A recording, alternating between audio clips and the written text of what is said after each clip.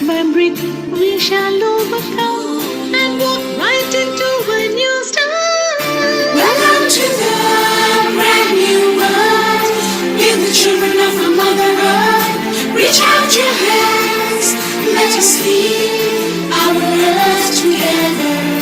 Welcome to the brand new world. Give the children of our Mother Earth. Reach out.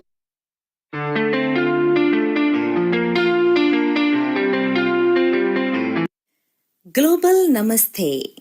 Please join us this Sunday on a free global online episode, World Environment Day. Our Earth, our future.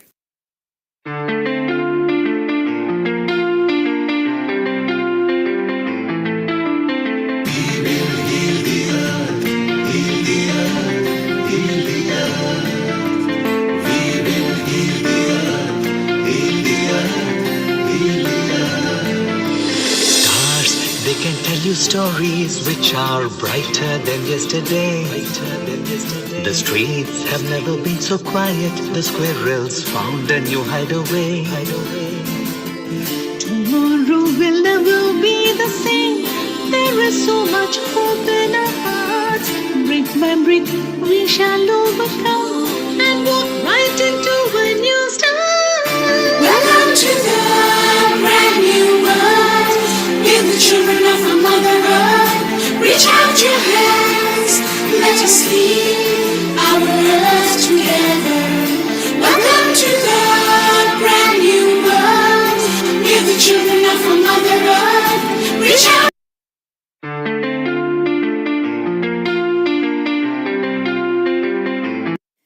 Global Namaste. Please join us this Sunday on a free global online episode, World Environment Day. Our Earth, our future.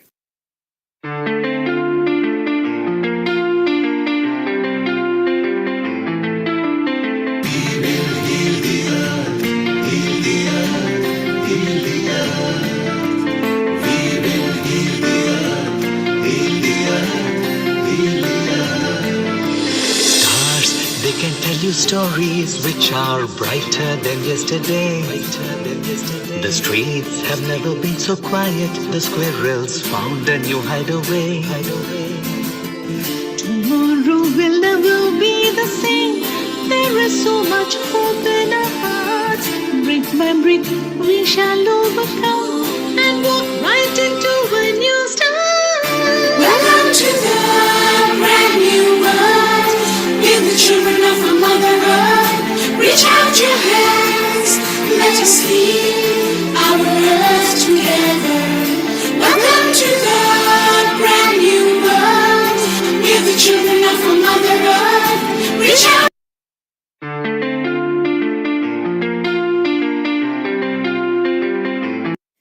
Global Namaste. Please join us this Sunday on a free global online episode, World Environment Day. Our Earth, our future.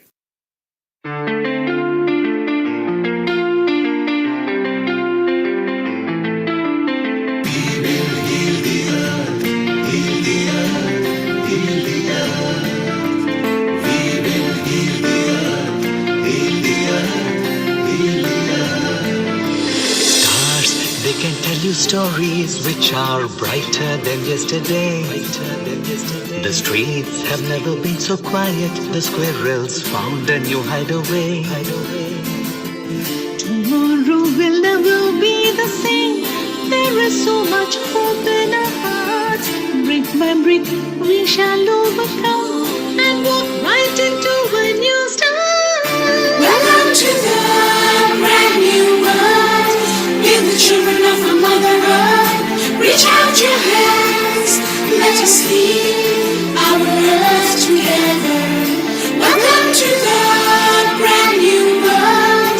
Give the children of our Mother Earth. Reach out.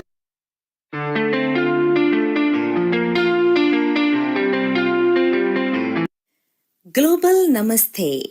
Please join us this Sunday on a free global online episode, World Environment Day. Our Earth, our future.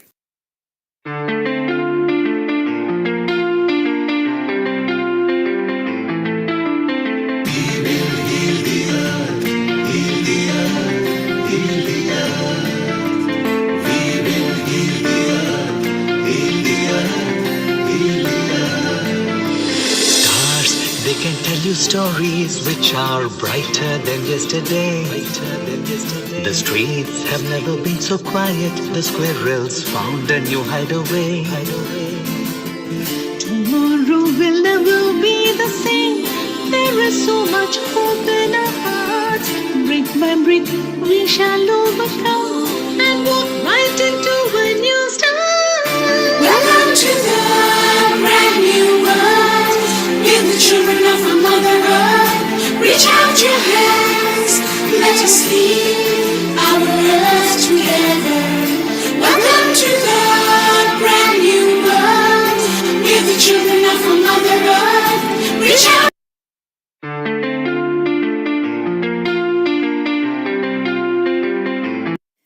Global Namaste. Please join us this Sunday on a free global online episode, World Environment Day. Our Earth, our future.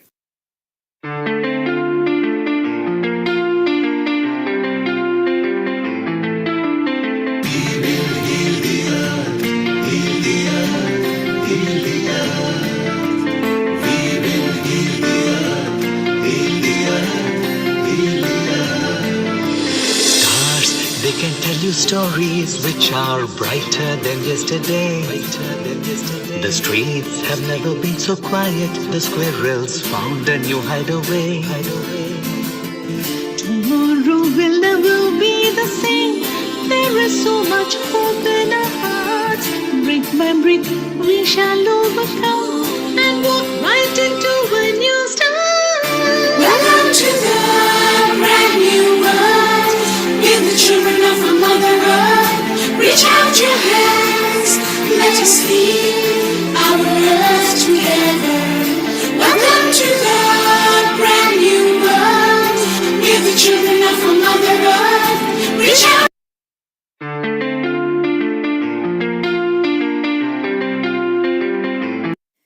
Global Namaste. Please join us this Sunday on a free global online episode, World Environment Day. Our Earth, our future.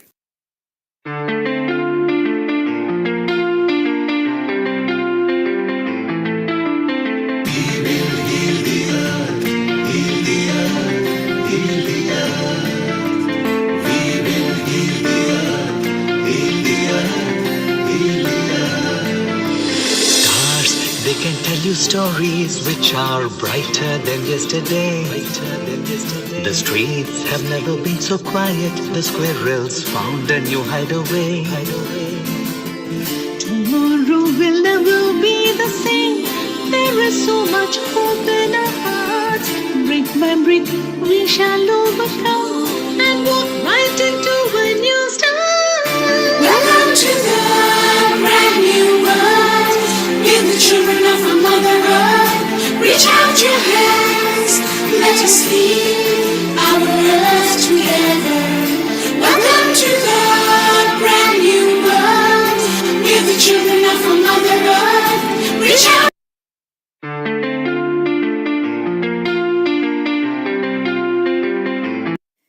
Global Namaste.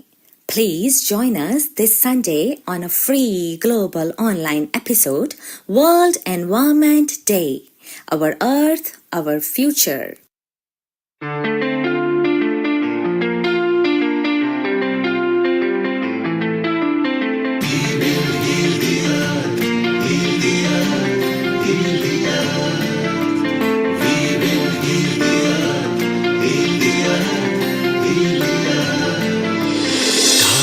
They can tell you stories which are brighter than yesterday.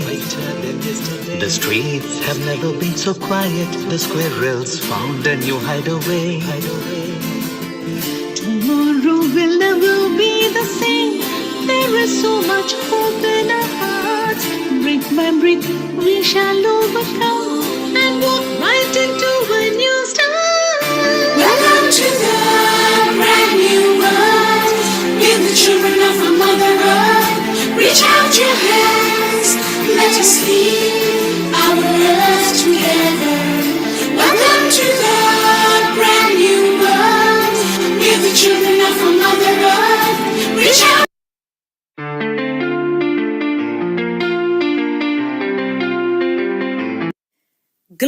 Namaste. Please join us this Sunday on a free global online episode, World Environment Day. Our Earth, our future.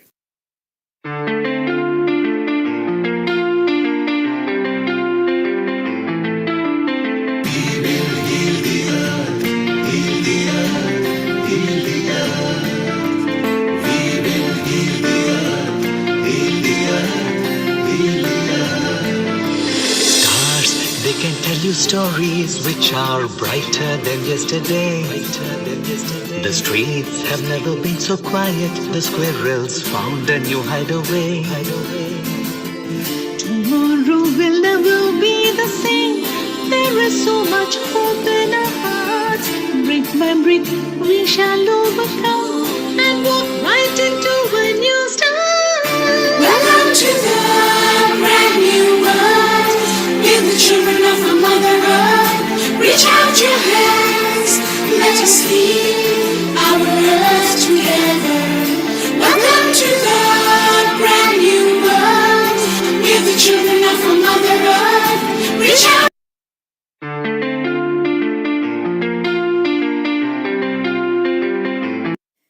Global Namaste.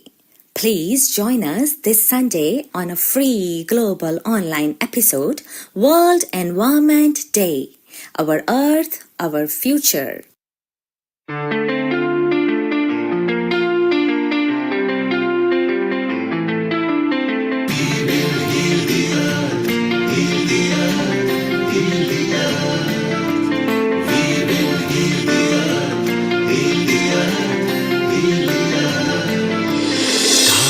They can tell you stories which are brighter than yesterday. The streets have never been so quiet. The squirrels found a new hideaway. Tomorrow will never be the same. There is so much hope in our hearts. Brick by brick, we shall overcome and walk right into a new start. Welcome to the brand new world. Give the children of our Mother Earth. Reach out your hands. Let us heal our earth together. Welcome to the brand new world. Give the children of our Mother Earth. Reach out.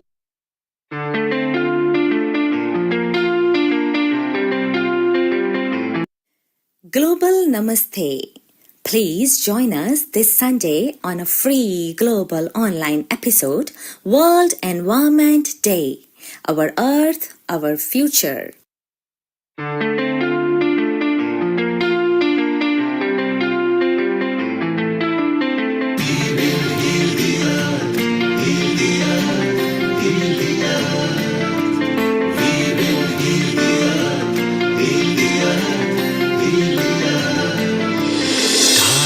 They can tell you stories which are brighter than yesterday. The streets have never been so quiet. The squirrels found a new hideaway.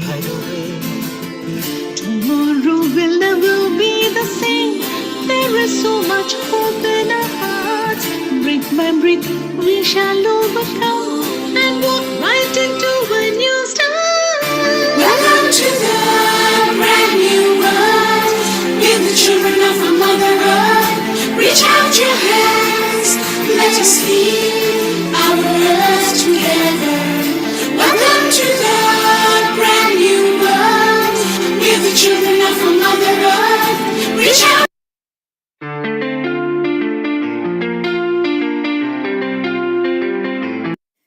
Global Namaste. Please join us this Sunday on a free global online episode, World Environment Day. Our Earth, our future.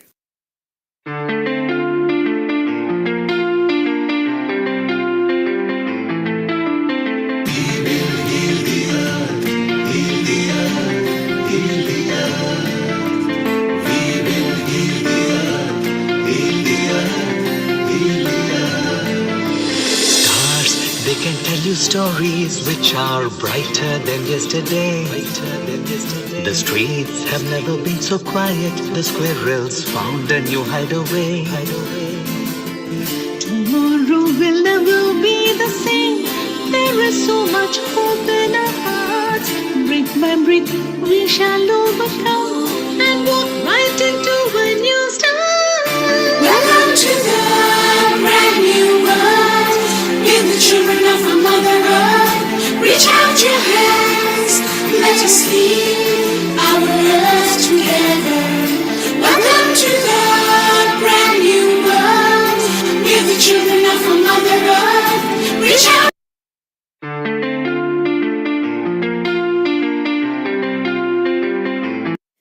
Global Namaste. Please join us this Sunday on a free global online episode, World Environment Day. Our Earth, Our Future.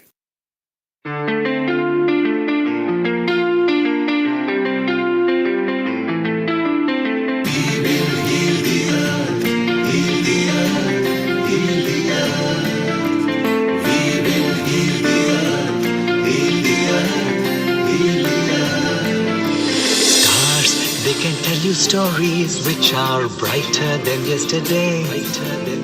The streets have never been so quiet. The squirrels found a new hideaway.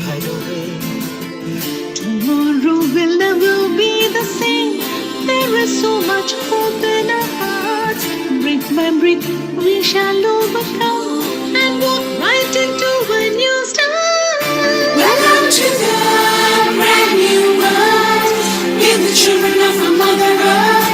Reach out your hands, let us heal our earth together. Welcome to the brand new world. We're the children of a mother earth. Reach out.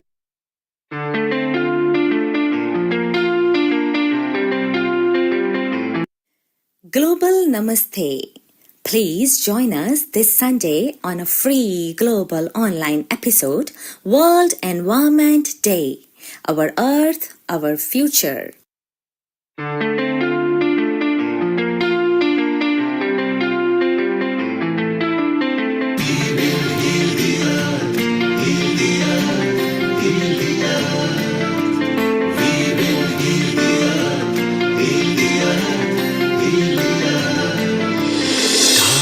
They can tell you stories which are brighter than yesterday. The streets have never been so quiet. The squirrels found a new hideaway. Tomorrow will never be the same. There is so much hope in our hearts. Brick by brick, we shall overcome and walk right into a new start. Welcome to the brand new world. We're the children of a mother earth. Reach out your hands, let us heal our earth together. Welcome to the brand new world. We're the children of a mother earth. Reach out.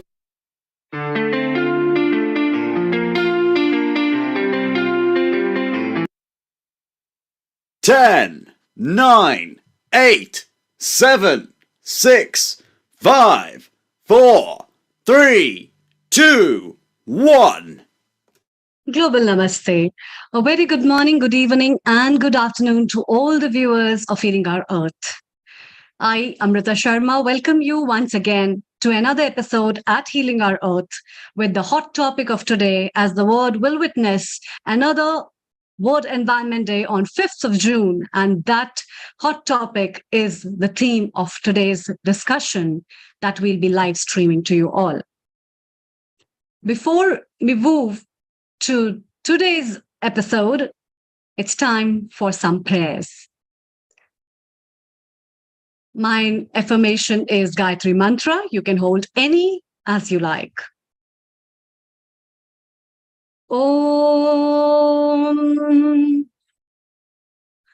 Om Bhur Swaha Tat Savitur Varenyam Bhargo Devasya Dhimahi Hiyo Yona Prachodaya.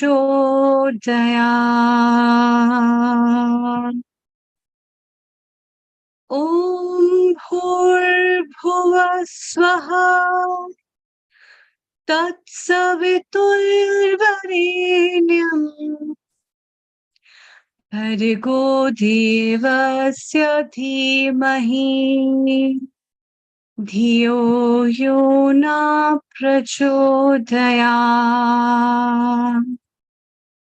Om Bhurbhuva Swaha Tatsaviturvarenyam Bhargo Devasya Dhimahi Dhiyo Yo Na Prachodayam. Om Shanti Shanti Shanti.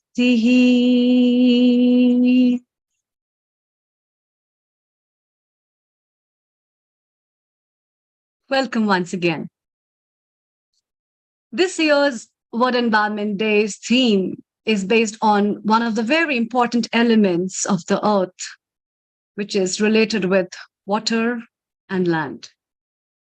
And today's episode is specifically based on finding out solutions, on working up strategies, combating up new ideas, and brainstorming on what better we can do for prevention of desertification, for building up drought resilience, and also how well we can restore our Mother Earth. We all have a piece of land. In fact, everybody has. And when we will die, we'll again have a little piece of land where we will be buried, electrified, or being cremated.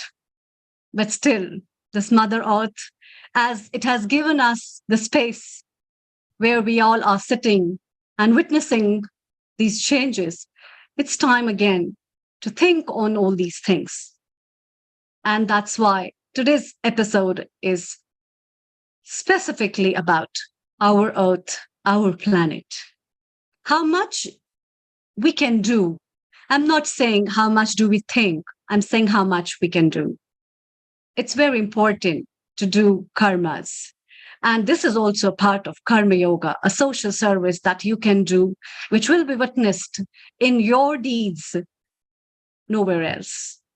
What best can be done, how well we can educate our future generation to know about where they have been born, where they are moving to, and what best we can give them as a legacy for them to live in a happy earth. Because ultimately what is required are the 5 elements: pure space, air to breathe, good land to till, a fertile land where they can have crop and food, and what a good glow of water, the pure hydrogen and oxygen that combine together to give us the vital source. That's why we are alive.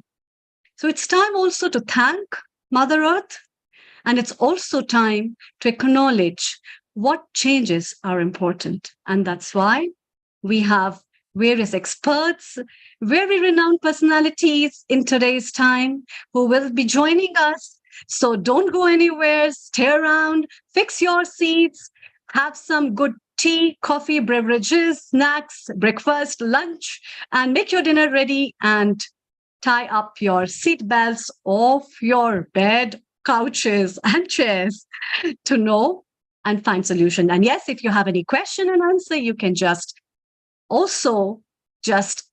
give those questions and put them at www.info@healingourearth.com as well, or log into www.healingourearth.com and you'll find the info@healingourearth.com, where you can put your questions and that will be lively answered right now. Moving ahead at this episode, let me welcome our guest for today, with whom we will be having our discussions, our chit-chats, and we will be taking up this discussion of what better can be done forward. So, a very warm welcome and a global namaste to you, Kailash Parekh, and the guests, Dr. Shorna, as well as Dr. Richa Soni. Very good afternoon and a warm welcome to all three of you. Over to you, Dr. Kailash. Before we take our guests as well, let's welcome them and your thoughts about what best we can do for Mother Earth as well. So global namaste to everyone, and thank you so much for inviting us again to this wonderful platform where we can share and work together to protect our Mother Earth. Very, very important. Like you said, we need to protect, to live in harmony, and to enjoy this life here and for our future generation. So we've got a short PowerPoint presentation, which, between the three of us, my colleague, Dr. Shona Pal and Dr. Richa Soni and myself will take you through. And it's all about, like you said, raising the awareness through education, and has members of the organization called LEAP, which is Lancaster Environmental Action Protection Group. This is what we're aiming to do, is to raise awareness through education and training. And so this will give you a snapshot of the kind of work that we do at the grassroots level. So I'd like to pass over to my colleague, Dr. Shona Pal, to start us off. Thank you. Thank you so much, Kailash. Namaste. Namaste, everybody. What I would like to first start off with is basically to just share a basic principle that we follow at Lancaster Environment Action and Protection. And why I'm sharing this is really because I'm hoping that will encourage others. At this point of time, because climate change is not a new phenomenon. It's been going on for millennia. But the way it is affecting us at present, frankly speaking, if we don't change our mindset to share rather than continuously try to compete with each other, it will be really difficult to kind of, slow down climate change so that ourselves and our future generations can live in harmony. So what I would really say to all organizations and individuals out there is, please, please, please certainly take action and certainly take forward that action with others. Share the way you're going forward. So this is something that I hope today's presentation will give you all an insight into, and something that I hope all of you will take forward. So thank you so much. Next slide, please. Okay, so a chirpy picture of myself, basically. And what I wanted to underline here is, yes, beautiful summer in the UK, and here's my victory sign to everybody, to our planet, to all the human beings and the animals and the beautiful plants and all creatures, really, living and actually inanimate ones as well, to be able to survive on this planet and carry on. So despite knowing that it's a very dystopian situation with many of our fellow animals across the world.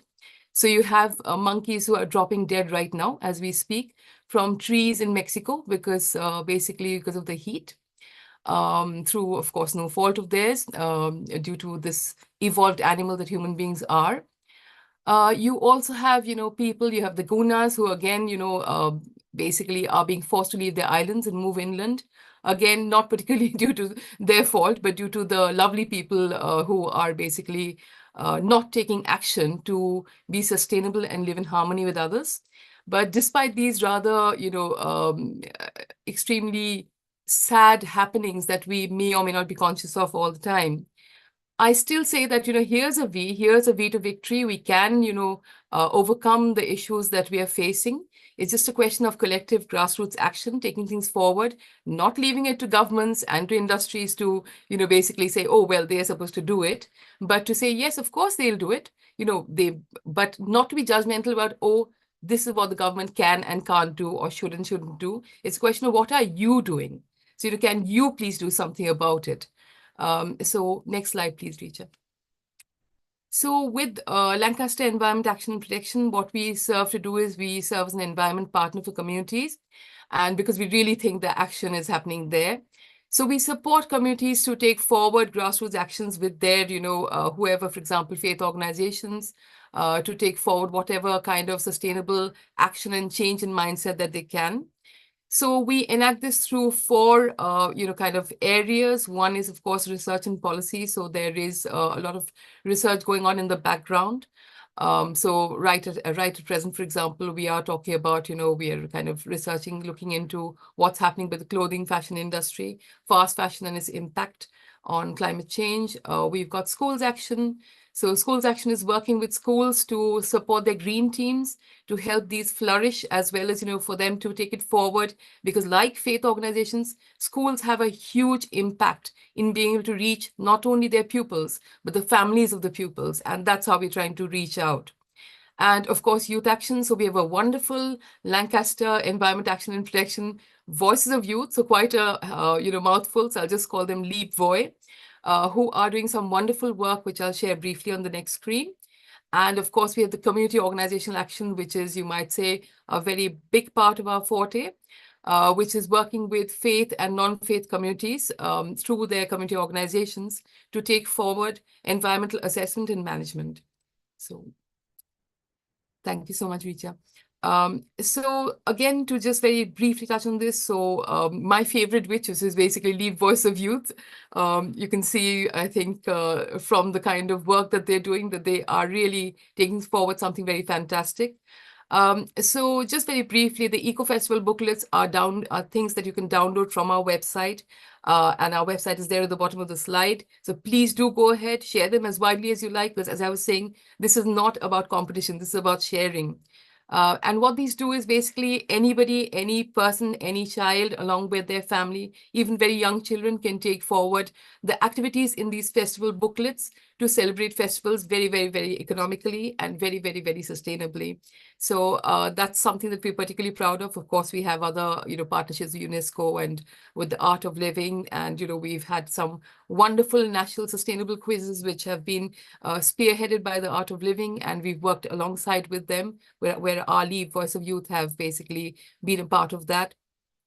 Moving on to very quickly, the schools action. So with primary and secondary schools, as I was mentioning, we work not just around the Green Week, but at other times as well, having sustainability, superhero competitions. So really changing the mindset again, that, to be a superhero, being, sustainable, being recycling, these are things that actually are really fantastic in becoming a superhero. So change the definitions really, helping young people feel valued as people. If you're picking litter off the streets and you're, actually putting it into the recycling bin, you are a superhero. So changing the mindsets of young people and their families.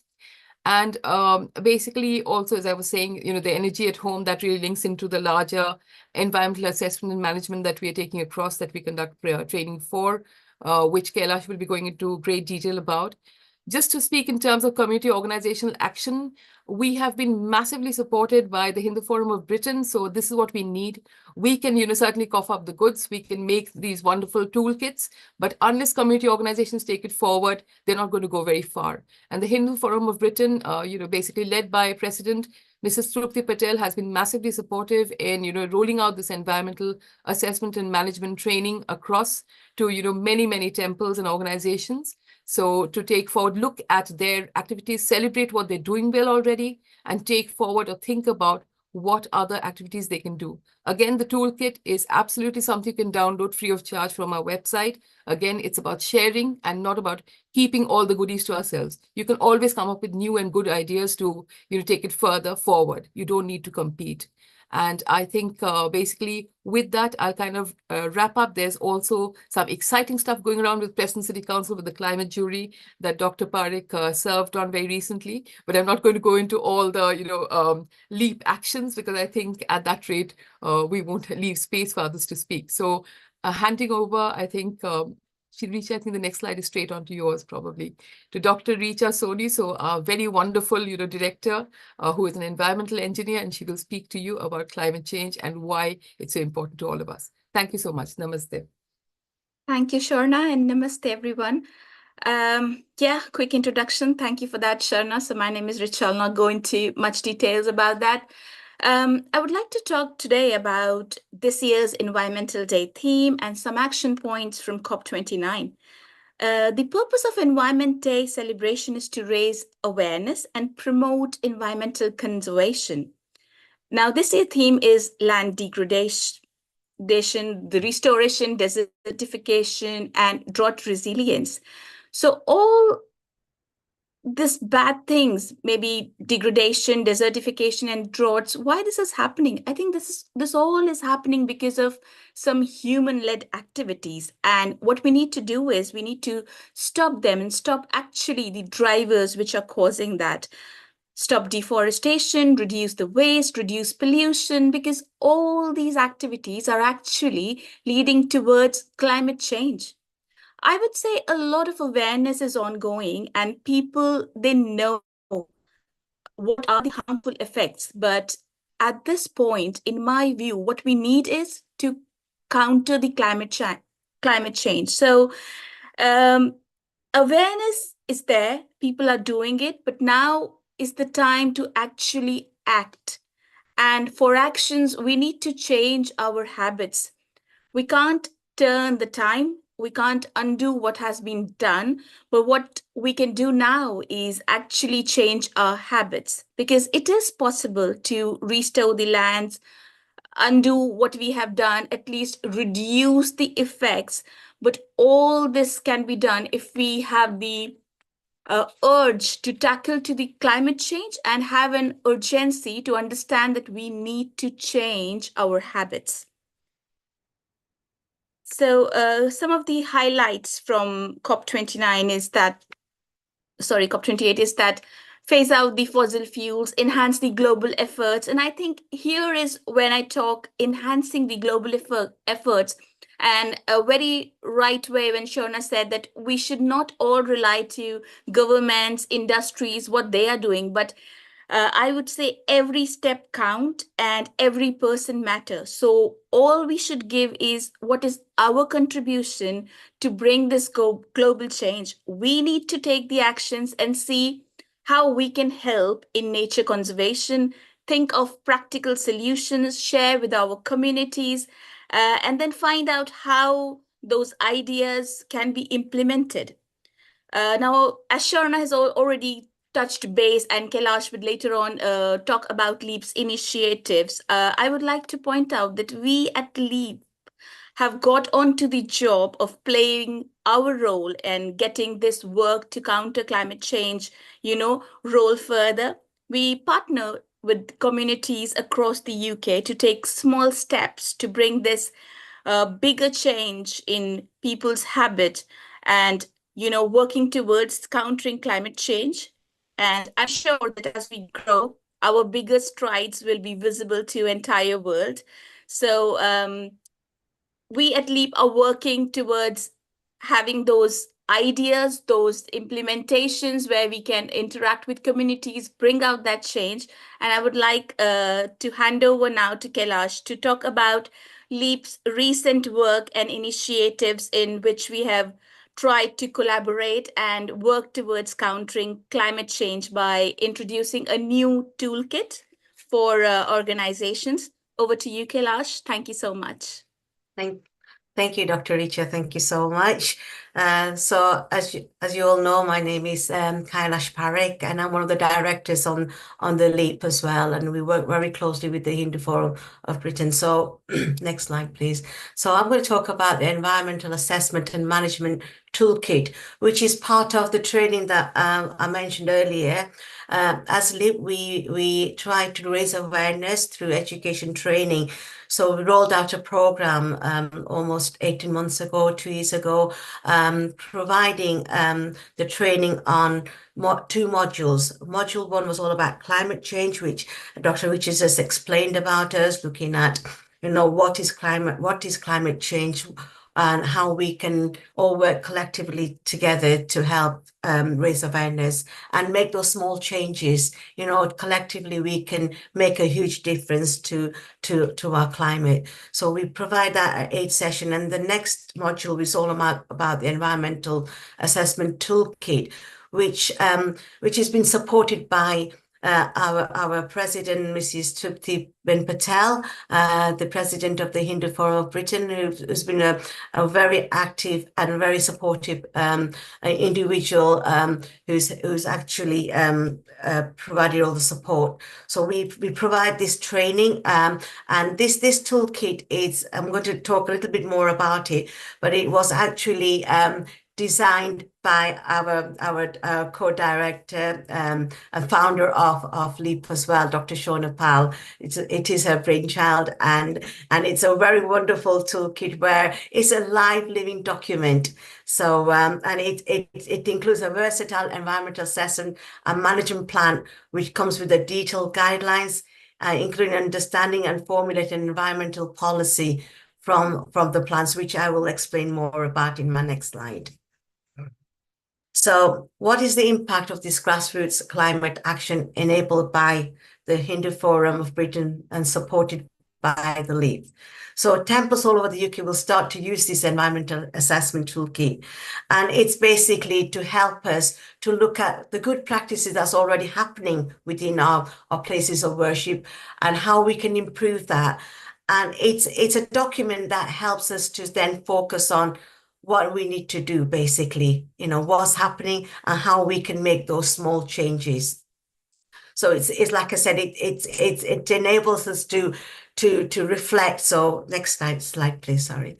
So it enables places of worship to record the good work that's already taking place to protect our environment, and to make a plan of what to do more.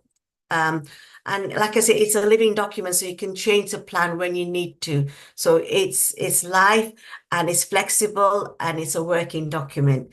You can take it anywhere, anywhere in the country, in the world, actually, and it's still a working document. And it prepares, all the committee groups to work together. And to also prepare ourselves for any climate emergencies. So again, I'll be talking about the climate emergency plan as well in my next slides. Over to you. So as you can see on here, this is the actual form. It's a very user-friendly form, and what it is, it reflects on and identify each aspect of your own organization's working and the use of premises, interaction with the community. For example, if you look at some of the points here, it says it looks to reflect on how the temple, priests, staff, volunteers, devotees, patrons, and other visitors interact with each other, in the community space. And it also talks about religious ceremonies. How do we, what sort of ceremonies are performed, how often, what's needed, what do we need to do to help to protect the climate. For example, if you're using yagnas, fire, how can we make it more environment friendly using fire and water and all these other elements that we talked about. So you can see on the left hand side it says name of the event, for example, yagna, morning prayers, and then it talks about how often you do it, where you do it. And it just gives you, some guidelines on, reflect on how else we're doing now and how we can then help to reduce, any climate change effects on our environment. So again, there are some examples here. For example, buildings using lighting. So can we use energy efficient bulbs? Are we using that? What can we do? Where can we buy them in bulk? How can we save money? So all these kind of things are actually recording on this form. And we also encourage, each of the places of worship to have what we call a climate change coordinator, who is responsible for filling in this form and reviewing and making sure it's a living document, so it can be flexible and change it as and when it's needed. So again, it helps us to set short-term and long-term goals with days and how to increase our sense of sustainability, and that is really important as well. So next slide, please. So we talked about, again, this toolkit will enable us to to look at a climate emergency group network. So should there be an emergency, how do we deal with this? And we, again, share those kind of links and resources and helplines and networks to come together to help us to deal with such emergencies in our places of worship. Next slide, please.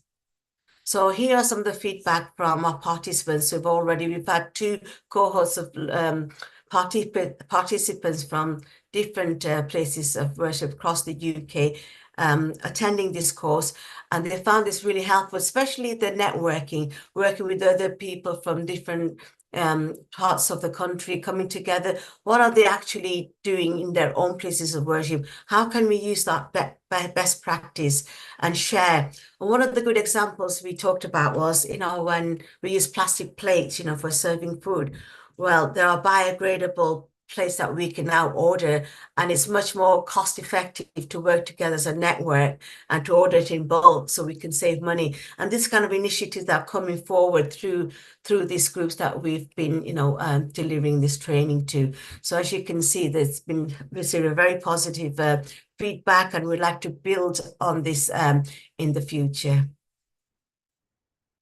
Again, there's a case study that we did for one of our Diwali magazines that came out just recently, last Diwali, and this case study of one of our participants who talked about their experience, tell us a little bit about your organization, what was happening, what initiatives are you taking place to help, with the climate change, and those kind of experience. And they talk about their experience and how they're going to use the knowledge, the understanding, the training that received on the climate change, and how they're going to use that and spread it out with other groups within their organization. So I hope that, obviously this today's presentation motivated you, and hope that you can all start using the environmental management toolkit. It's free of charge, like Dr. Shona said. It's on our website. You can download it. It's easy to use. It's user friendly, and it'll help you to sort of reflect on what's already happening within your organization and what more can we do as an organization and work together as a team to protect our Mother Earth. So thank you for listening. Thank you. You have been doing a lot of work, in fact. So first of all, congratulations from all our Healing Our Earth family for such a wonderful thing. And in fact, from my point of view, Kailash, I think this is also one of the very important things, that the spiritual angle of thinking in every religion or every part of the society, and the norms and rituals people follow, and how does that impact the environment. We always think about the inner environment at that time in terms of spirituality, and wondering the God will bless us if we'll be having all these things. And there are a lot of rituals which have bigger sense. But it's time to think on what changes are important as per the present generation of when we are heading towards 22nd century. And we are thinking about what are we left with. So age-old traditions, age-old rituals need to be managed up in a better way to think about how we can make our Mother Earth and the God happy both at the same time, because it's all about working on a lot of things. So the kind of researches you have been taking is a wonderful start, and I think it needs a lot of other coverage in various universities and research centers worldwide, where these kind of things and topics must be taken over to measure what best can be the apt solutions for that. And it's time. We have Neil Kumar over here, our founder and director. Let's hear from him before we take up the comments from all of you. Over to you, Neil Kumar. Very global namaste as well. A global namaste to you, Amrita. You're doing a sterling job as usual. Kailash, Dr. Shona, Dr. Richa, how wonderfully you presented the outreach that you are doing, particularly providing a free toolkit. So there are questions that people would want to ask a bit later, What we are going to do now, just in a while, over the next 10 minutes, we're going to bring Charles over here. He is also involved in something that he's going to tell us a bit more about for over the next 10 minutes. Then we are going to go back to the LEAP group, and we want to know more, particularly also our integrated health lead, Rajiv, who is from North, and our Oman representative here, Sai Chitra Narayan.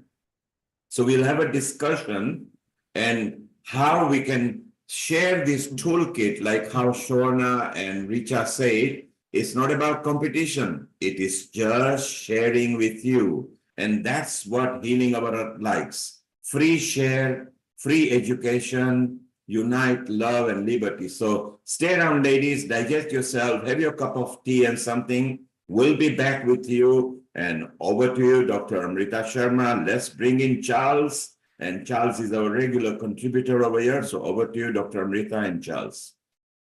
Thank you, Neil Kumar. Warm welcome and a global namaste to you, Charles. A very good afternoon. I can see all greens around you, which is really lovely to see, in fact. But from just mere wallpapers and the screen share backgrounds, it's important to bring them on board practically as well. So, Charles, please tell us about yourself. And I can also see something written as Fly Greener. It's at Instagram page at the rate of no CO2. Wonderful. Over to you. Over the 10 next minutes, we have you. Please tell us more about yourself and Fly Greener. Thank you. Thank you so much, Amrita. Thank you. A big welcome to everybody.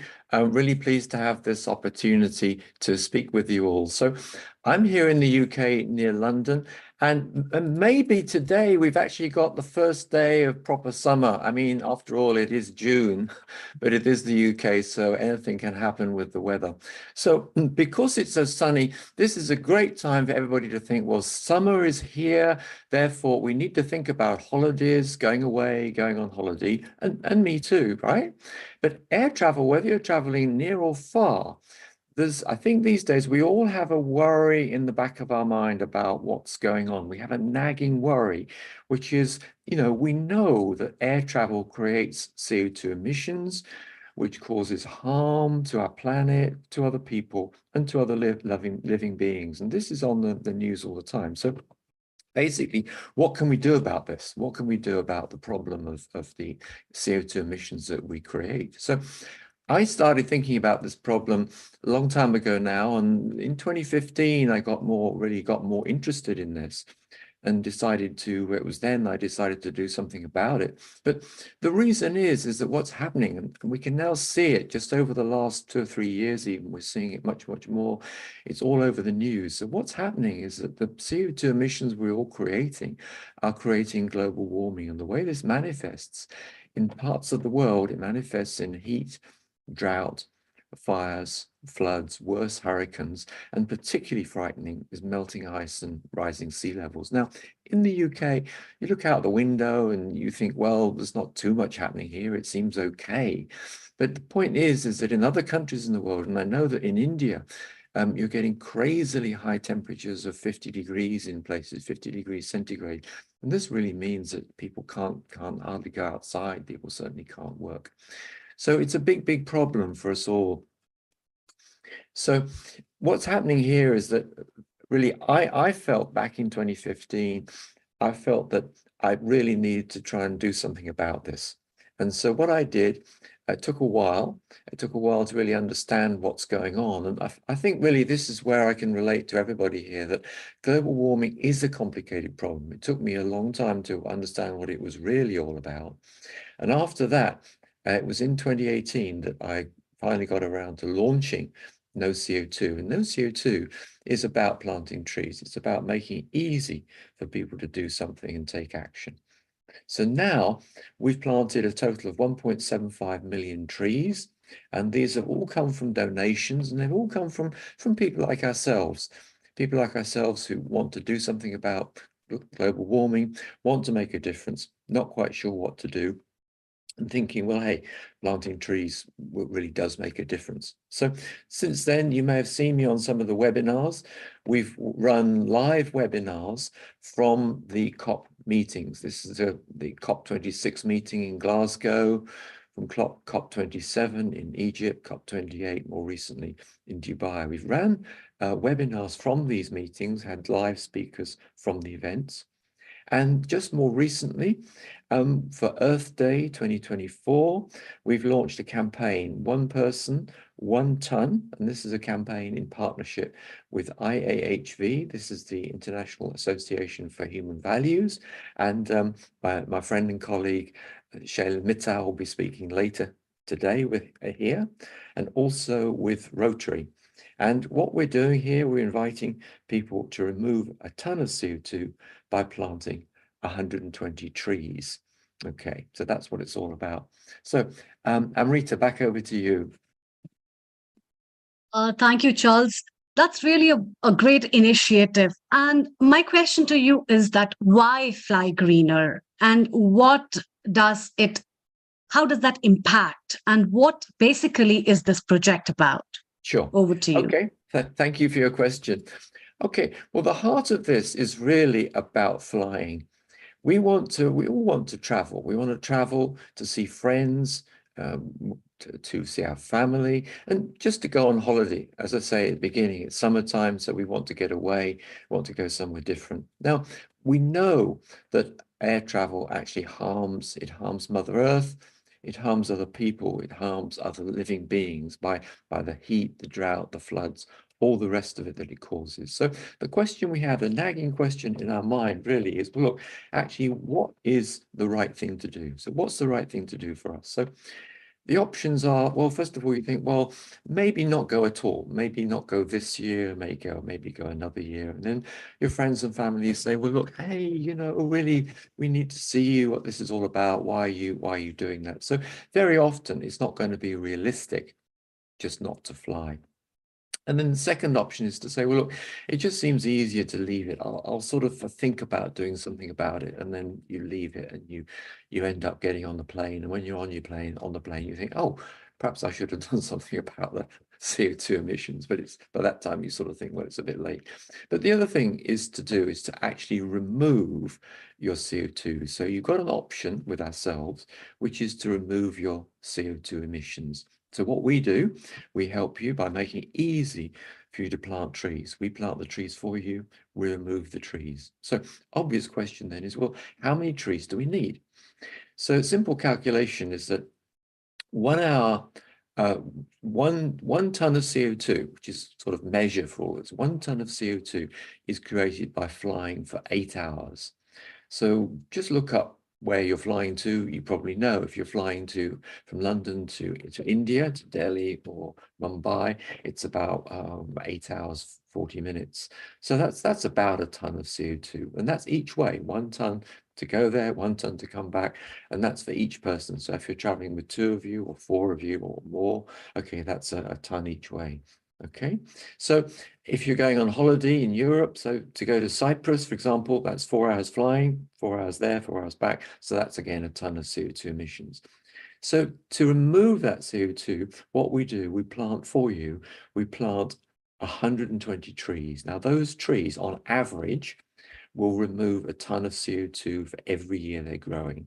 So this covers your removing CO2, not just for the 1 year, the 1 flight, it covers it for every year the trees are growing. So if you take a look at our Instagram page, which Rita mentioned, if you take a look at this page, you'll see there our Instagram reel about this. And to plant 120 trees, it's just £24. So there's a link there which explains all about it. If you're in the UK, then you can get gift aid on this as well, which means we can plant more trees for you. So it's very, very straightforward. All you do, take a look at the Instagram page, take a look at the reel, that takes you through to the global giving page, which was set up by IAHV, set up by a friend and colleague, Shailen Mittal. Take a look at that. I put a link in the chat about it if you'd like to click on that link. And if you want to talk to me about this, I mean, if you've got concerns about this, I'm interested in more information, I put my number in the chat as well. So do give me a call on WhatsApp and we can talk more about it. Hopefully that helps, Amrita. Definitely, definitely. Why not? That's really wonderful. In fact, a lot of us might not be thinking about it, that where we are moving towards urbanization, modernization, where we are happy, oh, we have got flights to fly from this place to this place and the time has been reduced. We are not thinking how much CO2 we are producing and what impact in the coming years will it give to our future generation, where they might not even have air to breathe also. And that's really nice. Charles, please stay around. Let's have a quick question from Dr. Rajiv Gupta. Global Namaste to you, Dr. Rajiv Gupta. He is our integrated health producer, as well as a regular contributor and a marvelous person as well. Let's have a question from him. Over to you, Dr. Rajiv. Thank you so much, Amrita, and thank you very much, Vinil Kumar. Very, very interesting episode. Two important questions. The first one was about that we all know that there is global warming. We know that environment is being harmed by many of the acts we do, but very few of us consciously do something every day about it. So it's really good that this all is brought up, that the harm that we are going to do to our Mother Earth, to the environment, to the nature from where we are born is going unnoticed by many of us. It's not just people who are ignorant, it's also by the people who know it and consciously ignore it. So I think that's something I found very, not just interesting, but really intriguing. Okay, thank you. So that is something I wanted to bring to your notice and what your views are. And also, as a small observation, I just saw it, no CO2. I was thinking plants need CO2 to convert back into oxygen to give to us, and whether the slogan has taken that into account. Well, what I mean by this, I mean people as individuals know CO2. I mean, on average in the UK, we're creating about 7 tons of CO2. So to remove 1 ton is just a part of this. So if people would like to remove more CO2, then that's great. But I would just like to pick up on what Amrita said just now. There are some people who are flying around all over the place. Most people in the world, I mean, still 10% of people in the world are in extreme poverty. And by planting trees, a key benefit here, it's not only removing our CO2 emissions, it's not only helping protect other living beings, other people, other families, other animals, wild animals, birds, fish, etc. It's also creating paid work for people who are in extreme poverty. So these 120 trees approximately are creating 1 day of paid work for people in poverty. And the other point about what Amrita was saying is that we do have a very polarized world now. We have 10% of the population in extreme poverty. We have a lot of people who are unable to travel. They don't have the money to travel. And then we have a very privileged group of people, of which most people here will be part, who do have the funds to travel. And where we are traveling, a key point for me is that really out of fairness to those people in the world who don't have this, who are basically, very often the subject of the problems that we're creating, which Dr. Gupta talked about, it's really only fair to do something about it. And this applies to so many of the things we're doing which damage the planet. So I'd really just like to put on the table the option for everybody of making a difference by planting trees, going through the links here. And big thank you to everybody here for giving me the opportunity to talk about this. Thank you, Amrita and Dr. Gupta, for your question. Thanks, Charles. Before you go, Yeah. I would like to just mention one thing, because we are bubbling hot in India. To be very honest, what is happening, everybody cannot afford air conditions. Everybody doesn't even afford a fan. And in India, we have got a lot of trees, especially the banyan tree, the peepal tree, where there is already a tree and they have built a concrete around for people to sit, and people have through community service, put earthen pots for people to rest under the shade of the tree, which is considered to be much cooler, and it brings up a cool breeze. It gives good oxygen as well as a feeling of a well being in a very brighter way, which not at all anything can reverse back. And that's what is the primary solution that people are finding out. And you can see how people gathered by the evening when the sun sets over there, chit-chatting and relaxing and thanking God that we are under the shade of the tree. And Perfect. therefore, this also gives a very clear importance of planting trees and having all that around us. Also, very big thanks to you and a great initiative of Fly Greener. Before you fly somewhere, please think about Charles, what he has been saying, or if you get time, space anywhere, and you have land, please plant trees. That's a very big, a huge message. And travel with safety and plan your trip accordingly. That's very important. And let's take up a quick comment from Neil Kumar, our founder and director, and move around with to Oman, as well as with Dr. Richard, Dr. Shona, Kailash, as well as to Uganda. Over to you, Neil Kumar. Thank you. Thank you, Amrita. Charles, thank you very much for yet another initiative from you. You keep on flying, and as you take off, we wish you all the best. You are in a private Zoom room. The audience is in website, YouTube, Twitter. So if you could send your flyer to Vaishali and Amrita, we can put it on a social media. Here it's only the people who are contributors who are talking.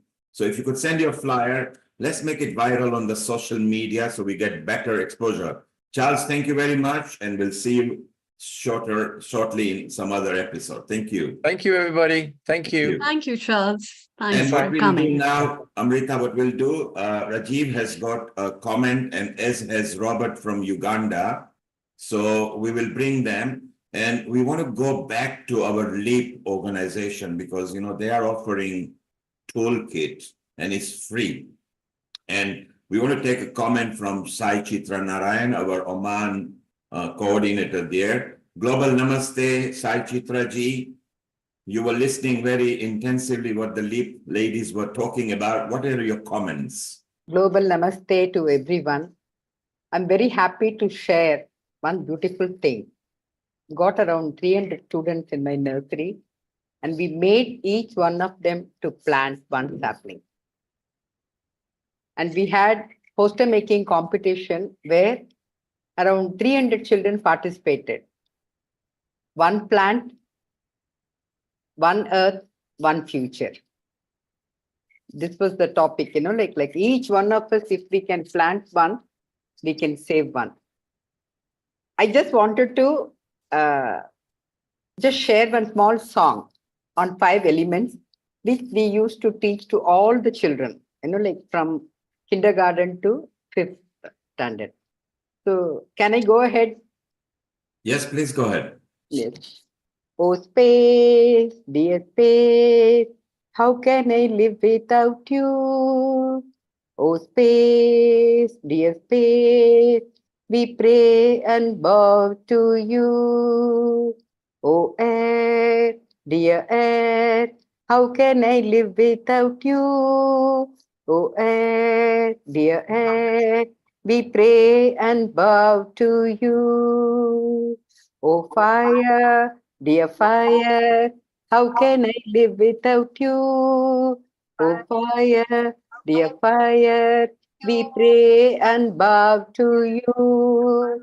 Oh, water, dear water, how can I live without you? Oh, water, dear water, we pray and bow to you. Oh, earth, Mother Earth, how can I live without you? Oh, earth, Mother Earth, we pray and bow to you. Oh, God, dear God, how can I live without you? Oh, God, dear God, we pray and bow to you. Let's take care of this planet. Let's take care of Mother Earth. Peace, peace, peace, peace on the earth. Peace, peace, peace for all the universe. Love, love, love, love on the earth. Love, love on the earth. Love, love on the earth. Love, love on the earth. Love, love on the earth.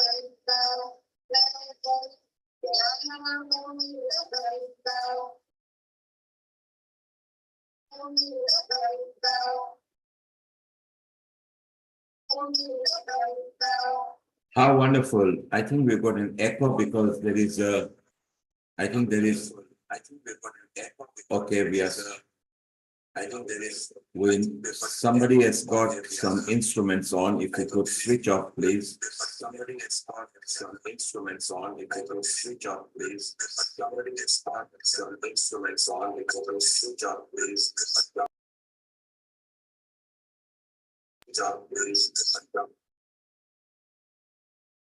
Okay, Amrita, do you read me? Yeah, so that Yes. was Yes. that was beautiful from Saichit Raji in Oman. Yes. And Rajiv, you had a comment, and then we go to Dipti in Egypt. And Rajiv, you had a comment, and then we go to Dipti in Egypt. And Rajiv, Fantastic, Chitra ji. I hear so peace, peace, peace, and love, love, love, and that's so beautiful. And Sai says, "Why fear when I am here? Mother Earth will be saved. Mother Earth will be saved because He is here." And I am sure that with collective effort, God has been giving us the inspiration, and we are the media to act, to do something about it, while millions of people are not even bothered or thinking about it. So I want to congratulate all of people who are talking here and those who are listening, because they have taken their time out to devote to this topic so that our environment, Mother Earth, and the rest of universe can have a better life. And we human beings are blessed enough to talk about it. There are other creatures like plants and animals who have prana, but they can't talk. So at least we have got that power. So let's thank God for giving us that ability and opportunity. I want to ask a question to Lee. This is because I am part of National Forum for Health and Wellbeing. I don't know if you've heard about it. So I'm the global coordinator for the NHFW, and we had the Health Mela in Preston a month and a half ago, and we had another one in Burnley just 2 weeks ago. And this is actually an opportunity to coordinate the effort, because health and environment are not two different parts. The environment affects the health, and the health affects the environment. And therefore, it's quite good to really connect if we can and help each other and getting some more influence, because you are doing this work, which is amazing, a free toolkit that is readily available for people to use. And it'll be great that if we can help publicize and popularize that so that we can reach more people can take the benefit of it. So that was one thing. And also, I know in the part it says Lancashire, but I think you would not like to limit yourself to Lancashire. You want to grow global and bigger. So that will be great. So I just wanted to thank. What do you think you have found the biggest hurdle in propagation or popularization or reaching people? That's perhaps just back to you, Kailash or Richa, any of you want to answer. Sorry, thank you so much for your lovely words, Dr. Rajiv Gupta. Actually, I was at the Health Mela myself at the UCLan, so I'm sure we must have met each other, and I think it's a really good initiative. You know, we cannot separate health and environment. You know, it's so important. Everything, you know, we talked about the 5 elements: the water, the air, the fire. Everything plays a part, and as you know, those who study Ayurveda, that it's all about balancing those 5 elements within our own body as well as the environment. So I think health and environment go together really well. One of the hurdles, like obviously, our LEAP is doing our very best with the Hindu Forum of Britain to reach out to all the organization across the UK, and we want to raise the awareness. We want to see how we can work together collaboratively, to share good practices and to share resources, to raise awareness within our individual places of worship. We do a little bit can help have a great impact. So, but one of the things that when we rolled out our training, we got a very poor response, and we want to raise that when we want to work with organizations to encourage more participants to take part in the training. I think it's through education training that we can raise this awareness. So I think one of those, I'm sure my colleagues will agree with me as well, but this is what we personally found, that, we really want to encourage more people to take part in this training. And thank you, for sort of reaching out and saying that you'd like to work with us and raise that awareness within the health sector as well. I think that would really be very helpful for us as well. So over to Dr. Shawn, if you want to add anything, Dr. Richa. Thanks so much, Kailash. Absolutely, Rajiv ji. Basically, one of the hurdles that we faced was that even if people came along to the environmental training from an organization, when they actually took it back to their committee members, there was this massive block that, we are already really stretched with our volunteers and our, work, and we really can't take out the time to actually review what we are doing. So it's a bit like, being on the treadmill and not having time to see where you're running to. So, that was basically one of the hurdles we faced. We also, from the responses, we thought that another way of engaging with the community would be through cultural activities to again raise awareness. So in a different way. So like I think we were discussing a little while ago, as long as we keep moving in the right direction, it doesn't matter. So if you come across, something in your way, just if you're walking along a path and there's a boulder and, perhaps, you're not as fit as, some other persons where you can actually sprint over the boulder, you would find a way around it. So we are basically starting a series of recycled clothing shows, fashion shows. And what this does is really because, just commenting on Charles, basically, it's a wonderful initiative that he's taken forward. But in terms of clothing, fast fashion contributes to 10% of global emissions. And, basically, I'm laughing because it's unbelievable that 85% of the clothes that people buy end up in the landfill. So it's just because of this completely strange mindset of, valuing the wrong thing. So again, coming back to basics. So we are kind of approaching the problem from different areas, taking the environmental, assessment and management, but having a little bit of a preamble by starting with the recycled fashion show and saying that, okay, you don't need to buy new things to be fashionable. Why don't you, use something, and actually involving our young children to take this forward? So it's just basically finding a way around. You just don't stop thinking. Think about the earth. There will be hurdles like every other game in life. You just overcome it and find a way around it and move forward. That's really nice. Thank you so much, Dr. Shorna. It was a good input. Let's take up a comment from Dipti Kataria ji from Egypt, who is again a wonderful soul, a regular contributor at Healing Our Earth. And for over 2 minutes, can you, Dipti ji, please give your comments, and we call you again and we take over with Charlene and then bring you back again with all the panel discussions. Over to you. Global Namaste to everybody. It was wonderful listening to you all. Wonderful, knowledgeable people. It's always a pleasure to be here. Apart from whatever has been mentioned and said, there is something I want to, put my lines through is humans. I was just going across these lines. Humans literally means the word is coming from humus, and that means living soil.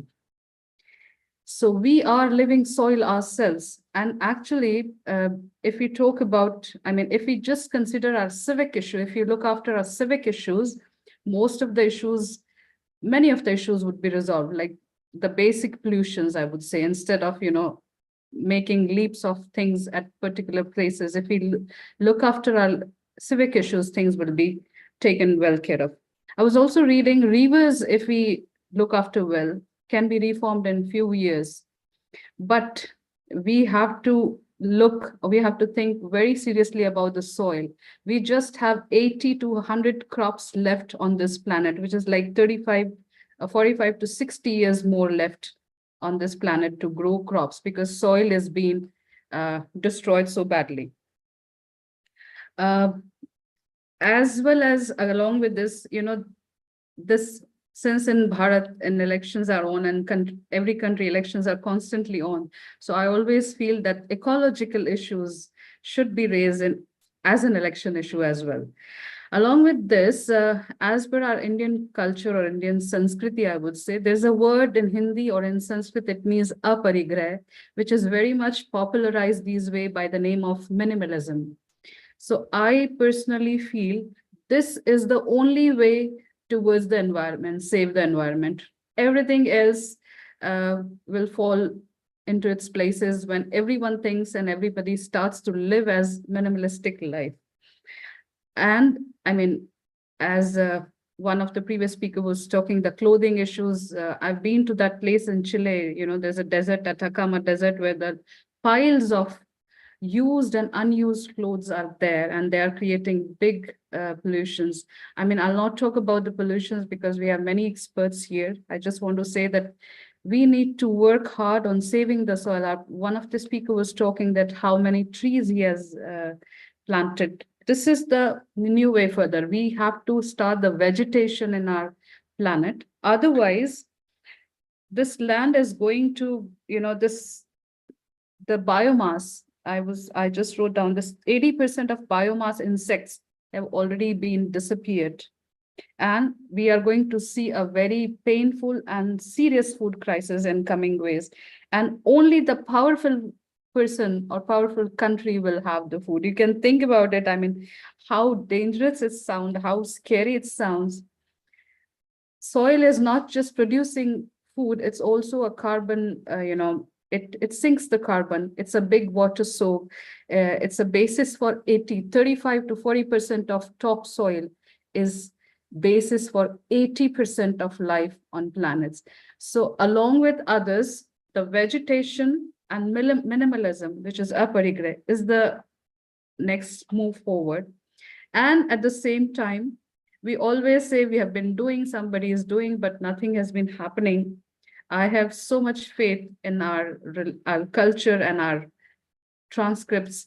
In Gita, there's a shlok called Karmanyavadhikaraste ma phaleshu kadachanam.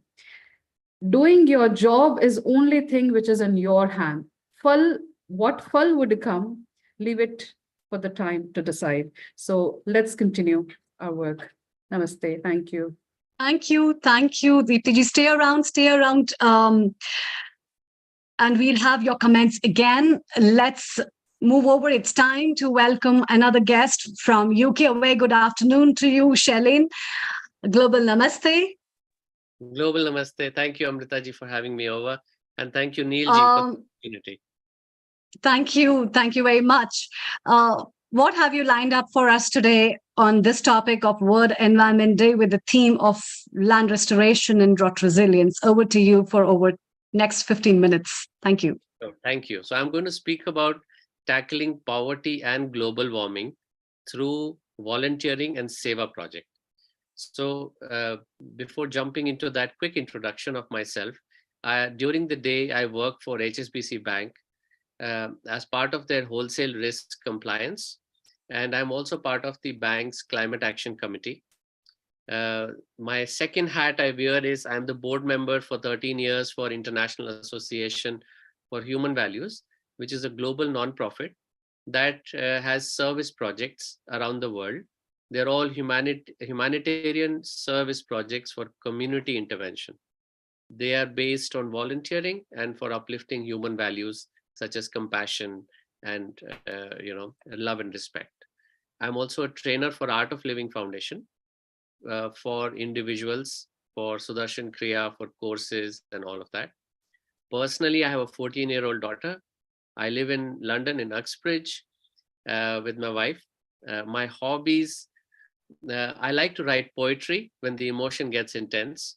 I also collect different kind of coins, and I facilitate climate fresque workshops, which is the science of climate change. and I'm passionate about restoring and uplifting human values in the society.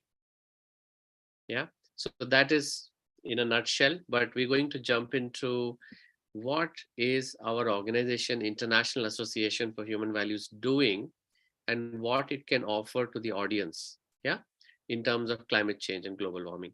So would I be able to share my slides? Okay. Actually, my partners in green crime have already spoken here. Charles Appleby, I think Stephen Severus was also here, no? And Dr. Shorna as well. Are you able to see the screen?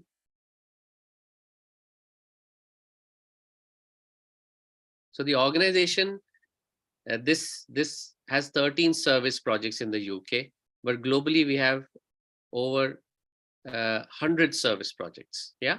So I'm going to spotlight on only one, which is about climate action. It is creating forests and creating jobs and awareness. And it serves at least 4 UN global goals. Climate action, goal number 13, no poverty, which is goal number 1. Goal number 15, which is life on land, and 17, which is partnerships for the goals. So we have the project you can see on the right. There is a picture at the bottom. That is from Madagascar, where mangrove trees are planted. And this is where one of our 3 sites, the second site is in Uganda. I saw Robert, who's in the meeting, who is our key person there. And Charles and I, who are working on the 3rd site in Brazil. The project so far has planted over 1.75 million trees, and we have removed 216,000 tons of carbon dioxide. And this is not us, we are just mediums. The program, it has been sponsored, supported, and scaled by partners. We have a wonderful company called the Bamboo Movement in Holland, who contribute to planting of certain number of trees with every product that they sell. Every single product, certain number of trees are planted. They've been our partners since pre-pandemic times, for 4 years now. Rotary London is a key partner. We have generous donors, and we have done initiatives with British Hindu Foundation and LEAP with Dr. Shorna Paul, who was speaking a few minutes earlier. We organized green quizzes for the children. So children put the quizzes together, they moderated it, and children participated. In terms of tree planting, I think Charles already spoke about this. Our project is one of the most cost-efficient projects, reforestation projects of the world. 20p, so 1 pound plants 5 trees. And if you go to NSPCC or some other organizations, their costs can range between 2 pounds to 5 pounds for 1 tree. And the campaign 1 ton, 1 person that Charles spoke about plants 120 trees. So I'm going to move on, but every slide has got my contact at the end, my mobile number, as well as the email of the project. The main thing that we want to foster and offer to the audience is to volunteer their time and skills. We all have spoken about how important it is and how many more people need to get involved, and we offer the perfect platform for people to volunteer. So besides tree planting, our second initiative is this climate change book. As you can see, that picture on the bottom right is me and other Art of Living volunteers and teachers distributing. We went from school to school before the COP26 Glasgow hour started. Early morning, we would be at schools at 8 a.m. We would give them the books. These books are in 4 languages. And this book is the complete piece of education on climate change. It talks about causes and effects, all the science terminology, what happens, what are the solutions. So it really makes children aware and empowers them. When there is awareness and knowledge, they are able to do more and tackle eco-anxiety a little bit better. So we would invite any of you who are linked to schools to help distribute these books. It's a wonderful resource which we have invested in the last 7-8 years. Every year it is updated. So we print a new edition of it. There is also a digital edition, so we use less paper. Rotary has been a wonderful partner in that. I'm going to quickly jump to the 1 person, 1 ton, but Charles has already spoken about it. And Dr. Hani Kalaria, who's been a key contributor, she used to be a presenter here.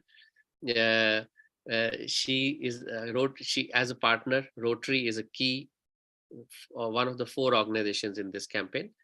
And Saving Our Planet from France, and Charles Appleby, who spoke earlier, 4 organizations have come together to run this.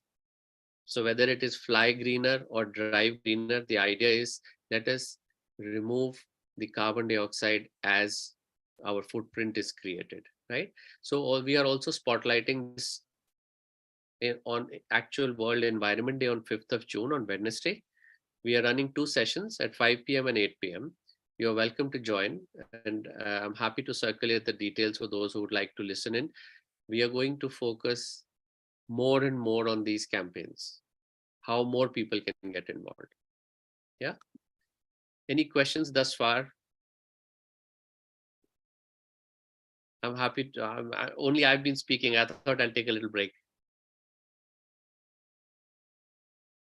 Okay, so we press ahead. I'm a facilitator for this workshop called Climate Fresk.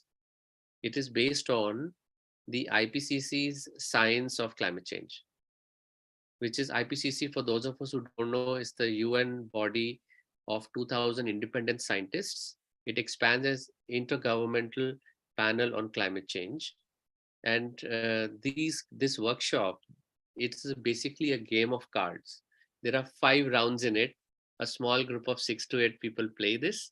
So it's an intimate setting. It's great fun for team building. I also do this workshop as a guest faculty at the University of Cambridge. These cards are, this workshop has become so popular. It has facilitators in 100 countries, and it has been translated in over 45 languages. So I would welcome the opportunity if you would allow me to step into your offices, colleges, schools, or homes in a circle of friends. I'd be very happy to facilitate this game.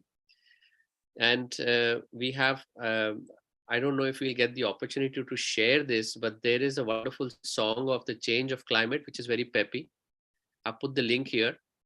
And a very touching story in a 4-minute or a 6-minute YouTube on reforestation, how lives of women are being transformed in communities such as Nepal, where they are empowered and they are able to live a life of dignity because they have jobs through the reforestation project.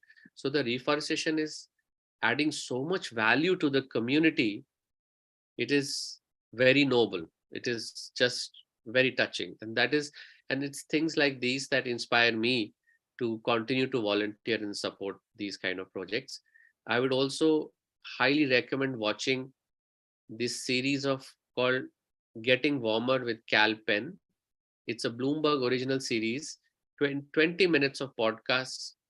You would be able to catch up, get a lot of technical and practical knowledge on all aspects related to environment and climate, whether it is what hydrogen solutions are being made, what cryptocurrency farming does to global warming, how plastic is recycled, what are the latest innovations in that, all of those things. Is brilliant, and he's funny, actually.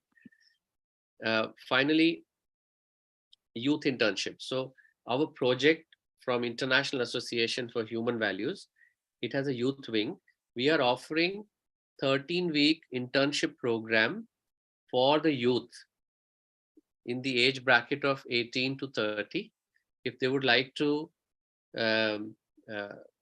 volunteer under various causes and projects, such as Climate Action Now, disaster relief, and mental health for youth. We have 2 interventions. One is called Sky Campus, which is a program where youth are empowered in the universities to take care of their well-being. And another one called Wild TP, Youth Leadership Training Program. So this one is in the communities and more in the global south. And youth Shalin, could you please make your screen full screen mode? Yeah. Sorry to interrupt. No problem. Is this coming up? And is it better? Yes, yes. Thank you so much. No problem. And youths are encouraged to apply simply by sending us an email. They can go and check the website, and my contacts are also here. We would really encourage youths to come up and participate. Not just youth, even grown-ups like us. My appeal to all my friends and everyone I meet, I say, give 1 hour. Whether you give 1 hour on a daily basis or 1 hour a month or weekly is totally down to your inspiration and availability. But we should all give 1 hour to the society or to the environment. Yeah. Finally, this is just a slideshow to show my visits to COP26 and COP28, and now we are preparing for COP29. Besides doing advocacy and striking partnerships, I met amazing people from all over the world, like-minded as well as youth. Especially, I have to give a shout out to 2 organizations. One of them is called JVE. It's a French acronym for Youth for Environment. I think they are in 27 countries. Absolutely amazing youth who are really hustling and making a huge difference in lobby, in advocacy, in influencing the outcomes of the conferences, in raising awareness, and in taking more people along with them. The other organization is called CCI, and we have CCL, I think. We have, I'd like to introduce as a next speaker, Solomí Hernandez. And Amrita, of course, please you take over from here. I met her actually in COP28. She's the next speaker, I think. She's the soul of CCL's efforts in the Southeast of America, US. And she's a Southeast regional coordinator and a champion volunteer in Florida, Alabama, Georgia, North Carolina, and South Carolina. So I think her presence truly makes this Global Namaste and this Healing Our Earth global, because she's a powerhouse. She's drawn her roots from her education in political science, as well as she's a community organizer. And she's been a delegate for the United Nations Framework Conference. She's also a nature lover, and at the heart of her inspiration are her 2 sons. So I'll hand it back to you, Amrita, and welcome, Solomí. Thank you, Shalin. I think that's really wonderful. And the part that you have shared about your personal thing, I think if everybody makes climate change as their hobby, that they want to work as an environmentalist, not for people, not for others, but themselves, this hobby can do wonders, I think, which is really a very great thing. And thank you so much for sharing so many things and in you getting involved in so many projects. All the best from all our Healing Our Earth team and family around. And as you have already mentioned, Solomí is already here. Very good morning to you, Solomí. A lot of things already Shalin has told about you, and that kicks off my heart to say, oh my God, what a wonderful delight to have you today at our episode.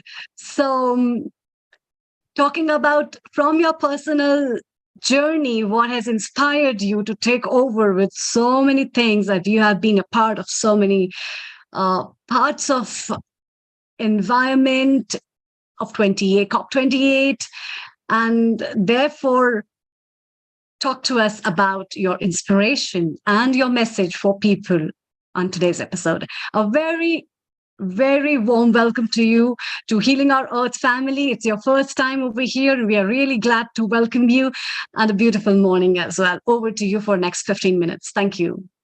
All right. Thank you so much for the kind invitation. We have been talking about issues and solutions. I'm going to be talking about how civic engagement and public participation builds political will. So, Shanil, I have some slides. I can probably share them too. You can share them for me. So I am joining today from. Sorry, are you able to share them on your computer, because I'm due to leave and I won't be able to move the slide. All right, let me go ahead and you can share the screen as well. By the time, so let me tell us more about your inspirations and your journey in this walk of environment. I'm gonna go ahead and use my slides because most of the things that I have to share, I got pictures. I love pictures. So hold on, let me just a minute and let me go ahead and share a second. Oh, wait. All right, we got the second screen. It's really nice to listen to people and to get so many opinions. And here we move with Solemi Hernandez. Over to you. All right, thank you. So I work for Citizens Climate Lobby, and I started with this organization as volunteer. Could you make it full screen? Is it full screen, please? Excuse me. Is it not full screen? Can you see the full screen It or is. not? Just make it full screen. Yes. It's not? It is. It is. Okay. But okay. Thank you. But you can see probably my whole tabs on the top. So I started with this organization inspired by their mission of creating political will for a livable world by enabling individuals breakthrough in exercising their personal and political power. I had my own personal political power breakthrough when I won a scholarship in 2018 to go to Washington, D.C. for the summer conference and lobby day. For me, that was a transformational experience to be among 1,000 people behind my picture. I was there lobbying at the same time for climate solutions. I thought that I was part of a great group of committed people that wanted to change the world, and I was being part of that change. So I decided to go back to school, study political science, to learn about how government works and get the skills necessary to be an effective advocate. I graduated in 2022, and I started as a staff with CCL in 2019. And now I can be a hyperactivist and being involved and do this full time with as many organizations, as many great people that I get to meet just like you with these events like this. Let me go ahead to the next slide. So we also have a sister organization, which is Citizens Climate International at the international level. And we have a ton of chapters everywhere in the world and here in the US. And the mission is that constituents or community members meet with their elected officials to push forward climate solutions or legislation that we want to be enacted. And part of our international work with Citizens Climate International in public participation and civic engagement is participating in the COPs or Conference of the Parties. But I want to talk about a little bit about what COP is because it's a very complex process. So we have the United Nations Climate Change Convention with the United Nations Framework Convention on Climate Change, or what we call the NFCCC. The Conference of the Party, which is COP28, COP29, what we had in Dubai, or what we're going to have in Baku next year, is a 2-year annual meeting with 198 parties. Imagine that. 197 nation states plus the European Union that are signatory to the 1992 United Nations Framework Convention on Climate Change, or the UNFCCC. The COP agenda is actually 5 processes. Parallel processes happen at the same time with these 198 parties. We have the Conference of the Parties, that could be conference COP28 or COP29 in this case. We got the meetings of the parties in service of the Kyoto Protocol. We have the meetings of the parties in service of the Paris Agreement. We have the subsidiary body for implementation and the subsidiary body for science and technological advice that is happening right now in Bonn in June. This is a midterm process that happens in June every year in Bonn to get prepared for COP29. We to our delegations and our partner always tell our observants or party members or participants of the COP to embrace complexity and unpredictability of the process, because and to study the process and get comfortable with a dynamic that change, shift, evolve, and out of our control. So you cannot change. I mean, it's just crazy. Things can change from one minute on another one within the negotiations. And this is a natural product that happens when you bring together diplomats for 198 parties and observers for thousands of organizations to focus and discuss about 5 detailed structural processes for implementing a treaty that mandates transformational action. We observers and their parties, there are many constituents, interact officially with the UNFCCC process through defined constituencies. Some are named in the convention or other ones are named in the Paris Agreement, but all which have a representing, they have a stand as representatives of stakeholders across the youth. One of these examples of the constituency is Jongo. It's the youth constituent. We have the women's constituents. Another way that the first time I am an observer since 2019 for the COP, the COP of the Conference of the Parties. And when I went the first time, I realized that all the knowledge that was being shared there and the opportunity to engage with decision maker wasn't accessible to the people.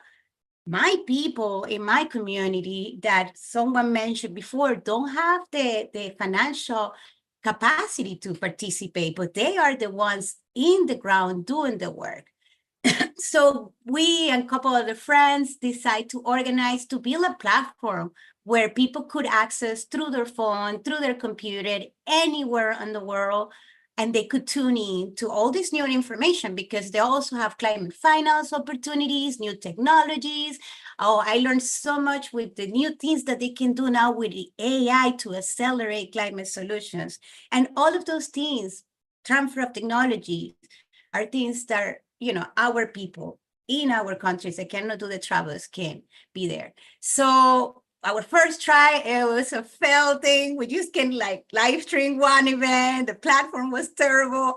But 3 years ago, we have a wonderful platform where we can live stream around 600 events that are happening live in the UNFCCC, panels, talks, you name it. We also, there's also different pavilions that have their own agenda going parallel and talks. So we have partnered with some of them. There's so many.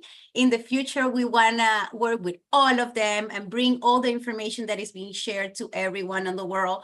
But right now, we just have like a partner pavilions, the indigenous pavilions, some of the countries' pavilions, the health organizations that allowed us to live stream their information.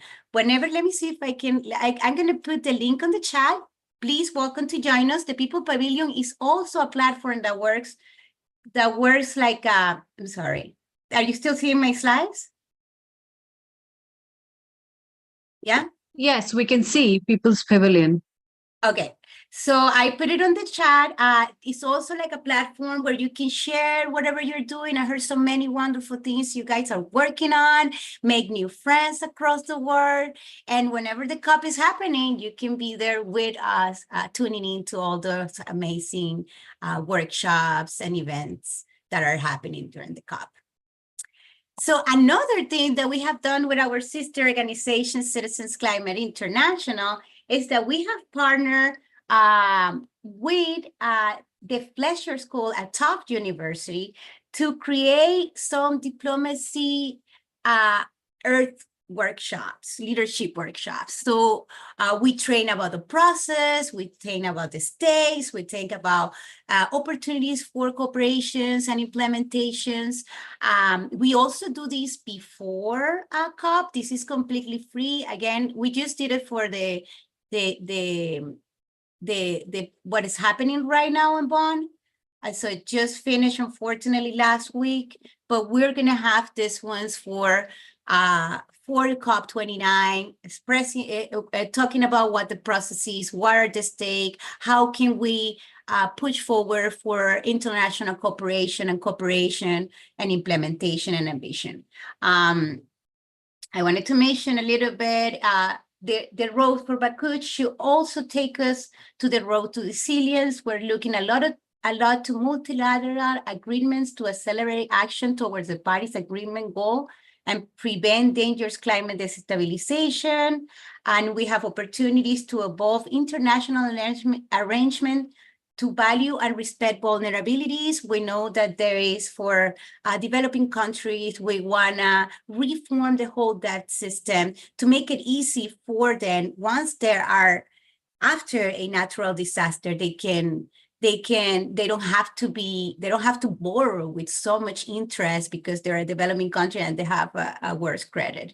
So reduce, that's what I was talking, shift incentive by removing subsidies and pricing pollution, supporting regenerative and agroecological food production, and upgrade bilateral and multilateral trade agreements. And we also want to involve in these processes that it's not on the United Nations climate change framework, on the COPs, but we want to bring together the international institutions to be part of this. So in our Rock for Baku, our conversation continues. Again, like I mentioned before, mobilizing those new financial commitments, ongoing international finance reform, like I mentioned before, and involvement of those international financial institutions, vulnerability, sensibility, debt relief too. And I want to add to this that we also want to we want to push for early warning systems when early warning systems and actually effective as well for developing countries for whenever natural disasters happens. Again, we want investment in food mitigation, adaptation. We want climate science data sharing, which is really important. And we need to upgrade our national determined contributions, which is how countries report the work they do on climate change at the national level, and this is by the Paris Agreement. We want to cover a whole economy. We want to cover global emissions, heatings, while engaging stakeholders to support rural relevant policies to then engage in the climate, that public participation, civic engagement. One of the things that I love, and I'm just going to talk a little bit very quick, and Chatel, this is our COP picture here in the right-hand side. We work a lot. I'm big and passionate about public participation and civic engagement. I think the government and these institutions are ours for us to work and take over and do what we need to do to tackle this big issue of climate change. So Action for Climate Empowerment is all about elevating rooted climate action through education, training, public awareness, public participation, public access to information, and international cooperation in this. And we are going to have, I'm really, really excited because next week I'm getting ready to go to DC. I'm the Southeast Regional Director, so I get to deal with 69 congressional offices, including senators in my whole region. This is us, and it's the picture I have behind us. We have over 1,000 volunteers that come from all over the world. We even have a delegation from Ghana we had last year. We're hoping from one from Ghana, Sierra Leone, Nigeria, from the parliament. So we're super, super excited. They're doing their own work, building relationships with Congress, but you have the opportunity to join us because we have, we're not going to be doing everything, but you're going to be able to live stream some of the workshops that we're going to have. So I'm going to put that in the chat. And I want to finish with the song that we did last year. Let me put so you can register for our conference and catch some of the sessions online in the chat. And I want to finish with, and I'm going to stop sharing. And I want to finish with a song that we did by volunteers, for volunteers, last year when we had our June conference, and it's all about what we were lobbying for, and really, really, really, it reflects who we are, what we're for, and what we're doing in this work. So let me go ahead and have it ready here. Amazing, amazing, Solemi. That's really wonderful.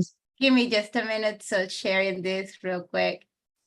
You're sharing a song?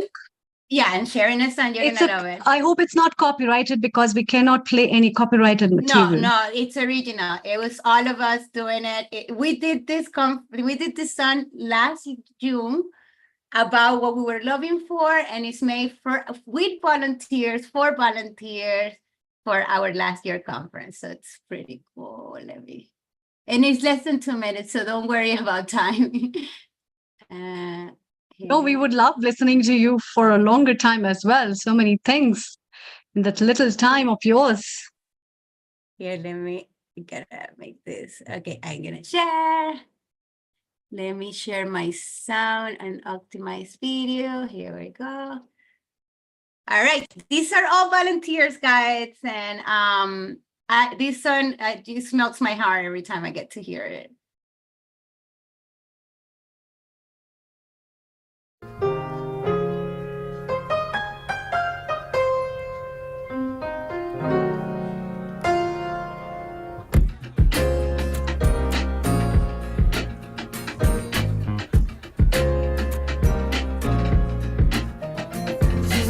Yeah, using our minds, saving the world by protecting the climate. Less pollution is the way that we align. Market-based solution, get by no time. 'Cause heat waves, wildfires outside, our time is up.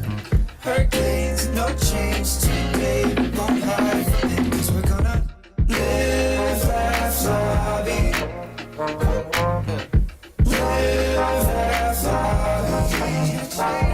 CCL at the Omni, 1,000 people around me. This is a peaceful army, kind of feels like a family. Showing up for the climate, standing up for the earth, trying to preserve the future that everybody deserves. Making our voices heard, we don't sit on the side in silence now. Why does it seem like power's always trying to divide us, man? That's why I'm smiling when I reach across the aisle in kindness to unite behind the science. 'Cause heat waves, wildfires outside, our time is up. Hurricanes, no change today. We won't hide from it, 'cause we're gonna live, laugh, lobby. Come on, yeah. Live, laugh, lobby. So right now, my primary ask, the Carbon Fee and Dividend Act, which means we gradually price these unpriced externalities and make this a fair fight for renewable energy. But besides that, my second ask is to help us with permitting reform. Come on. 'Cause if we can act fast and rise to the task, then that's how we change the world. Come on, because heat waves, wildfires outside, our time is up. Hurricanes, no change today. We won't hide from it, 'cause we're gonna live, laugh, lobby. Gonna change the world. Live, laugh, lobby. Live, laugh, lobby. Let me get the claps in there, say. Live, laugh, lobby. One more time, one more time. Live, laugh, lobby.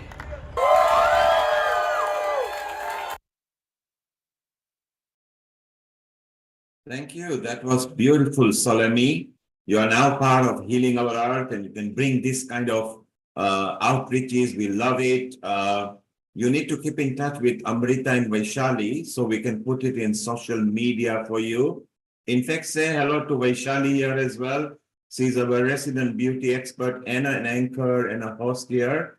And she will also make sure that, Vaishali, what did you think of all the groups getting together and in a rhythm, talking about the earth and its problems? Global Namaste, Solemi, Global Namaste, Amrita, Nil Kumar, and HG.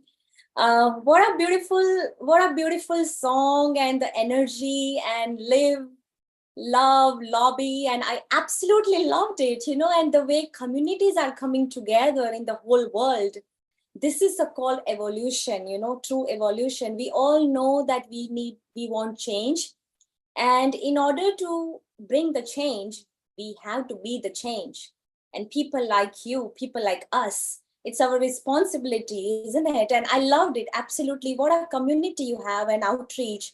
I would love to, as Nil Kumar said, our founder director, that, we would love to bring more communities together. We need to meet hands more. I loved it. Absolutely. And DC, oh my God. I felt like I was actually there. So thank you, Vaishali. Vaishali, thank you. We are going to carry this further. We'll take comments from everybody else. Right now, we want to go to Professor Ish Sharma. He has brought a very good point. He's actually brought a practical solution through millets. So let's listen to a bit about Professor Ish Sharma. Solemi, hang round. Dipti, hang round. Lakshmi ji, hang round. Shona, hang round. We will chit chat. Let us see how even millets can help the earth. So over to you, Professor Ish Sharma and Dr. Amrita. Take it over. Thank you, Neil Kumar. Solim, it was really wonderful. All the very best and best wishes. I hope we see you again and again. You keep rocking up the world with the same way. A global namaste to you, Professor Ish Sharma. Professor Ish Sharma is an Ayurvedic expert, Healing Our Earth regular contributor, Ayurveda episode producer, as well as he's presently serving at University of Mauritius on Ayurveda chair. And he has been a vibrant Ayurveda expert, as well as also talking about so many remedies related with environment and health solutions. So it's time to hear him, what solutions he has through millets to talk on drought resilience and land restoration. Over to you. Thank you. Thank you, Thari. Thank you very much, Amrita. Thank you very much, Neil, and global namaste to all. Environment is becoming like such a challenge that maybe one strategy might not suffice. We have to think from multiple directions. And that is where our food can be a very important contributor. What do we select to eat? For example, becoming more and more vegetarian is surely going to protect environment. That is one thing. The topic for today being millets. Millets have been in use by mankind for millennia.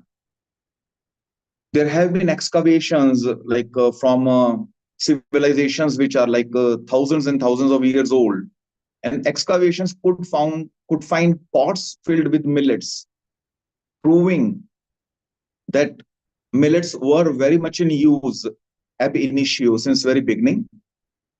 And millets can serve a very important cause when it comes to protecting environment as well. The United Nations declared 17 Sustainable Development Goals, which are 360-degree, all-inclusive, where every person from like every nook and corner, every strata should be uplifted, and then only these SDGs will be fulfilled. So making small changes in our own life will surely contribute to all the SDGs, including environmental protection. Millets, interestingly, serves more than one SDG. It can cater to SDG number 2, that is zero hunger, SDG 3, good health, SDG 12, that is responsible consumption, and finally SDG 13, which is protecting our environment, the topic of the day. Ayurveda did tell about millets, and those are called as kudhanya. Kudhanya means not the most superior food, not the most nourishing cereal. Why so? Because these do not give as many calories as given by rice and wheat. So these were considered inferior. But nowadays, we all are unfortunately suffering from calorie overload. Starvation is killing lesser, and overeating is killing more people. That is where a food which renders lesser energy, lesser calories, will surely be highly appreciated. And that is how we can see, like 100 years back, having a car was a luxury and cycling was not considered a status symbol. Wearing cotton was not a status symbol 100 years back, but we have come full circle now. Cycling and wearing cotton is surely very much appreciated and is adorned by all, maybe rich or poor alike. When it comes to health, maybe if I can give a small backdrop,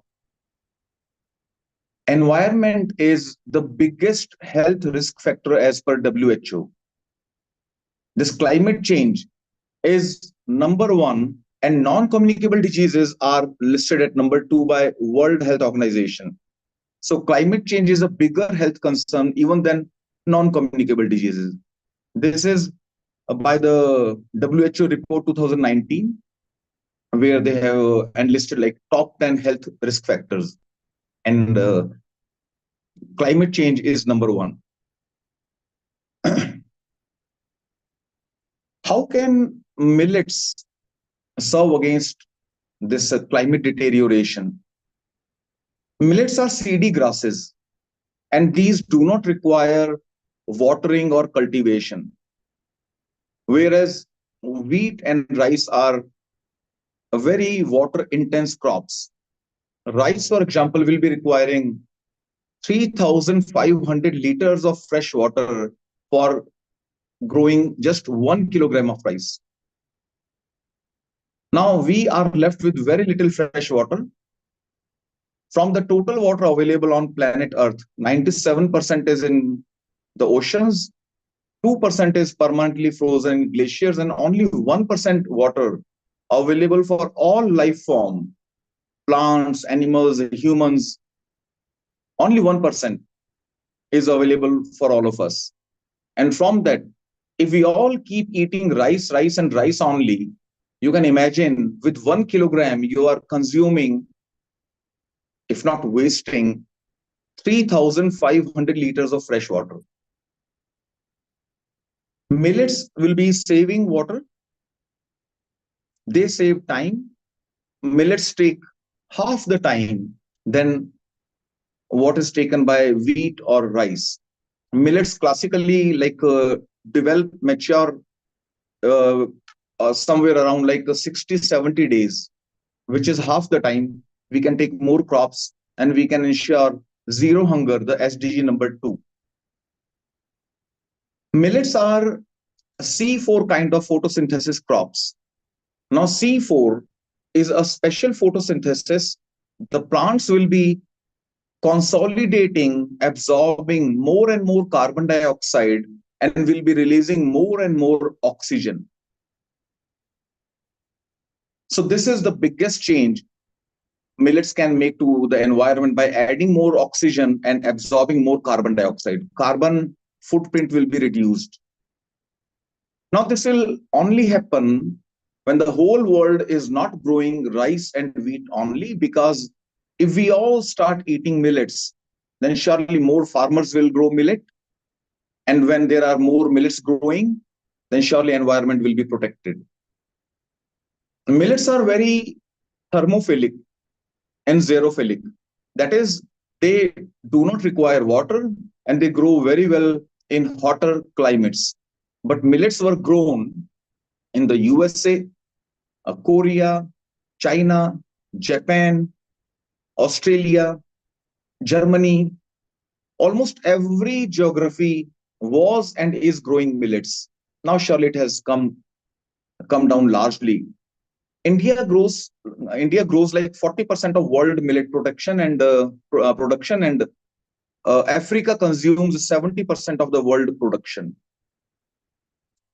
And interestingly, millets will not require pesticide treatment. Because of their genome, these are very resistant to bacterial infections. There are very few infections which can actually catch millets. So when these do not catch infection, it means their genome is bacterial resistant. If we keep consuming millets, our immunity will go up. And we will not be consuming so much of unwanted pesticides and antibiotics with the crops or with the animal products what we have to. Now, boosting our immunity and saving us from a pesticide and antibiotic overload are some of the effects which our health can attain from millets. The best component in millets which contributes to our health is the richness of complex carbohydrates.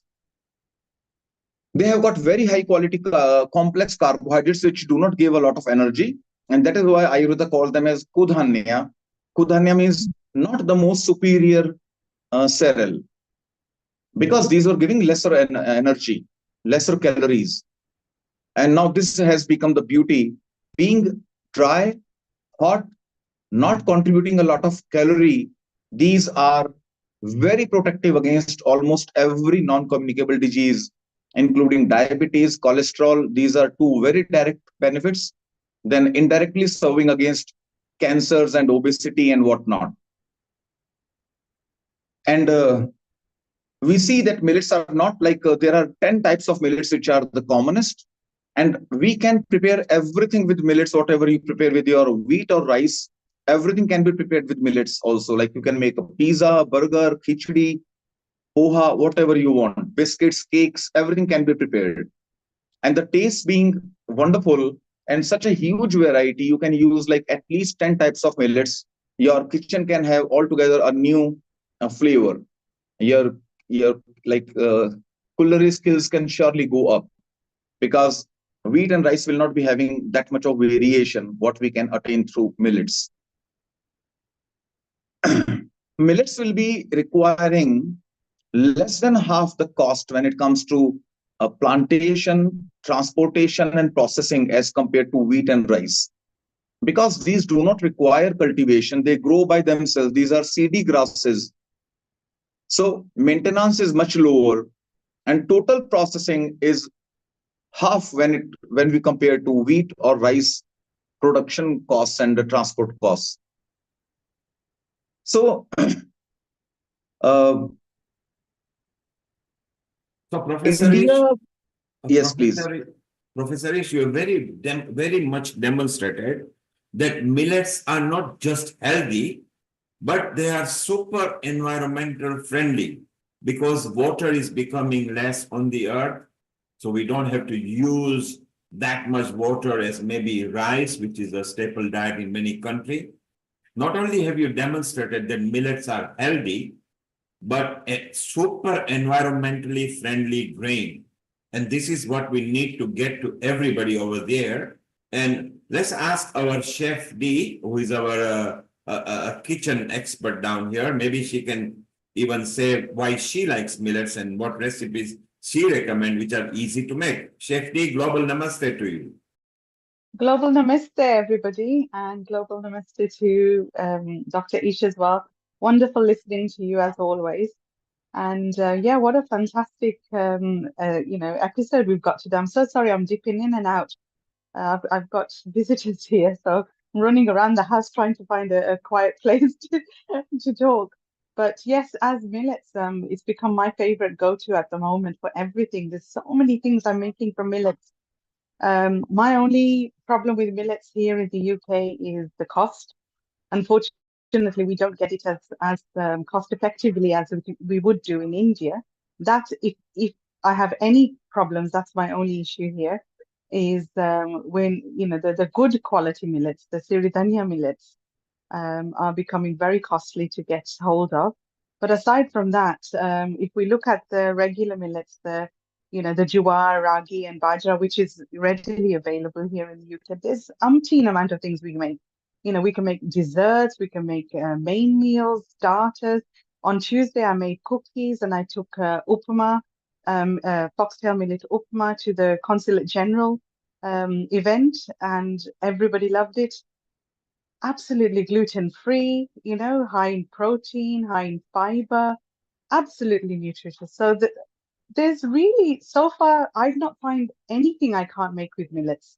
So when I come across something I can't make with millets, I'm definitely going to make a note of that. But so far, everything, we can make a batter from it, we can make flours.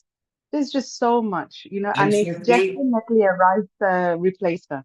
And Chef D, does it taste equally good as other grains or even better? I think even better, because at the end of the day, everything we cook, we have to add some flavor to it. no grains we can eat just as fine. Yes, we're all used to eating rice, boiled rice, but who actually eats just boiled rice? They'll end up putting salt in it. They'll end up putting butter in it or ghee in it. So if you think about it, everything needs to have some sort of flavor added to it. But even if you did just the minimalistic flavors, in millets, you've still got a lovely earthy profile. And I've noticed that each millet has also got its own deepness as well. Some taste, they've got a deep, earthy, grassy flavor, which is still fine. Some have got a complete neutral. You can add anything to it. You won't even know what you're eating. And I find making batters and fermenting it is the absolute fantastic way. There's so many things we can make. And obviously, when we ferment things, when we sprout things, we're adding so much more nutrition to it as well. So millets are definitely Shefti, you have obviously demonstrated that millets can be very exciting, very tasty. Professor Ish Sharma has demonstrated that they are very eco-friendly and environmentally friendly. Let's ask Dipti. Dipti, in Egypt, do you use millets? Do the local indigenous population use millets, or has the Indian influence brought their millets in Egypt? Yes, definitely. As India is the biggest millet production country, I'm very proud of that. So, along with my food habits, definitely Egypt uses a lot of different kinds of millets, especially with the corn and the wheat.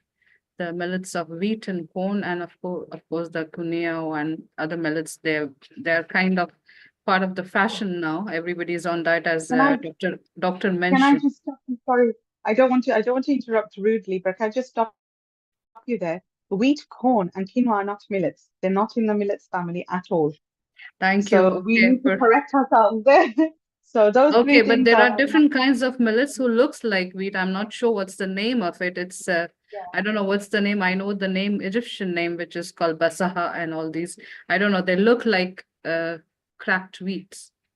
They don't. They're millets. They're sold as millet shop, and they are. Are they like a local diet there? Are they Yes, it's a staple food here. Wow. It's a staple food look, here. So look, even Egypt likes it. Dipti is there. She's seen the influence going there. Daksha, you have made it. Professor Ish Sharma has demonstrated eco-friendliness. Amrita, you use millet as well there in Punjab? Yes, definitely. I prepare chapatis as mentioned by Chef D. Some cookies I have tried. I've got a couple of friends who use it. And I think it's very important to make children adapt to the tastes of that so that they start loving it and realize the importance and what's the difference rather than just living on wheat and rice. And it's very important to give children the taste of different grains for our survival and everybody's survival. Thank you.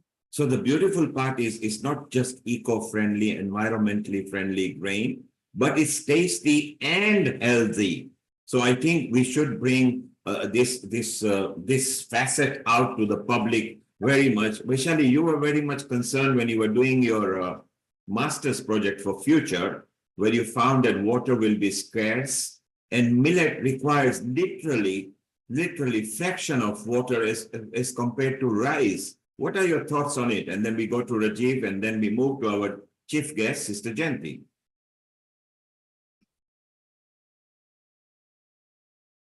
I absolutely love this idea, and yes, millets is. I have been using millets since childhood. In fact, since generational, we are Gujarati, and like in Kathiawar, we use it. The number one millet that we use it is called pearl millets. So it's a bajra, and we make bajre ki roti, like rotla and good organic jaggery. We add ghee. So, oh my God, it's so mouth-watering. I absolutely love, the bajra roti of pearl millets, and I add loads and loads of ghee. And on that, I add jaggery. So still I eat it in the morning, and it's very, very healthy. Like Ishji said that it is on the lower side of a glycemic index.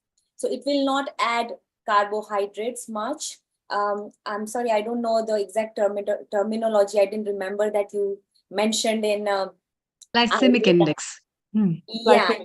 Yes. Kudanya, you said. Kudanya. Kudanya. So I absolutely like it, and pearl millet's something that I have been using. However, I don't use much like a proso millet, and some called it sorghum, that jawar. I guess I'm not much into, honestly, like Chef D and all, much into cooking, but But you like millet nonetheless, I Vaishali. love millets. Yes, So stay absolutely. around. Stay around. We are going to ask last comment from Rajiv, and then we will ask our chief guest, Sister Jayanti, if she loves millet or not later. So Rajiv, your last comment, and then we move on, and then we'll again chit chat. Rajiv, over to you. Fantastic. So I think thanks for that.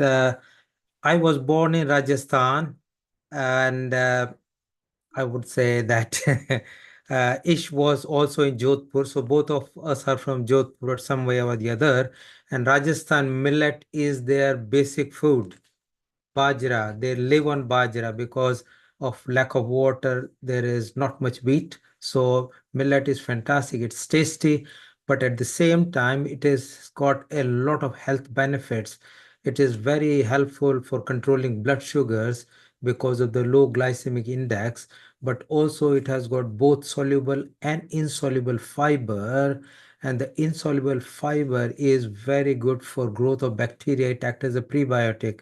So that's very good for the gut or the constipation. It's very good for all intestinal diseases, inflammatory bowel disease, very helpful for irritable bowel syndrome, and also very helpful for the heart diseases because it prevents atherosclerosis, and for the best, it is anti-aging because it has phytates and phenols that protect against the damage in the cells and the damage because of high blood pressure. So lots and lots of health benefits. And also it has got niacin, which is one of the vitamin B, and that's very good for brain function. So it's all healthy cellular division. So I think that's very, very positive, and we all are controlling. It's very good for the environment. So it's good for health, good for the environment, good for whole thing. And thanks, my wife is very keen on millet. She cooks millet. I have no choice but to eat millet. Thank you, Professor Rajiv Gupta. If you want to keep your wives happy, eat what they cook, and if they eat millet, then even smile at them. That's what Professor Rajiv Gupta is saying. Thank you, Professor Ish Sharma. You brought a very nice, succinct point. They are not healthy only, they are tasty, healthy, but super eco-friendly, environmental friendly grains as well. Well, Dr. Amrita Sharma and Vaishali, let's move over to our special guest here, and maybe we'll ask her if she likes millet and her points for environmental friendly tips and everything. So over to Amrita and Vaishali. Thank you. Thank you, Neil Kumar. Global Namaste, Sister Jayanti. Om Shanti. Om Shanti. A very warm welcome. A very warm welcome to you at another episode at Healing Our Earth. And before we take over, a very happiest birthday to you, Sister Jayanti, as you move over to the way to the century beyond, just like Dadi Janki. We are so truly blessed to have you with us. Your blessings, your wisdom, your hands on all the Healing Our Earth family, and your support way beyond ever since the onset of pandemic is really remarkable. And we all are blessed to have you always with your guidance and wisdom. So a very big thank you and happiest birthday to you as well. Vaishali, your wishes, and then we move to Sister Jayanti. Over to you. Global Namaste. Om Shanti, Sister Jayanti. And first of all, what a beautiful reply you sent me on my WhatsApp. And on behalf of all the Healing Our Earth family, that I sent your wishes. And thank you so much for your blessings for the whole family of Healing Our Earth. We are truly, truly grateful for that. And all we want to say is, बार बार दिन ये आए, बार बार दिल ये गाए, बार बार दिन ये आए, बार बार दिल ये गाए, तुम जियो हजारों साल, ये हमारी है आरज़ू. Happy birthday to you. Happy birthday to you. Happy birthday, Sister Jayanti. Happy birthday to you. We love you. We love you, Sister Jayanti. We love you. Thank you so much for all your kind greetings and good wishes and all the love. Appreciated greatly. Thank you. And yes, I'm a millet fan. I've been eating millet for the last few years. And when my diet changed some years ago, I became vegan. And that was for non-violent reasons. And of course, it's beneficial for the environment too. But a few years ago, I also understood that gluten-free diet is important for me, not necessarily so for everyone. Each one has their own system, but and millet is definitely gluten-free, and so it's one of the things that we cook on a daily basis in the ashram here in London, because there are several of us who have made that choice to have millet rather than wheat. So it's been something I've been accustomed to for several years now. Yeah. So I definitely feel that it's something that we can promote because, as many of you mentioned, it's definitely eco-friendly. And in some places in India, definitely, maybe not so much the UK, but in India, definitely, there's a huge water shortage. And so millet is the right grain for diet in those areas especially. And in terms of World Environment Day, greetings for that particular day, which is coming up in a few days on the 5th. And it's part of the UN honoring of the earth, because the UN started the decade of recognition for the restoration of the ecosystem. And it's a crazy thing that human beings have done. They've actually destroyed our own home, this entire ecosystem. No other species has ever done that. And yet we're the ones that are blessed with brains, intelligence. And so maybe there's things that we've forgotten. And I think we've forgotten that we are custodians, we are trustees of this earth, and we have a responsibility to look after it and care for it and support nature. What we've done instead is to plunder, and absolutely we've had violence against nature and destroyed our own home. And we're seeing the results of all of that now. And so it's so important to begin with children and to instill in them this awareness of how sacred nature is and how food comes not from a little package in the supermarket, but it actually comes from earth which is around us, and maybe even in your apartment, maybe if you have a garden, if you teach the children to do a little bit of planting, it'll be a wonderful experience for them. I remember being 9 years old and planting dhania seeds. And when I saw the dhania plant come out from the earth, very fragrant, I thought it was a wonderful thing. I got so excited, I remember. So we were planting dhania seeds and also fenugreek seeds. And so methi and dhania, these are some of the ingredients we use on a daily basis. So that was my first experience. And that was when you plant these seeds in summer and you make sure they have enough water, they start sprouting within a week, within 10 days. And so it's a very instant result that you can observe, but it gives a great thrill and excitement when you're a child. But it makes you aware that the earth is actually that which nourishes us and takes care of us. And it's important that we give that respect and love nature in return and send nature good vibrations and our thanks and gratitude to the divine who created this amazing system in which humans and nature and animals, all other species, lived together, and for thousands of years, for millennia, we've lived together in harmony. And even today, nature still blesses us with abundance and great beauty. But we've come to that point where now we need to have an understanding and care about what we need to do in return for nature. Good vibrations is the first and foremost aspect, but especially in India, we've been doing a lot of work with the earth. For example, within our Kalpataru project, in which there were millions of trees planted for the last several years, there's one particular area that's grown out of that. We've been given land in North India, in Gurugram, and also in South India, in a couple of places. And there they've given us land so that we can have what we call the Arogyavan, the healing forest. And so space in which there can be medicinal plants, herbal plants that can be used for nourishment, for food, but also medicine.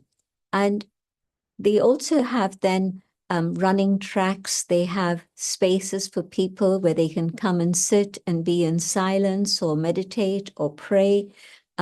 Spaces where people of any background can come and take advantage of the beauty and sanctity that nature provides. But also we found that these are places where the healing atmosphere is very good, not just for the body, but also for the soul, bringing calm and allowing people to de-stress, because today stress is such a factor for ill health. The doctors will, of course, have told you something about that, or they will do.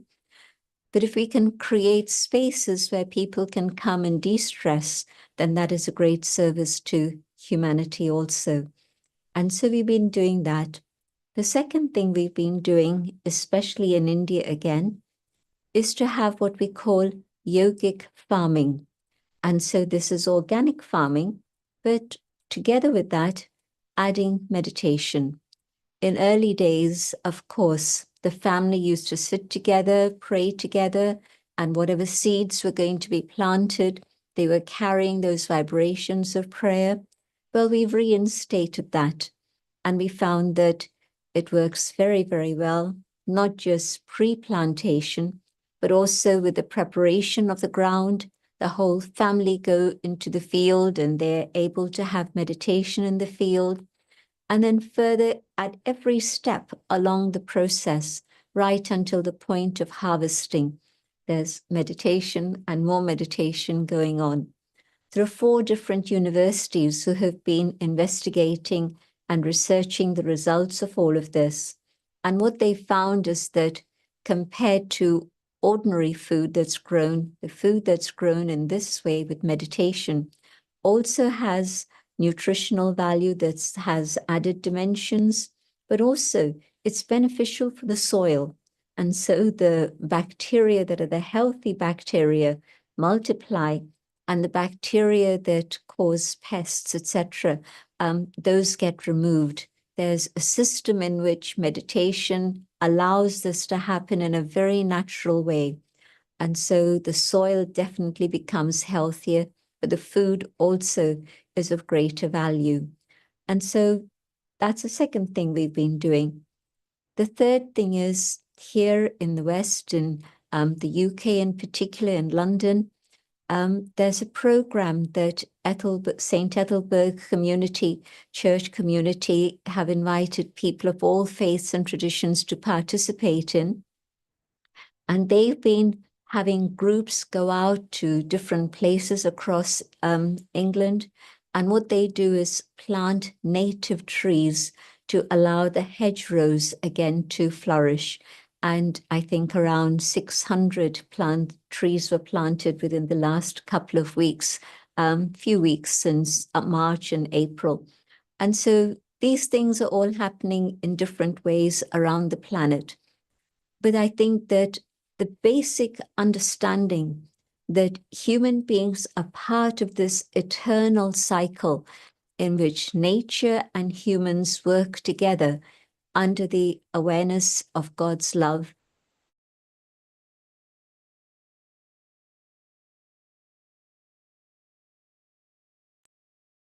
I think we are frozen for a while, Amrita or Vishali.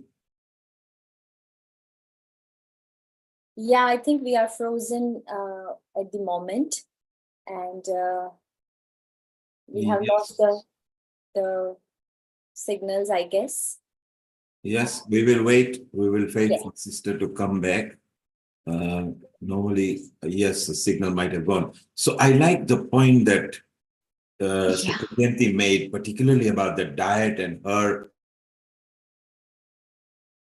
Yeah, and especially I also liked the point about forests and the aspect of meditation in connection with that, which is so wonderful in relation to Arogya One, which is so nice and a beautiful concept, in fact. Recently, where Ayodhya Ram Mandir Pratishtha has been done, they are planting trees. So we are back with Sister Jayanti, and we'll be hearing to her again to know more about what else really beautiful thoughts on environment conservation. And of course, one of the biggest things is the whole use of fossil fuels. And so in India, we're one of the leading users of solar energy. And we have now the system that we have in India is powered by photovoltaic, but also other modes of solar energy. And we run the whole of the complex of 30,000 people using solar energy. And they found a way to store that energy also, so that then it's not just during the day of sunlight, the daytime of sunlight hours, but of course, what you need is electricity at night for lights and so forth. And so we store the energy during the day, and then it's used all through the 24-hour cycle. And so there's been a lot of research done by our own people in this area. And that information and knowledge that they've acquired is shared freely with many, many others. Whoever comes to the ashram has the opportunity of seeing these. And then we've also run classes, courses for people to come for a few days to stay and then understand how solar energy is not just for a little home, but it can be used on a wider industrial scale too. So these are some of the projects that we're involved with. But the underlying awareness behind all of this is that we have to come back to a spiritual consciousness. In the last 100 years or so, everything has become very, very materialistic. And our own identity has been caught up with matter, with this body, rather than the awareness of the spirit that I am residing inside this body. And so first and foremost, we say the consciousness has to change. And when consciousness comes back to the reality of who we truly are as beings of light, not just beings of matter, once we have that awareness, then other things can change. So often people say, but it's so difficult to make lifestyle changes. Yes, on a human level, it's very difficult. But if I'm a meditator and I'm used to taking power from the divine, then this power is part of the whole system of willpower that we carry within ourselves, but we've forgotten. And so forgetting to use my willpower to move in the right direction means that things have become very topsy-turvy. And so I can develop willpower through silence, through meditation, and things can then start moving back on track. So these were some of the things that I wanted to share with everyone. And I'm open for comments and questions now. And Sister Jayanti, that was so wonderful, particularly the way you relived how you were when you were young and you talked about millets, etc. Carlos from Madrid is talking about eco-spirituality. His understanding is that's a faith and interaction of humanity to nature. What is eco-spirituality to you, Sister Jayanti? To me, it means that when you have a spiritual awareness, you're concerned about the ecosystem also. And so you apply spirituality to the work on a day-to-day level within the environment. So it's not just meditating and thinking about something theoretical for the future, but spirituality is being applied in a very practical way, and in particular in this case, to revive and restore my home, this ecosystem to which I belong.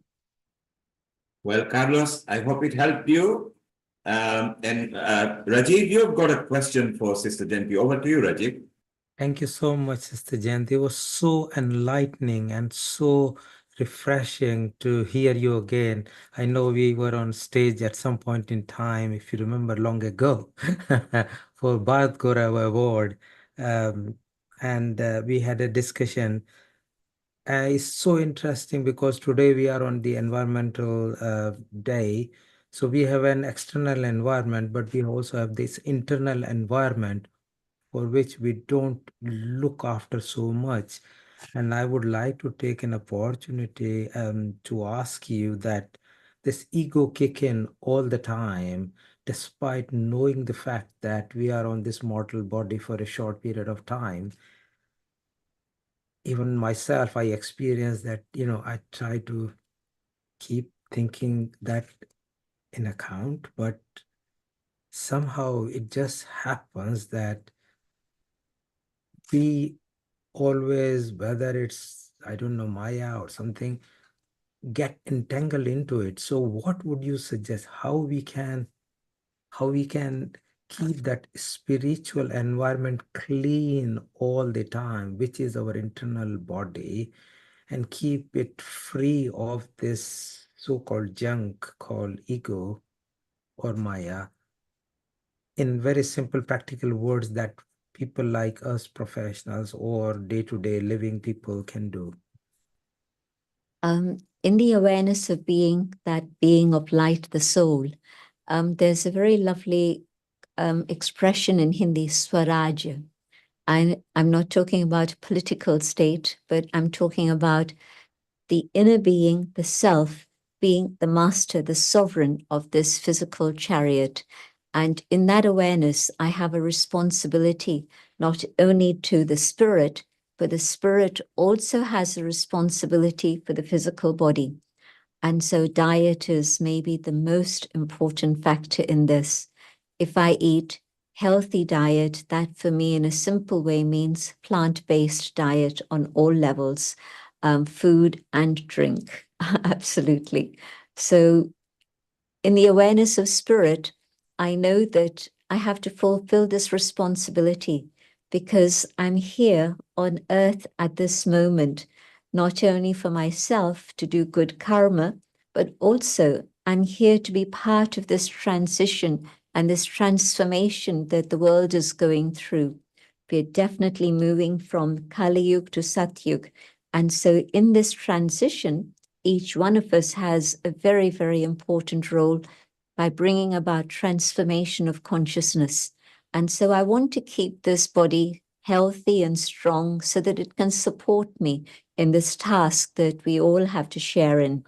And so I think that if I'm aware of this and I make sure that I keep my diet clean, but also I keep my mind clean, because we've seen how maybe 95%, maybe more or less, different doctors would give a different percentage, but the mind, the psyche has an impact on the soma.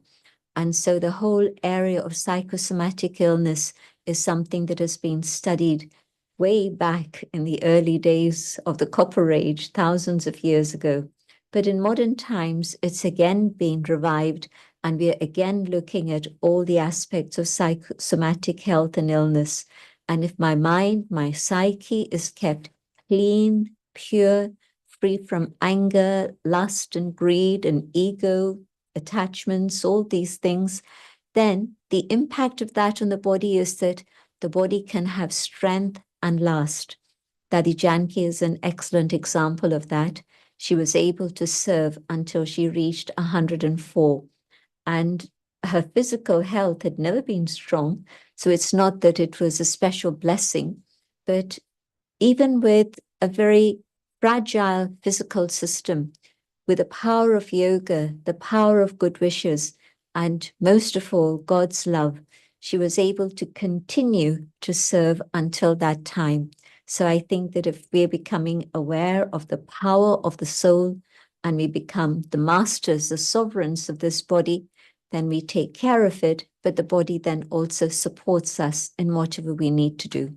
Thank you, Sister Jayanti. Very nicely answered. And you again mentioned Dadi Janki, who we all loved, and you, 75 and counting to century and way beyond. With the love you are spreading, reaching even more countries, we wish you all the best and very nicely answered. Vaishali, you've got a question for Sister Jayanti. Over to you. Yeah, Sister Jayanti, first of all, what a beautiful explanation, and yogic farming and solar energy and whatever you explained to us. What clicked to me, and my question is related, the way you said that it's not easy for humans to change to bring a change in a lifestyle. It's not easy for humans. However we want to do, it's becoming tougher for us as a human because human body has limitations. And you mentioned that, but divine energy pushes you, it helps you, it actually holds your hand, and it will put you exactly at the right place. It will give you the willpower. You also explained the willpower. So my question is, because we have an audience from all the religion, all the countries, all the continents, and the supreme power has no religion. And what you explained here, I would like to know that what is a universal way, a simple tip, if you would please give us that, how to connect with that divine energy, a simple tip, a simple way, a universal sound or any technique that we can get in touch with our own divinity. And that way we can bring the change within us first, and then we can bring to the humanity. Thank you. Over to you, Sister Jayanti. It's very, very simple. First step, coming back to the awareness of the inner being, that this body is my property, but within this body that I call I, the inner being, am a spark of light, just a tiny spark of conscient energy shining in the center of the forehead. And if I can come back to this awareness and hold this, next step is to know that there is a being who is a supreme. And here we've shown you a tiny point of light, which is a reminder of that form of the inner being, the soul. There's also the form of the supreme being. And so when I connect with the supreme being, just simply knowing that the divine is a being of light, the source of all positive attributes. That's it. It's not a question of belief. It's not a question of mystery or magic, but experimentation. Experiment with this idea of being the energy here and connecting with that supreme source of light. And I'm sure that in this awareness of the soul, the awareness of the supreme, the divine being is able to surround me and give me that experience of divine light, of love, of truth, of joy. And it's available for everyone, anyone, whatever their age, whatever their physical condition, can do this. Thank you, Sister. Sister, we say hello in Ghana to Grace Lopez Charles. Global Namaste to you as well. Namaste to you. Om Shanti. Om Shanti to you. Thank you that you joined us as well. And whenever Sister Jayanti comes, she brings sparkle and light and a glow to all the audience, particularly those who are listening on the YouTube, Facebook, Twitter, website, and they're really enjoying that. Dr. Lakshmi Vyas, would you like to say hello to Sister Jayanti here? Privileged to say hello to you. I wish you a very happy birthday on this occasion. And I liked the Gurugram subject that you mentioned and how you do the farming, as well as yogic farming was something new that I've heard. And both of them, gave me a lot of energy, to follow this system of whatever we were talking about millets. So putting all these together, I'm sure the consumption of millets will really help a lot of people, and it will also make us much more healthy. Thank you, Dr. Lakshmi. So even the spiritual souls, like Sister Janti, are saying millets are good for you, they are healthy for you, they are eco-friendly. Sister Janti, it's almost time to say Om Shanti to you. Maybe for a couple of minutes, we can have a nice spiritual silence or your chant or a talk, because we love it, before we move to India sector with the advocates and Rotarian Lal Goyal. 2 or 3 or 4 minutes, please. Let's have a nice, soothing, silent voice from you that people hear to and to listen to. Sure. Just carry on sitting comfortably, and I'll share my thoughts and invite you to follow these ideas. I let the body relax. I focus in the center of the forehead.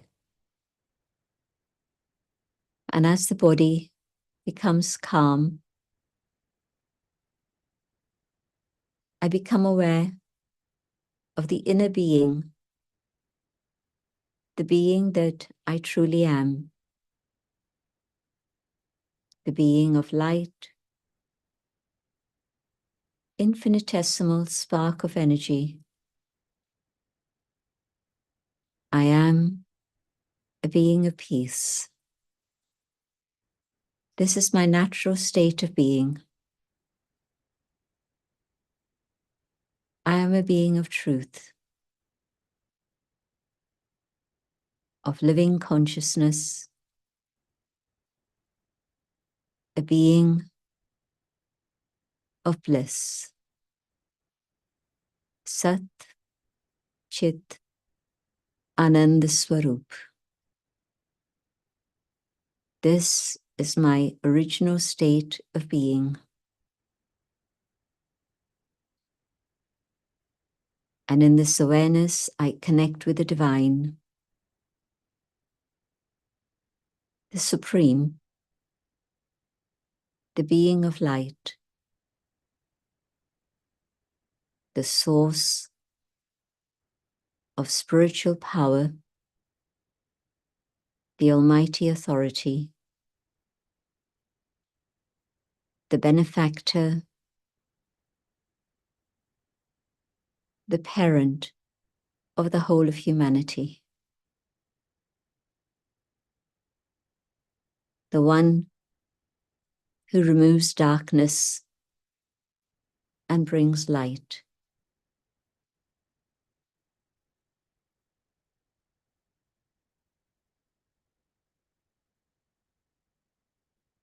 And in this silence,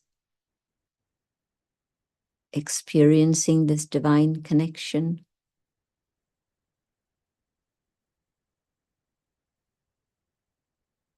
I am transformed and able to return to my original state of purity.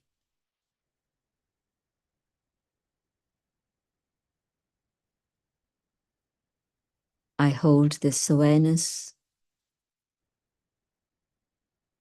and I come back to the physical dimension, but now recharged, carrying this power and purity from the source to be able to use in all the things I do in my life. Global namaste to all of you, and a big, big thank you to our brother Neil Kumar, but also the whole team of Healing Our Earth. Thank you so much. Om Shanti. I take your leave. Thank you so much. Thank you, Sister Janti. Om Shanti. Om Shanti. You always bring peace, unity, love, liberty to everybody, wherever you touch. Thank you. Om Shanti to you. Well, Amrita, Vaishali, let's move over to India now, and then later we'll go to USA, where even Dr. Lakshmi Vyas has got 2-3 guests coming after 6 o'clock. So the episode is extended for 1 more hour today. Dr. Mamta will be there as well. So what, Amrita, Vaishali, what did you think of what Sister Jayanti delivered? I'm like actually, I'm sure Amrita, because we all are meditators here, and I'm sure everybody who has witnessed this, there was a sensation here, and I could actually felt that Swarajya that, she talked about, that here is our third eye chakra. I could actually felt the connection. What a divine energy and the vibration she created, isn't it, Amrita? What did you feel? Yeah, that's true, Vaishali. And I think everybody will align with these thoughts that eco-spirituality, your spirituality within, your calm mind, cleanliness of your inner environment is utmost important to realize and clean the outer environment. And that will be our social responsibilities on the part of where we are born, where we are living, and whose resources we are taking. So it's just that kind of acknowledgement, a thanksgiving note, and a wonderful responsibility that as a human being, we all will be sharing. Over to you, Neil Kumar. And Amrita, our Seema was there as well just now with and Seema and Dims actually went to Brahma Kumari's last week into London. And our Rotarian Lal Gohel, whose episode it will be now for the next hour with our esteemed guest, Kishan Chand Jain, who is also ready and going to give us the tips. So, Seema, what did you feel? Oh, as with Sister Jayanti, it's always very blissful. I joined it towards the end, but like Amrita said, when we meditate, as we take a shower every day for our body, it's very important for us to take a shower for our inner mind as well, to refresh, recharge, so we can be more present in the moment. So very beautiful, wonderful session. Okay, Seema, stay around. We'll be with you. We left America, we left Ghana, we left London. Let's go all the way to India, where our Rotarian Lal Gohel, who was with us in London just a week or 2 back, Vaishali, was he not? Oh, that was an amazing experience, and meeting Lalji for the first time in person was a great experience, and what an energy he shared with all of us, and the aura, and we discussed so much about the possibilities, and the experience was amazing. Yeah, I'm sure the same experience that Lalji felt meeting Healing Team. Thank you, Vaishali. And Amrita, over to you and Rotarian Lal Gohel, and let's move with the tips from India. Thank you. Thank you, Neil Kumar. Thank you, Vaishali. Let's move over with our next guest, Rotarian Lal Gohel. Rotarian Lal Gohel is a founder and charter president of Rotary Club of Organ Donation International, and also a chairman of Organ Donation India Foundation and GYAN. And let's have him with the guests, Kishan Chand and Vinita Hariharan. And so, Global Namaste to you, Rotarian Lal Gohel. A very warm welcome to you and to Kishan Chand as well. Global Namaste, Amrita ji. Global Namaste to all the entire team of Healing of our Earth, and especially to Neil Kumar ji and the entire team whom I met last week only in London. It was really a great experience by meeting in person, and Vaishali was there and other members were there, and we discussed almost everything whatsoever we can discuss in a very, very short time. And really the energy which Vaishali was talking about me, I think we must give credit to Neil Kumar ji, that he is also so much energetic with so many ideas, always ready to discuss, and every week a new topic, and to bring so many persons in their panel is remarkable, and his follow-up is also very remarkable. And I found that even and it's the program which has been telecast for more than 26 countries is really something which is showcasing the India's condition in other countries and their conditions also, but mainly focusing India. And I would like to inform my panelists who have joined today that Mr. Neil Kumar and his team is organizing in collaboration with the Mayor of London every year at the Trafalgar Square, the Diwali Mela. Diwali celebration they do in a very, very big way, and it's telecast all over the world. So he's creating the name of the Bharat or India always on top. Now coming to the main topic, and that is World Environment Day. Environment is not asking to conserve her, for her, but for our future generation. World Environment Day, observed on June 5th, is the United Nations principal vehicle for encouraging worldwide awareness and action for the environment. It was first celebrated in 1974 and has since become a global platform for public outreach with participation from over 150 countries. Each year, it focuses on a different environmental theme to address pressing issues such as pollution, climate change, and biodiversity loss. Countries host various events including parades, trees planting, and cleanup campaigns, etc. It aims to engage governments, businesses, and individuals to promote sustainable practices. Schools and communities play an essential role in raising awareness. Media campaigns help spread the message to a broader audience. Together, these efforts contribute to a healthier, more sustainable planet for future generations. India plays a significant role in World Environment Day, often taking a leading position in environmental initiatives and awareness. As a country with rich biodiversity and diverse ecosystem, India faces unique environmental challenges, including air and water pollution, deforestation, and climate change. The government has launched numerous programs to address these issues, such as the Swachh Bharat Abhiyan, Clean India Mission, and the National Clean Air Program, NCAP. And to discuss and to give their views, I have eminent panelists with me, and I would like to invite and introduce my first panelist guest, and he is Advocate K.C. Jain. Advocate K.C. Jain is a renowned social activist and Supreme Court lawyer. He is practicing law for last 45 years on the civil side. He practices in Supreme Court and Allahabad High Court and has appeared in several important cases.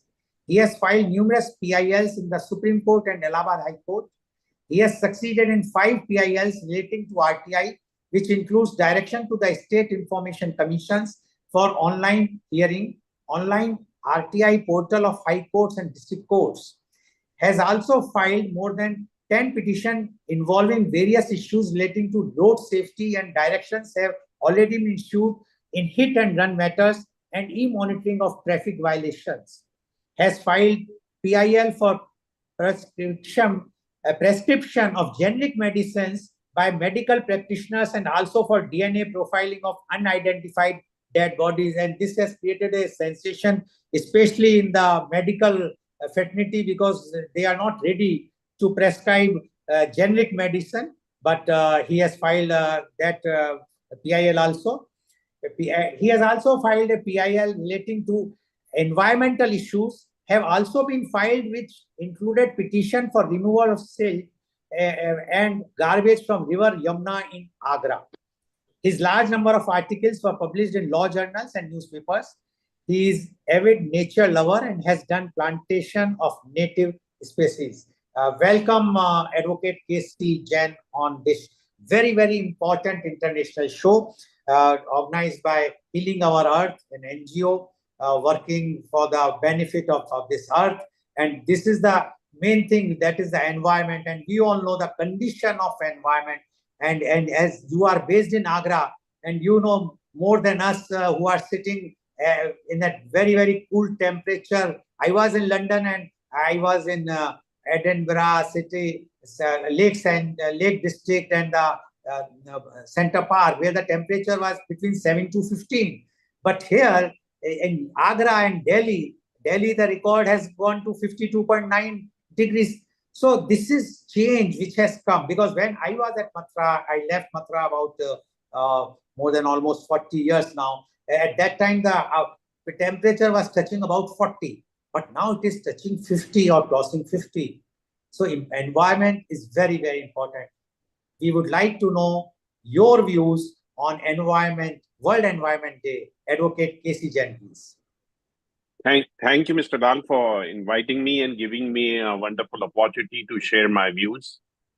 First of all, I would like to apprise you about the initiatives that I have taken by filing the public interest litigations and how does they impact the environmental issues. The first petition which I would like to refer is about the agroforestry. Agra, being a part of the Taj trapezium zone, is treated as ecologically sensitive area.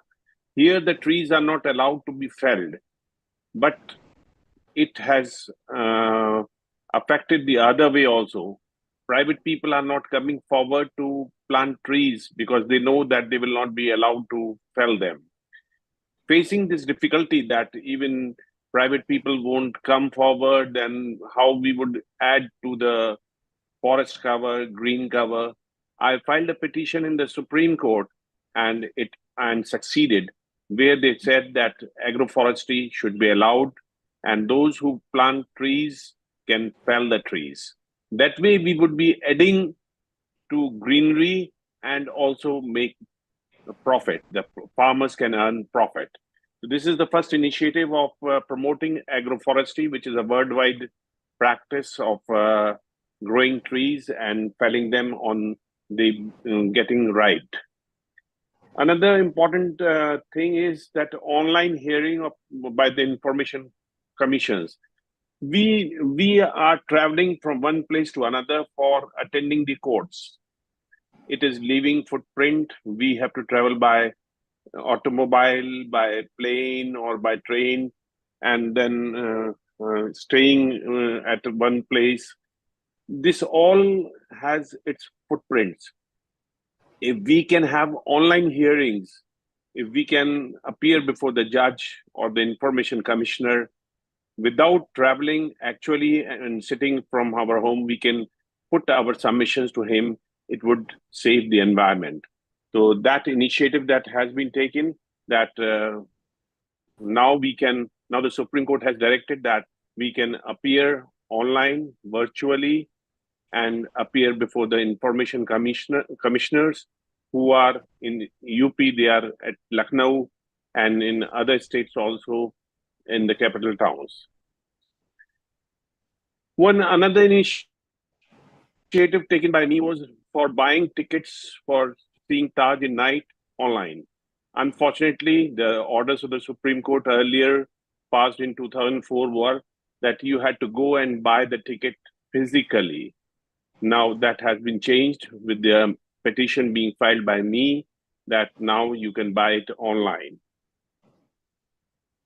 Similarly, another application for online filing of the applications under the RTI Act, you have to physically send through courier, through postal department, an application along with a postal order or money order or some draft. But now you can file it online. You can make online payment also. So that is a environment-friendly method of moving an application.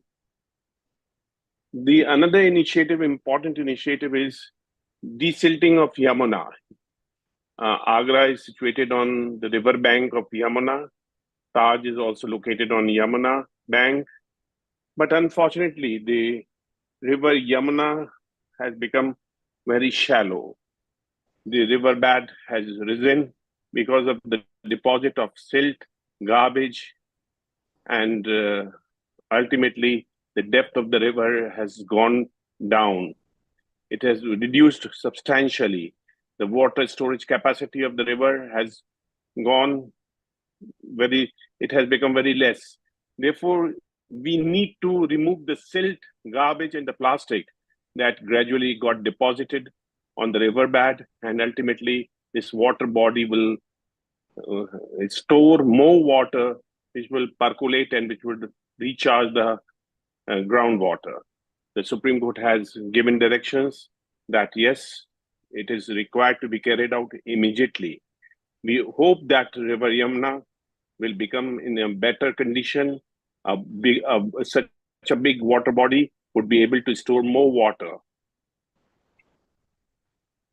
Another important thing is e-monitoring of traffic, motor vehicles.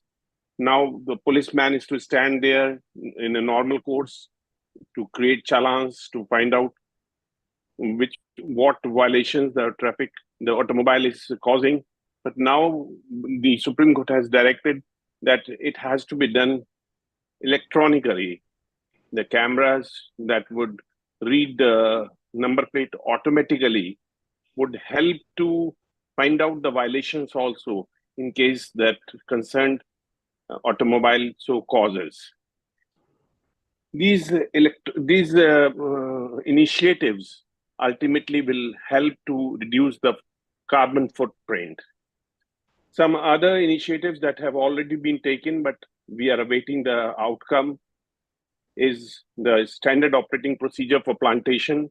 We carry out plantation, but that does not survive. Mortality rates are high.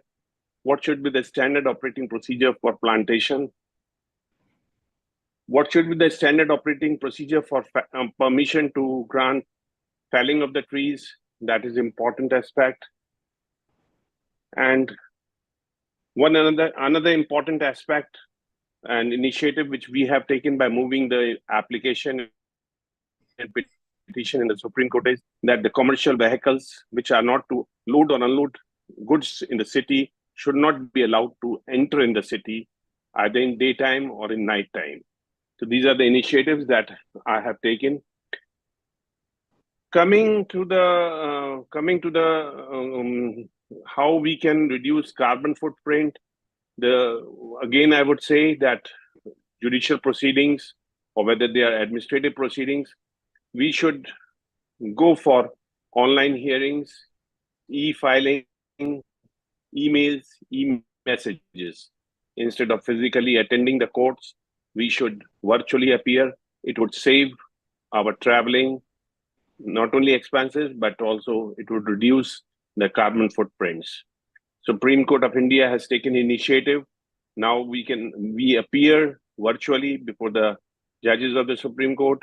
The Supreme Court has also directed that all the high courts and the tribunals functioning under the central government, virtual hearing is obligatory. They are to provide virtual hearing, and those who opt for that can appear virtually.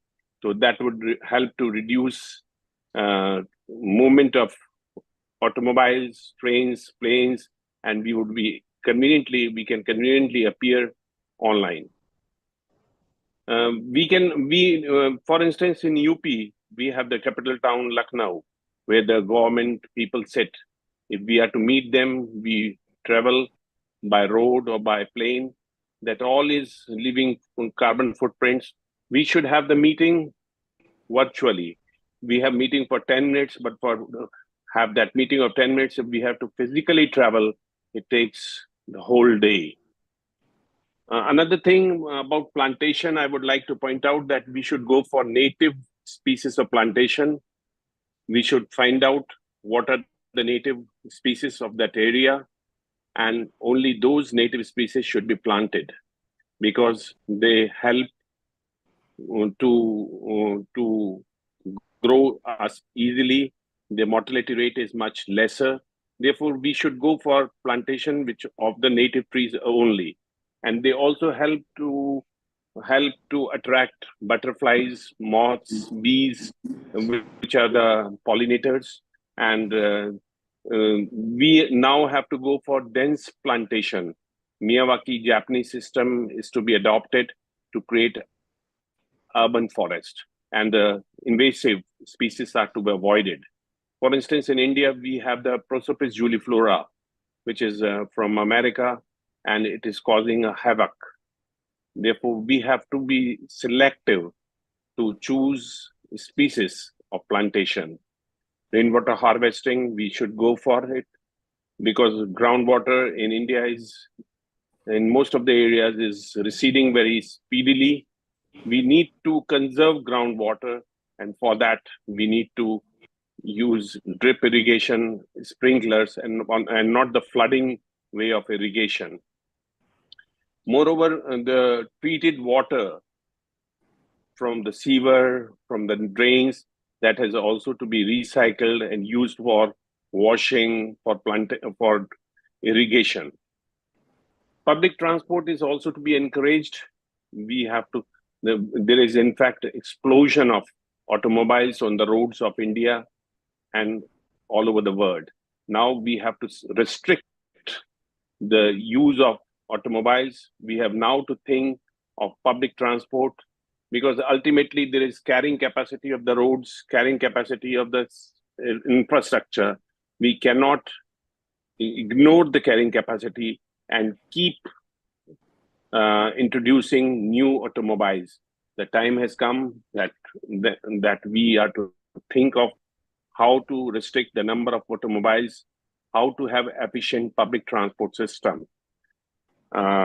Townships are also to be designed in a way that people are required to move the minimum. Not that we keep traveling 100 kilometers, 200 kilometers, 50 kilometers a day, but we should have such township. We have to design such township where people have either not to travel, or they have to travel only short distances of 2-3 kilometers. Therefore, townships should be self-contained. These are some of the ideas I wish we need to consider and brainstorm and to implement them. Thank you, Mr. Lal. Thank you very much, Advocate Jain, for giving your views. And you have mentioned about that how one can increase the plantation, and you have done so many initiatives by filing the PIL, although one should not go for that way. The government should come forward, but we know that it is not possible to get the things done so easily. And I'm really very appreciable for you that you are doing such a great social service by filing the PILs and getting the orders which have been implemented, and the results are being shown, and many other things which I am reading almost every other day on the newspaper from Agra about your initiatives. So thank you very much. Be there. We will be coming to you for the questions afterwards. Before I will move to my next panelist guest, I would like to mention that what we have done as far as I am concerned for the environment, we have started a barter system about the plants, and that we started at our Pandit Health Resort, Mangalore, from 2008. So almost now 16 years passed. In that, we are sending the plants. Suppose somebody is having roses and they want some other species, like they want other flowers. We will send them those flowers we have, and they will, in exchange of that, they will send those roses. Now we are not charging anything, neither we are paying anything. Only the cost of the postal cost that they are bearing when they are sending and when we are sending. And it has succeeded like anything, because it is going all over India. People from north, from northeast, and many flowers which are not prevailing in a particular city are also, because the person who is sending, they mention what types of conditions are required. So that also can help if we start this type of initiatives, where the saplings will be giving to others, so that they can also do the things. So thank you very much, Advocate K.C. Jain. Now, I would like to introduce my next panelist guest, and she is Ms. Vinita Hariharan. Ms. Vinita Hariharan is the national level public policy expert. She is the Chief of Programs, Ministry of MSME, Government of India. Ms. Vinita has had an illustrious academic journey and an exemplary professional and public life, an alumnus of the prestigious School of Planning and Architecture, New Delhi. She worked for a decade in leading private and public sectors of the country. At this juncture, driven by the aim of donning the hat of a decision maker from an implementer, She pursued her mid-career Master in Public Administration from the Lee Kuan Yew School of Public Policy, National University of Singapore, on a scholarship from the Singapore government. This proved to be a game changer as she gained a wide international perspective in policy making. Post this, she has been with various multilateral and bilateral agencies with the Government of India, where she designed national policies and led the implementation of several flagship programs of Government of India in the domains of rural, urban, and livelihoods. Pradhan Mantri Awas Yojana, Shyama Prasad Mukherjee Urban Mission, formalization of micro enterprises being some of the key flagship programs designed by her. She is currently with the Ministry of MSME as Chief of Programs, handling externally aided missions. Ms. Vinita is a public speaker and a thought leader in diverse issues of nation building. She is on the board of studies of leading global institutes and a mentor to social foundations that work towards empowering women and the girl child. Ms. Vinita was recently given the Women of Excellence Award from the Indian Achievers Forum for her outstanding contributions to the field despite all hurdles. Welcome, Ms. Vinita Hariharan on our show. Ms. Vinita Hariharan, you have heard Advocate GYAN, how he has to go to take a route to file PILs to get the policies changed. And you are in the government department and you are heading some departments where you are making the policy, you are involved in the policy making. When we are talking of environment, and you know, although you are from Kerala, but you are mainly in Delhi because of your work, and you have seen the temperature is going up like anything. It's burning. Its conditions are very, very bad. Don't you think that government policies should, you have to take some more proactive things, that in spite of going to Supreme Court to get some policies changes, if the government, which is doing lots of things, no doubt about it, under this our present leadership, but still we require so many drastic changes from your side. So first we would like to hear your views on World Environment Day, and definitely afterwards, if you can reply this thing also. For Ms. Vinita Hariharan, please. Thank you, Lal Goyalji. A pleasure to be on your show after a long time. And I am really grateful for all the points that you've given. And also to my earlier panelist, Kishan Chandji, very relevant points on what the citizens can do in terms of protecting our environment and to be environmentally conscious citizens. I think he drew out a kind of a charter for citizens, so to speak, which is the ideal scenario. And we are moving towards that, definitely, surely, but slowly but surely, we are moving towards the goal of being an environmentally sensitive country. So if you look at the the theme of the day, which is World Environmental Day of 2024, the topic, the theme that they've chosen is restoration and resilience is the theme for this World Environmental Day, this year's World Environmental Day. Which is again reflective of many of the policies and programs that the government of the day has been running over the last decade in restoring and providing resilience to our various alternative systems, be it the alternative systems of conservation, alternative systems of water consumption, alternative systems of healing like Ayurveda and yoga. It taking reference in the last session that we just had on the meditation and the yoga. So this present government has been extremely aggressive on alternative systems and on renewable energy and the circular economy per se. So if you talk of the circular economy, it's important to reflect on the plastic waste management crisis, which is a very, very imminent theme in this entire umbrella of the environmental awareness that we are talking about globally. If you see the global crisis of plastic waste management, about 300 million tons of plastic is actually generated every year, and of which half of it is single use, which a plastic which cannot be used again. So they just get they just block the systems, they block the drainages and all of that. So that's the big crisis that we're facing globally. And of the 300 million tons is what the plastic is produced, and the waste generated, the plastic waste generated, if you see, more than about 250 million tons of plastic is generated annually, and 12% of this is part of the municipal solid waste, and only about 9% gets recycled. And much of this plastic waste actually goes into being disposed as landfills across the globe. And in India too, we face this crisis. About 10 million tons of plastic is generated annually, and only 60% is actually collected, and less than 10% is recycled.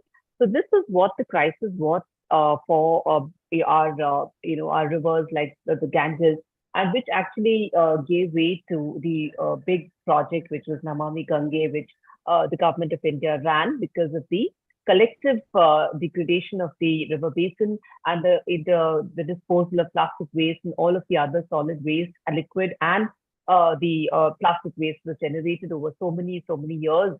So all that collective waste has to be cleaned, and the river basin had to be new energy and new life had to be given to the river basin, and that was Namami Gange, which has achieved much more than what I'm talking about.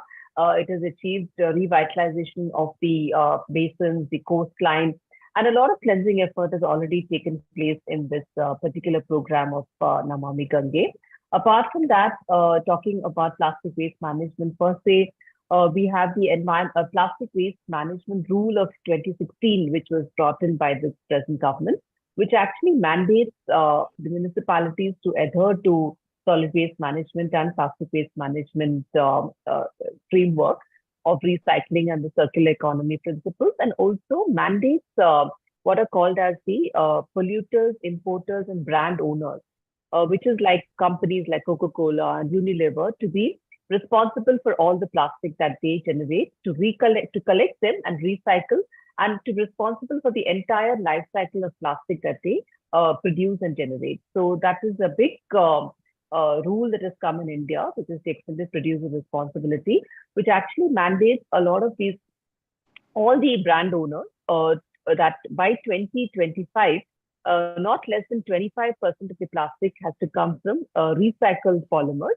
And by 2027, not less than 50% has to come from recycled polymers. So I have seen how big companies like Coca-Cola and Unilever, etc., are working tirelessly, relentlessly in actually restructuring their manufacturing capabilities to actually produce bottles and produce products which consume this kind of plastic, which is made of recycled polymer, thus giving a lot of employment opportunity, a lot of business to MSMEs who are actually active in this space. So there are several MSMEs now with 500 to 600 medium, small enterprises and startups in this space of plastic waste management, particularly.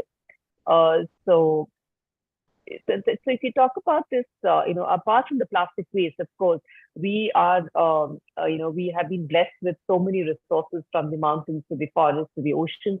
So therefore, the responsibility for India to protect the environment is so much more, because we've been blessed with so many natural resources, and therefore various programs that have been coming from the government of India, like the Namami Gange, like the National Afforestation Program, National Mission for Green India, all of that. But as Kishan Ji just said, not just the government, it's not just the policy makers or the decision makers that need to have these push policies to be environmentally aware. It also has to come from the citizens, or from the bottoms up. And all of us as citizens, especially the younger generation, have to be really trained and educated in aspects of environmental awareness. And I think the school curriculum, many of the school curriculums are rolling out such environmentally aware aspects of education. And we see our children and we see the future generation being much more aware and actually educating us on how we can have practices of efficient waste management in our homes and in our offices. And the small practices like segregation of waste at source, then which is happening in many of our cities and towns. But of course, rural waste management is still a long way to go in our country, and we need to work towards aligning circular economic principles with the rural systems of living, which is actually going back to our traditional ways of living, which is what the topic is, restoration and resilience. So, and also our other programs like the conservation of water, like the GYAN mission, which also focuses a lot on conserving our ponds and our traditional water systems that we have in temples and all of that. So that also goes a long way in restoring our ecosystems and in actually protecting our water resources, because all this water shortage recently, as you mentioned about Delhi, the 50-degree temperature and the water crisis, all of it has stemmed from haphazard urbanization that we've seen over the last so many years of our, our post-independence. We've had cities coming up organically because of the need for economic survival, the need for jobs, the need for livelihoods. So we had rapid industrialization and rapid urbanization. And today, India has cities which are one of the most urbanized in the globe, but they're not necessarily, cities which have been following the principles of ideal urbanization, like the bylaws or the urban planning principles, like what Kishan mentioned, the walk to work principles. All of that needs to be again readapted. So therefore, we have the smart city mission, which is about making cities more efficient with minimum intervention, like using technology to improve our traffic systems, using technology for various other aspects of our working, like work from home and all of that. The digital revolution that you see in India is also going a long way in actually moving towards achieving our environmental targets, I would say. And also the international cooperation treaties, that's very important as well. All the agreements that we have signed recently, the Paris Agreement, we are actually exceeding our targets in terms of our renewable energy targets, sourcing our energy from renewable energy sources. So the nationally determined commitments also, we are in a position where we are actually exceeding those.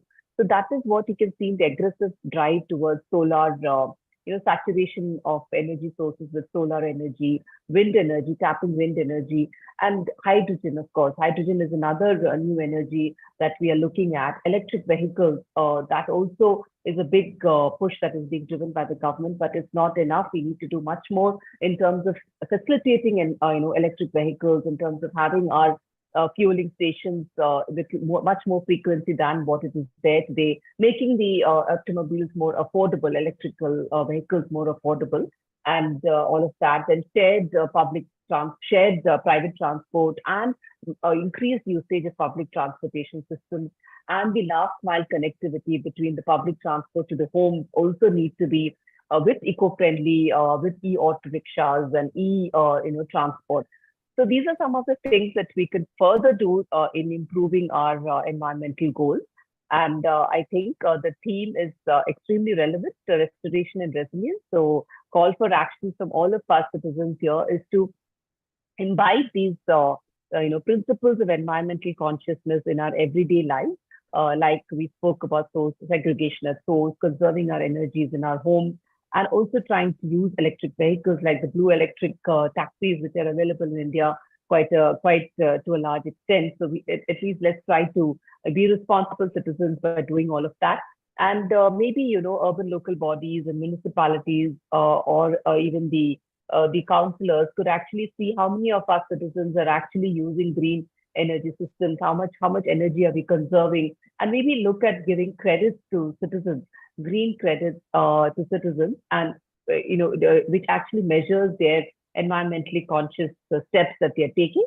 And that can actually go along. They can actually maybe redeem it for rewards, or they could probably get awarded if they are really very, very conscious citizens, maybe awarded by the mayor, and then further on, by the higher authorities of the country. That will go a long way in encouraging citizens to be environmentally conscious.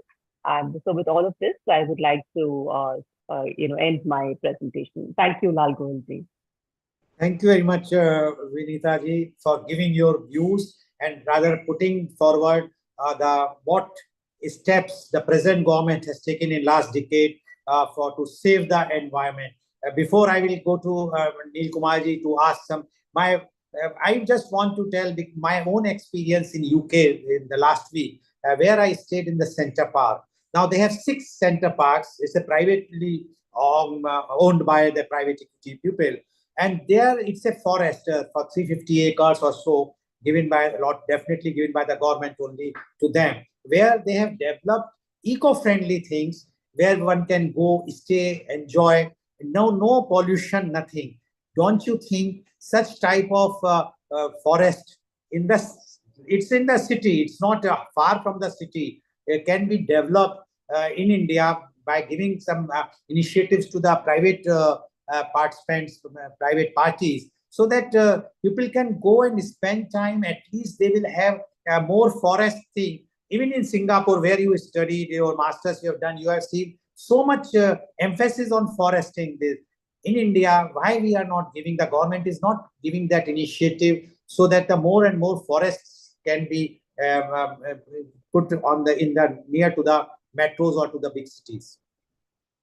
Definitely, Golji, is a very relevant point. Urban forestry is an important and upcoming theme globally. India too, we tried with greening vertical gardens in the metropolis. That was the extent to which we could go in terms of urban forestry, and also having the terrace gardens and the multi-story apartments. On top of that, we used to we've actually implemented some of these urban forestry measures in those apartments, but those are really private driven measures and not so much of the government. So agree with you, the government can imbibe these in the policies that they disseminate, especially the urban planning principles. We can make that a part, like rainwater harvesting has now become an integral part of the building bylaws. Similarly, we could have this urban forestry measures also imbibed in our bylaws. And do you agree with in the Glasgow summit last year or 2 years back, where our Honorable Prime Minister has declared that 2070 India will be a zero emitting country? Yes, definitely. The measures that we are taking, we are going really aggressive in terms of sourcing our resources, energy resources from renewable energy, and we are already kind of surpassing our commitments in the Paris Agreement. So with this kind of pace, I think definitely we'll move towards a zero emission country by 2070.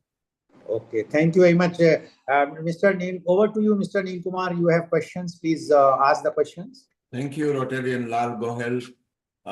You are all in India at the moment, with you and Vinita being there in Delhi, which went to 52.9 degrees. Now the body starts shutting off after it's 48, 49, 50. Vinita, how do the local poor population that live on the streets in Delhi, how can they survive in such extreme temperature? And you are there right now. Was it something completely horrible? Was it suffocating? Can you explain to us, and we can discuss with Dr. Mamta in USA and Seema who knows Kenya, because climate has really hit us now. No, absolutely. So, it's 50 degrees is absolutely unprecedented. I think it's never happened before. And so we are all indoors mostly and not stepping out. We have the comfort of living in, cooled environments inside our homes. But definitely for the poorest of the poor, it's extremely difficult for them to survive in this heat. And I was even thinking of why doesn't the government look at cloud seeding and providing artificial rains as a respite to the citizens, at least for a while. So I was thinking of even holding a show on that and discussing with experts on the scientific after effects of doing cloud seeding. So because it's that bad, and then we have the floods in the other end of the country, in the where I belong to, the southwest tip, Kerala is flooded. So that's the kind of the kind of varied kind of effects of climate change that we can see in India. It's all a result of the haphazard urbanization, we agree, that has happened over the last so many years in our country. So and we have the, So Vinita, you agree that we should take climate very seriously, and absolutely. This is the time, because if we live another 50 to 100 years, we might be out by at least 1.5 degrees, which could be catastrophe. Would you agree? Absolutely. Absolutely, we agree. Yeah, every short step taken towards this, I think, will go a long way in ensuring that we don't hit the 1.5 degree or 2 degree Celsius mark. And sorry, Seema, you are in London at the moment, but you were in Kenya a couple of months back.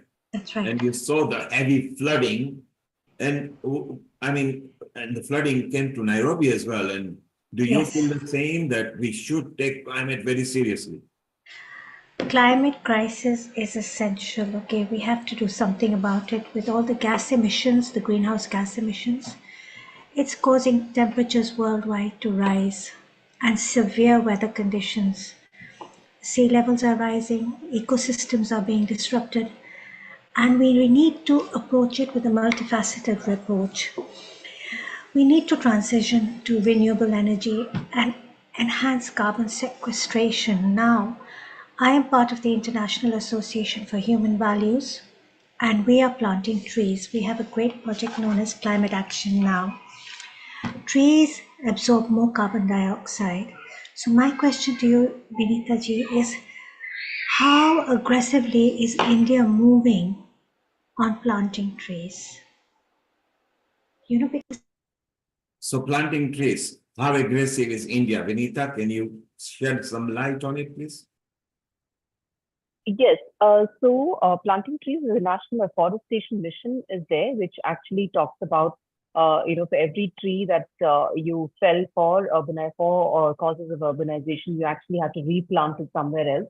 So that's a mission that's being driven. But all of these on a large scale, and if you see many of these pilots are again driven by private sector, like the civil society and the NGOs, and as at large scale by the government, I would agree that we need to do much more in terms of planting trees.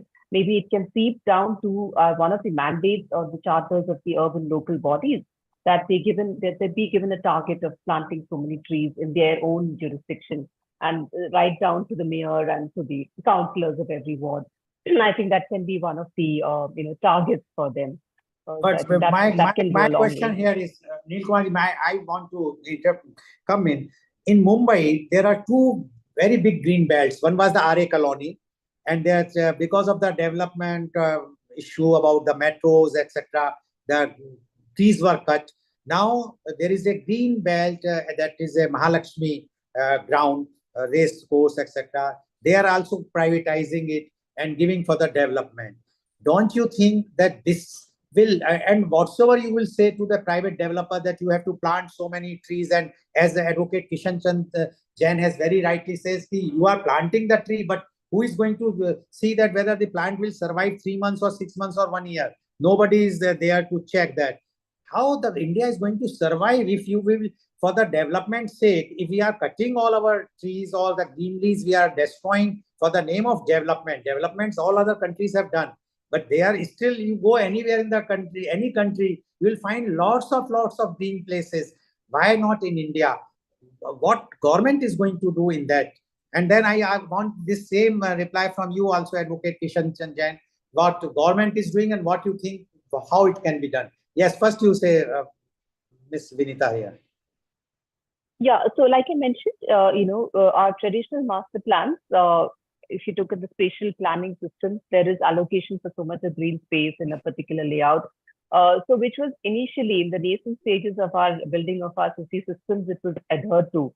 But as and when urbanization, started going on in haphazard manner and corruption stepped in, and development authorities started taking fines in lieu of increased FSI, etc.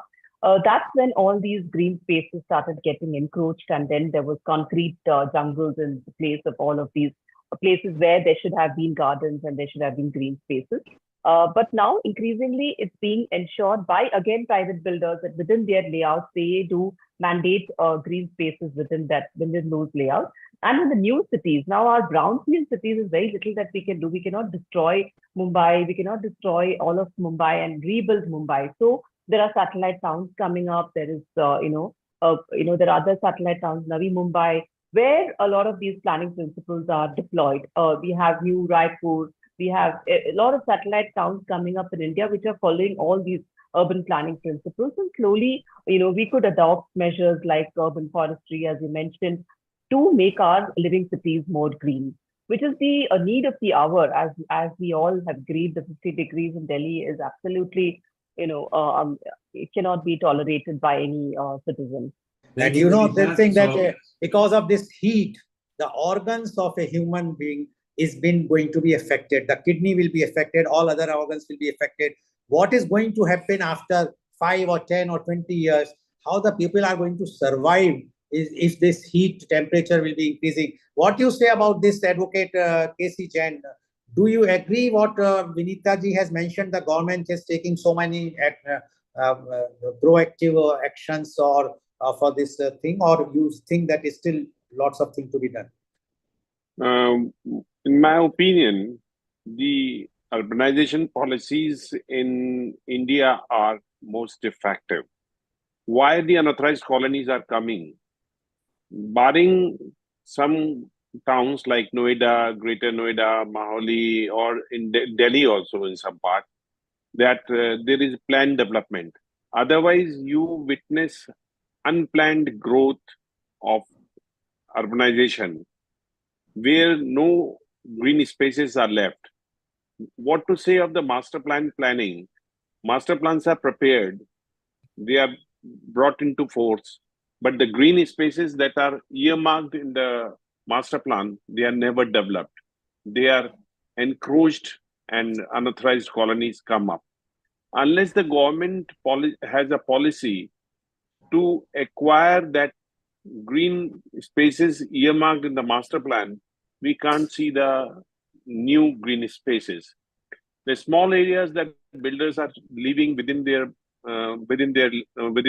colony or within the multi-storied complex is not sufficient, because that area is comparatively very small.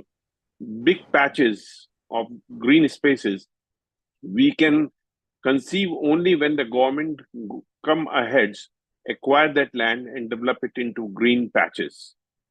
Coming to the plantation, in UP, we are doing plantation of crores of trees, saplings, 25 crore, 35 crores, and probably for the year 2024, it is 35 crores saplings that will be put in. Question is not only putting plants, question is their survival and which species you are planting. You have to plant such species where the mortality rate is least, and that is only by adopting and going for native species which are hardy and which can survive in that particular climate. For instance, there is too much of heat, therefore we have to put those plants which can bear that heat, or there are some plants which need more water, therefore we cannot put them in water deficient areas. Selection of sapling and trees species, number one. Secondly, taking proper care. You plant it, but you don't care. You don't water it for the minimum period of 1 year or 2 years or 3 years, which they require proper care. Therefore, nothing should be done for paper's sake, for record purpose, but there should be a genuine effort. As far as you mentioned that trees are felled, cut for development purpose, if we can have compensatory afforestation in an effective manner, then we can cut some trees for road widening. Ultimately, we need highways, we need expressways, we need metros. For that, we have no option but to either cut or to translocate the trees. The Supreme Court is insisting for translocation and also designing development or carrying out development in a manner that there is need for least number of trees to be felled. That the Supreme Court is taking care, and the policymakers also need to take care of the fact that they need to fell the minimum number of trees. But there should be genuine effort, not only namesake or paper sake. Thank you, Advocate Kishanlal. You mentioned very good point. You mentioned why, how, and what, and now to bring outreaches that can make it sustainable, less water usage. People need to take responsibility. So it was a very good point that Vinita, you mentioned, and Kishanlal, Advocate mentioned, and Rotary Lal, you brought in. Let's leave India. Let's stay here. Let's go to Nigeria with Sister Agatha there. And we go to USA with Dr. Mamta Saha and see what efforts they are making and if climate is affecting there. Global Namaste and welcome for the first time, Sister Agatha. Dr. Lakshmi Vyat introduced. If you could unmute yourself while you're doing that. Yes, and how are you? Yeah, hello. Yes, we can hear you loud and clear. Carry on. Yeah. Yes, I am fine. And I believe we're all fine. And how is Nigeria what projects Nigeria are trying to bring to alleviate this problem about climate and eco-friendly earth that we need to have? Anyway, the fact remains that nothing much has been done over here to address the issues of climate change. Instead, the impact is increasing by the day. It is actually increasing. In fact, I wasn't around in the country. I just came in last night. And by the time I came, I realized that many roofs has gone off. So the neighboring houses, and they are working today, trying to put back the roof, trying to bring back the zinc and the rest of them. And because of the kind of wind that we have not been experiencing before, and all that boils down to climate change, so it has been so disastrous, over here. For instance, drought is getting on and on and on. And if you come to Nigeria around March, April, you will just feel like running back, because it will look as if we are suffocating. The air, was so hot. It was so hot. It was very, very humid. So it was really, really bad and terrible. The situation of drought over here. And we are not also saved by rain, because when rain comes, it also comes with a lot of, disaster. For instance, last year, Sister, we are losing your sound, so stay around. We are going to come back to you because you've got a 10-minute slot bit later. So stay around. Thank you for telling what Nigeria is facing. Vinita, thank you for telling what Delhi is facing, which is very extreme temperatures. Let's go to North Atlantic and ask Mamta, Dr. Mamta, who is down there in America. Then we'll move to our senior host, Sharon. Mamta, what is the situation of climate in America? Because you've got snows, you've got thunderstorms, you've got floods, you've got everything there. What is America going to do about it? If you want me to really speak on these things, I would like to take with my presentation, because my presentation is totally, what I'm looking at since I have come to this panel is everybody's talking about the effects of the climate change and not the cause for the climate change. Okay, and I think Mamta, we are going to come to your slot. Important. We are going to come to a slot bit later. This was just a quick comment to see. We are traveling continent just to see what you are facing. And then later you can tell us about it, okay? Okay, no problem. All right, thank you. So isn't it wonderful that we've gone to all the continents and they're all facing, right now, today, they are facing climate issues. So we need to know what's going on. Sharon, Global Namaste, welcome. Amrita, let's take it over, introduce Sharon. Sharon, you've got a nice video lined up for us, and later you've got some speakers, and we'll bring back Dr. Mamta and Sister Agatha in about half an hour or 35 minutes from now. How are you, Sharon? And a global namaste to you. Global namaste, Neil, and everyone in our beautiful audience. I'm very happy, as always, to be here today with you and have some wonderful guests and a video for you to show you what we are doing here in Crestone. So let's start with that. Yes, and Amrita, extreme temperatures there in India. You are in India, Amrita. Are you facing extreme temperature too? Yes, we are facing extreme temperatures, and I want to just share a very personal experience that I experienced very recently. Okay. Before that, before Sharon is like sharing up the screen, let her share up the screen, and then I'll share my experience. Over to you, Sharon. Go ahead. Okay. Here we go. Yes, please.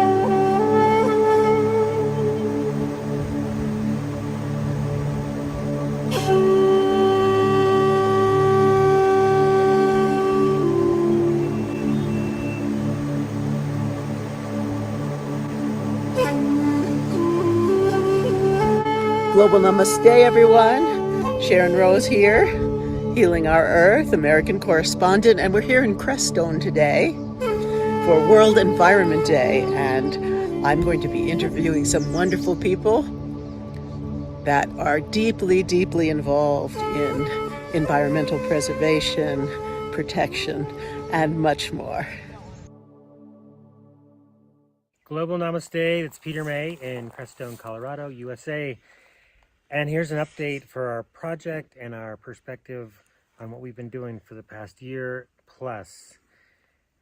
As a firefighter, we noticed that things like fires are getting much bigger and stronger and more intense. And so we took a look at that and we started to see that a lot of fuels had accumulated on particular sites around where we live. And we're asking and partnering with nature to help us. And we began that last year with the mushrooms, the mycelium. Mycelium can eat the wood. And what we're also finding is that the fire can actually bring back the mycelium. And once the mycelium is in place, it seems to draw more water or hold more water or both. And we're also partnering with beavers and the effects of beavers to slow down the water so it has time to soak in to the surrounding areas in the riparian zones. And then we're also partnering with the mother trees. The mother trees partner with the mycelium, and they tend to distribute the water and the nutrients all around the forest wherever it's needed. And so as you can see, it's a big partnership. And it's very exciting because we're seeing plants come up that may have been thwarted or stalled or smothered for a long time.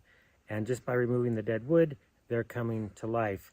And what we just did in the last several weeks was we took away that wood, and now we're spreading the native edible oyster mycelium to hopefully grow into mushrooms to help also take care of the wood, to decompose the wood. And we've also put in numerous beaver dam analogs, which can then help to slow down the water and hopefully invite the beavers to come back, because we don't have to be this, we don't have to be so alone in this. You know, oftentimes we get overwhelmed. And so in the sense of restoring the landscape, we often try to do it with our money and our machines, when actually nature and the components of nature such as bees and beavers and mycelium are often overlooked, but they can help us.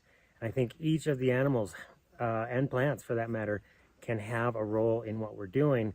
And so we're embarking on this. We've begun the Biodiversity Initiative, which is we've taken lists from over 30 years of observations here. We put it together in a booklet. We pass them out, and we're inviting people to see if they can still find these species. We're also doing an iNaturalist online that you can check out. It's Saguache County. And if we can't find them, or we find them in such limited numbers, we're going to ask the question, why? Is it because of lack of water? Is it because of lack of fire, maybe? Is it because of something we're doing as a species to maybe stop?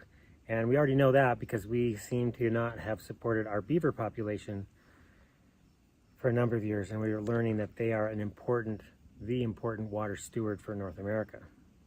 And we've also put out fires when, because we have values that we don't want to burn, but at the same time, we've also stunted the way nature rejuvenates itself. So this is quite the task of joy, because when you get to see nature respond, it is like it's coming to embrace you, maybe just a little embrace from little plants, and then as they get bigger and bigger and bigger. And we're going to add something very soon, and hopefully a concert in August, and we're going to do a concert for the trees and the mushrooms to restore them, because the way we've done it is what we're using is activated by 528 hertz, the frequency of our laughter, and also by drums and the sound of drums and the sound of didgeridoos and low long tones. The mycelium seem to be really, really restored and rejuvenated by that frequency. So hopefully mid to late August, we're going to be hosting a concert that for the folks locally, but we also want to film it. And we just heard that one of our local groups here is going to send their taiko drummers and perhaps their youth taiko drummers. Some who've just been composing, and I actually just talked to that fellow today, and he has to bring the giant drum. So hopefully that's going to work out, because the young people are seeing how important it is to interact, and they're going to get an opportunity to see how music can actually help restore a forest and regenerate it, as well as a stream and a whole riparian corridor. This is a calculated experiment, and I appreciate everybody coming out and bringing your presence, and especially like Jeff going through and like, oh, this is some cool decayed stuff. And we've got different kinds of things. We have the spawn of native oyster mushroom there. We've got the mother tree food, which is the trace elements, which is going to be feeding it like fire, and then effective microorganisms made from raw milk. We've got mycorrhizal fungi in there. We've got shilajit mud, which is fulvic and humic acids. We've crossed over into now this is a garden. This is a tended forest. This is what I call native permaculture. It's not just permaculture. We're working with this, and we also have very enriched chips that have all been distilled. One set it's been distilled, and then the chips of the material here, and that's a secret. When you bring fire and water in the right mix, you've just unlocked it to become a perfect bed for the mycelium. We've been distilling since 2006. We've kept the chips that have been distilled wet. They grow all kinds of things. That's why we know that it's supportive, because we didn't put them in there.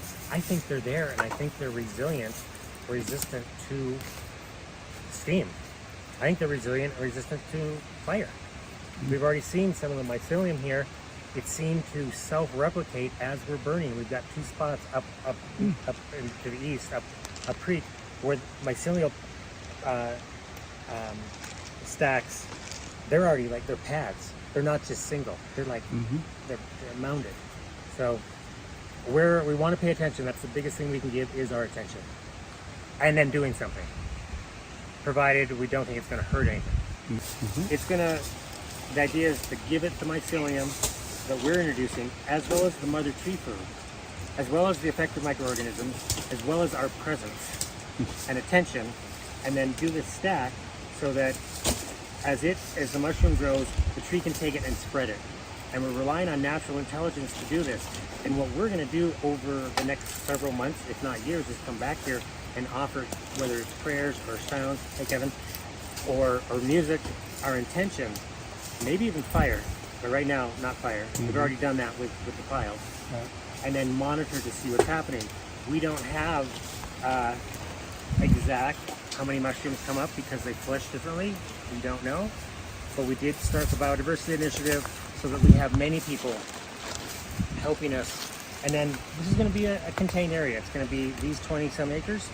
And then we can compare it to maybe above and below or to other creeks.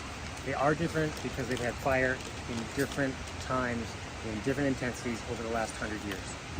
And that's the biggest thing that is missing, is that it's not had fire. And that's why we had to go through maybe 25 to 50 years of stacked up wood, which is this right here. Nothing happened to it. It just stayed. And then as we took it away, the little plants started coming up, including green leaf wintergreen, including Solomon's plume, including all kinds of mugwort that was here, but it was getting smothered. This region may also have been what was heavily used by mining and or grazing, and maybe not so much logging. But you notice there's not so many ponderosas around because they're all in these old mine shafts. You can see them, right? That's why they're not a big component of ponderosa. So this is a calculated experiment. And I appreciate everybody coming out and bringing your presence, and especially like Jeff going through and like, oh, this is some cool decayed stuff. And we've got different kinds of things. We have the spawn of native oyster mushroom there. We've got the mother tree food, which is the trace elements, which is going to be feeding it like fire, and then effective microorganisms made from raw milk. We've got mycorrhizal fungi in there. We've got shilajit mud, which is fulvic and humic acids. we've crossed over into now this is a garden. This is a tended forest. This is what I call native permaculture. It's not just permaculture, we're working with this. When I feed my gooseberries, they become the size of blueberries. Nice. Okay, and they're not. And we also have very enriched chips that have all been distilled. One set it's been distilled, and then the chips of the material here, and that's a secret. When you bring fire and water in the right mix, you've just unlocked it to become a perfect bed for the mycelium. Frederick and I, when we've been distilling since 2006, we kept the chips that have been distilled wet. They grow all kinds of things. That's why we know that it's supportive, because we didn't put them in there. I think they're there, and I think they're resilient, resistant to steam. I think they're resilient and resistant to fire. We've already seen some of the mycelium here. It seemed to self-replicate as we're burning. We've got two spots up to the east, up creek, where mycelial stacks, they're already like, they're pads. They're not just single. They're like, they're mounded. So where we want to pay attention, that's the biggest thing we can give, is our attention. And then doing something, provided we don't think it's going to hurt anything. So. All right, so he is prepping that cottonwood there, And right? Jeff, what did you do? You put down... I put down some of the distilled chips because you're talking about doing that first and then doing some From of that these- bag? From that bag. Okay, so that's the mycorrhizal that Okay. I've generated. If you go get some from that black bag, Yeah. and just a handful, That's just the distilled. that's just distilled. Okay. These are distilled with a mycorrhizal culture that and mycelial culture I've been growing at my house. And then we've got lots of good already broken down cottonwood that acts like a great sponge. So this is, all this is, I mean, we've got so much good material right here. And since we're filming, and it's important for you guys to know, we have no idea, but we're told that through science and scientific studies, that the mycelium and the mushrooms can put up sesquiterpenes like these trees, and they can provide the nucleus for clouds that bring rain and snow. If we are seeing a decrease in mycelium and mushrooms and also rain, maybe there's a correlation. And what brings back both of those is fire. Again, this is like liquid fire. It's not fire. We're not burning today, because we're out of prescription for what we normally do. But we are bringing back, and when I fed my pinyon pine, she produces nuts every 2 years instead of every 7. And then she went ahead and fed all of the younger ones, and they are all producing nuts. And it's like, it's really this stuff allows an interaction with nature, kind of like the movie Avatar, where you plug in your tail. We're doing this all together as a community.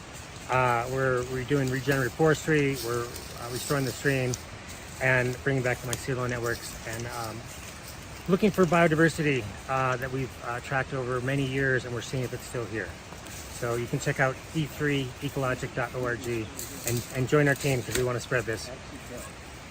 The warning pulsed through the forest, passing through tree roots, carried by the web of fungi. So I just used a really interesting word, pulsed.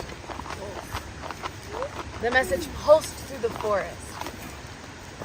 Have you guys ever felt a message pulse through your bodies? Have you ever felt the message danger pulse through your body? If you like trip. Sometimes if I'm about to trip, I'm like, whoa, it's like a pulse. Like, I just caught myself from falling, right? Or if I almost walk into something, or if I see a spider crawling on my arm and I'm like, oh, danger, right? Also, ancient friends are a pulse of our water energy when we're doing our techniques and our rhythm and our movement. You guys relate to that? Even when you're sparring with someone, knowing where to move, how to move. And where do those messages get carried in your body? In your brain? Heart? And it passes In your from heart? cell to cell to cell to nerve to nerve. And what is how do the brain and the heart carry messages through our bodies? Electromagnetic vibration. Veins. What else? Nerves. Nerves. Yeah. So, And there's a butterfly on Juniper. Have you guys seen the shape like this in the human body? Blood cells? Arteries. Looks a little bit like the nervous system, right? It also looks a little bit like our veins. Yeah? So it's interesting. So our bodies carry messages through our nervous system and our blood. Very similar to how things are happening underground. So it's almost like our skin is very similar to this earth and underground. There's under our skin, there's all these messages being carried, right?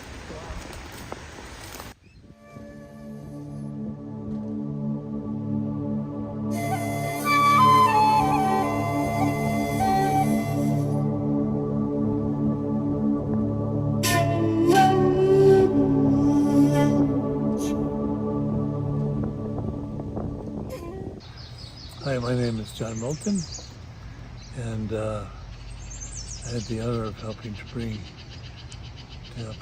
give birth to the Way of Nature Fellowship. Hi, I'm Eleni Ana Sofia, and I work with this amazing man in the capacity of project director, and now I'm involved in a very exciting project to bring the legacy of John P. Milton to the world, and I'll speak more about that shortly. Global Namaste. My name is Brad Collins. I'm the program coordinator with Way of Nature, which was founded by John P. Milton. I've been very much involved with, in the old days, helping get the environmental movement going in the mid-60s, and then I realized that if there's no foundation of authentic connection to nature, it'd be very difficult to have an environmental movement that would be sustainable.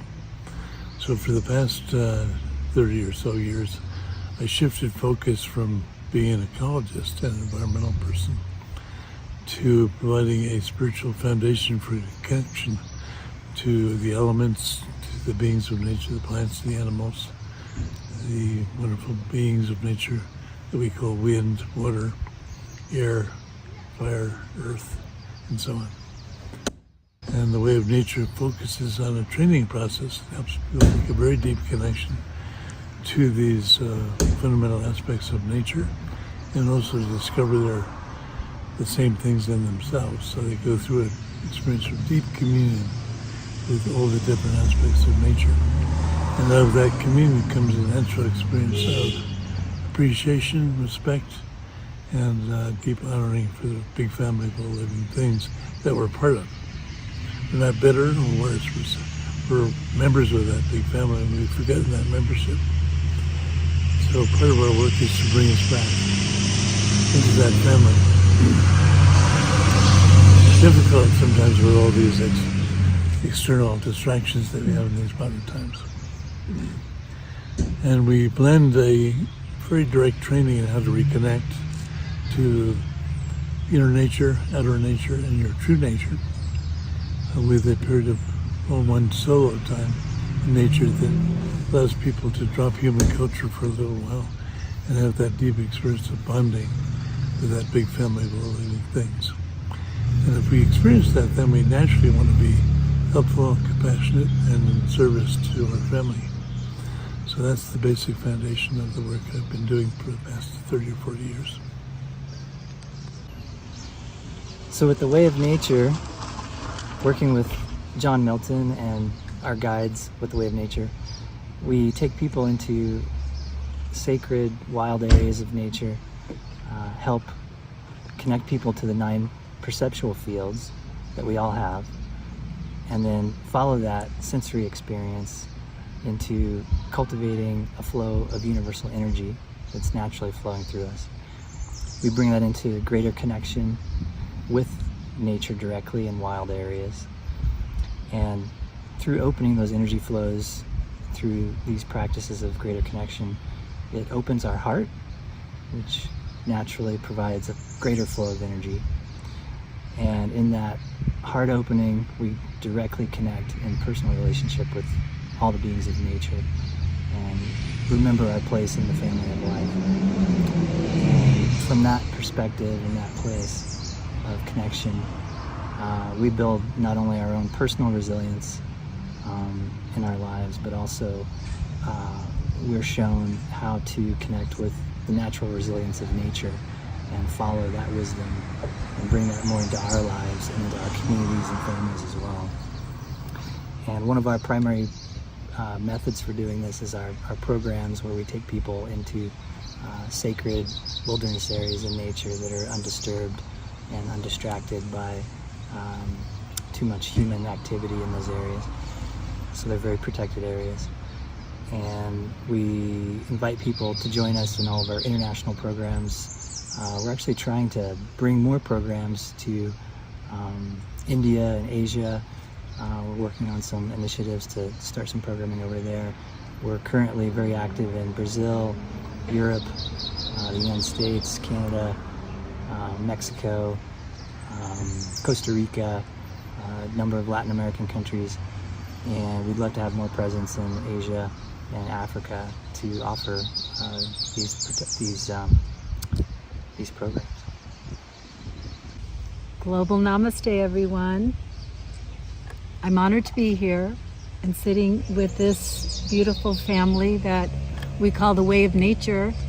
We live in a beautiful community here in Crestone, and John has been an instrumental part of developing this community and keeping it pure and nature connected. And his work has impacted tens of thousands of people directly and probably hundreds of thousands through his ability to transmit the ancient wisdom through the ages, including the wisdom of the Himalayas, the wisdom of China, the wisdom of the shamanic practices all over the world. John has essentialized these teachings into the Way of Nature programs that Brad was sharing about. Retreats in nature are the most rejuvenating gift that we can give to ourselves as human beings, because once we restore ourselves in mind, body, spirit, we can help restore the planet together. And I know that that's the mission of Healing Our Earth. And John's work is connected to that same mission that we're all attempting to be in service to. And so I encourage you to go to wayofnature.com and check out the programs that are currently being offered. And if you or your organizations want to design your own program, we can do that. There are opportunities to create a custom program just for your location and your group. And so please reach out to us and let us know how we can be of service to your particular needs. At this time, I would like to share an exciting project that I'm involved with that is allowing us to take John's teachings in the Way of Nature and bring it out to the world through a transformative documentary and biography about John, about his life, and it's astonishing. His life is absolutely astonishing. If I would give you just a brief overview, I would say something like, imagine Indiana Jones and the Dalai Lama and Bruce Lee all in one, because John's story reflects that level of enormous energy, enormous presence, and he has been faithful to his path. He was one of the fortunate ones because his life path became known to him very young. He was 4 years old when he began to ask his family to allow him to go out into nature on his own and do what was then, known as a vision quest, even though John didn't know that's what he was asking for. And so on some level, he brings this innermost passion to connect to nature, but also to share how to connect to nature with so many people, so many diverse people. And some of these people are thought leaders in the world. And they have gone out and they have taken John's teachings and brought them to businesses all over the planet and brought them to organizational leaders who have been profoundly transformed because of these teachings. So I'm involved in the Legacy Project that we're calling the John P. Milton Legacy Project. And we hope to have more updates about this soon. And hopefully Sharon will invite me back on, and John and Brad, and we could share more about the developments of this exciting project. But in the meantime, go to wayofnature.com and check out all of the programs. And you can also learn more about the Legacy Project there in the website. So thank you. Global Namaste, my friends, at Healing Our Earth. And I'm here in Crestone with John P. Milton and Brad and Eleni. And I just want to share with you the transformative experience that I had in Baja in Mexico in February. And I had heard about the transformative impact that with the right understanding and approach to communing with sacred nature, that we can return to and reconnect with, tune into our own true nature, which essentially is identical with Divine Mother, as I have always experienced her, the approach to the divine that has always touched my heart. So I had the chance to have a couple of remarkable days with longtime students and of the Way of Nature teachings before going into a solitary solo experience on a remote beach in Baja with coyotes and snakes and crabs and 24/7 roar of Divine Mother's ocean pounding against the rocks, and then afterwards to gather again with John and the other sacred passengers, as we might call them. So this is a truly transformative experience, and it's one that I would love to see thought leaders, as many as Eleni shared, many hundreds have experienced this, thought leaders around the world. To accomplish the true healing of our earth needs a healing in consciousness, first and foremost. And this is, along with the meditation path that has been mine with Paramahansa Yogananda for most of my life, this is one of the most powerful transformative paths and teachings that I have experienced. So I encourage you all, wayofnature.com, see if perhaps you can set aside time in your life to give yourself this wonderful experience. So, Global Namaste. Thank you so much. Wonderful to connect with you all here today. I did want to mention that we have been very successful in seeing groups form around the Way of Nature process, which are now fully formed and doing this beautiful work of reconnection to outer, inner, and true nature all over Europe, in many different parts of the United States and Canada. But we've been weak in China and India and Africa.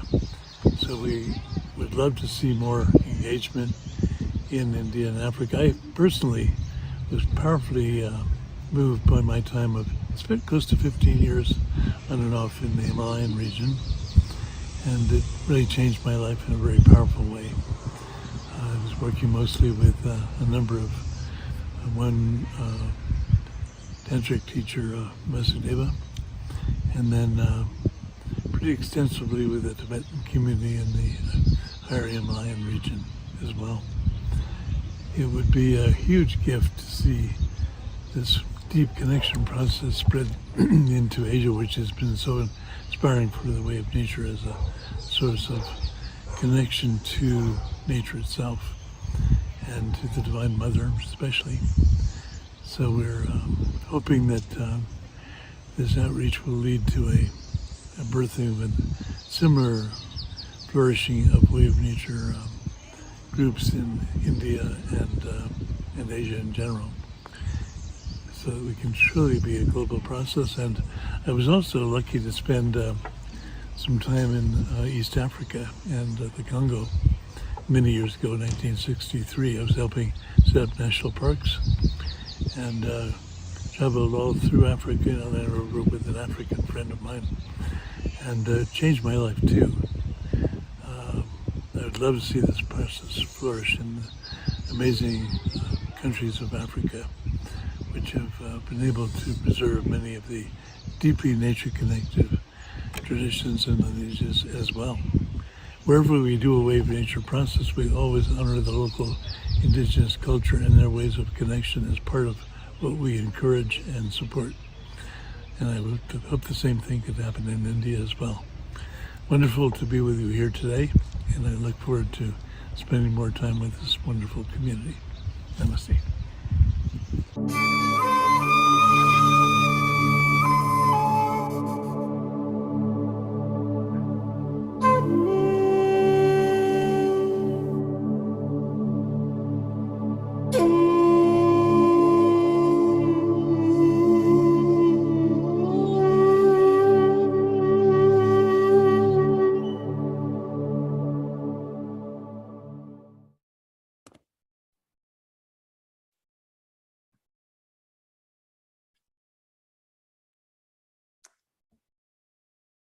How wonderful, isn't it, Sharon?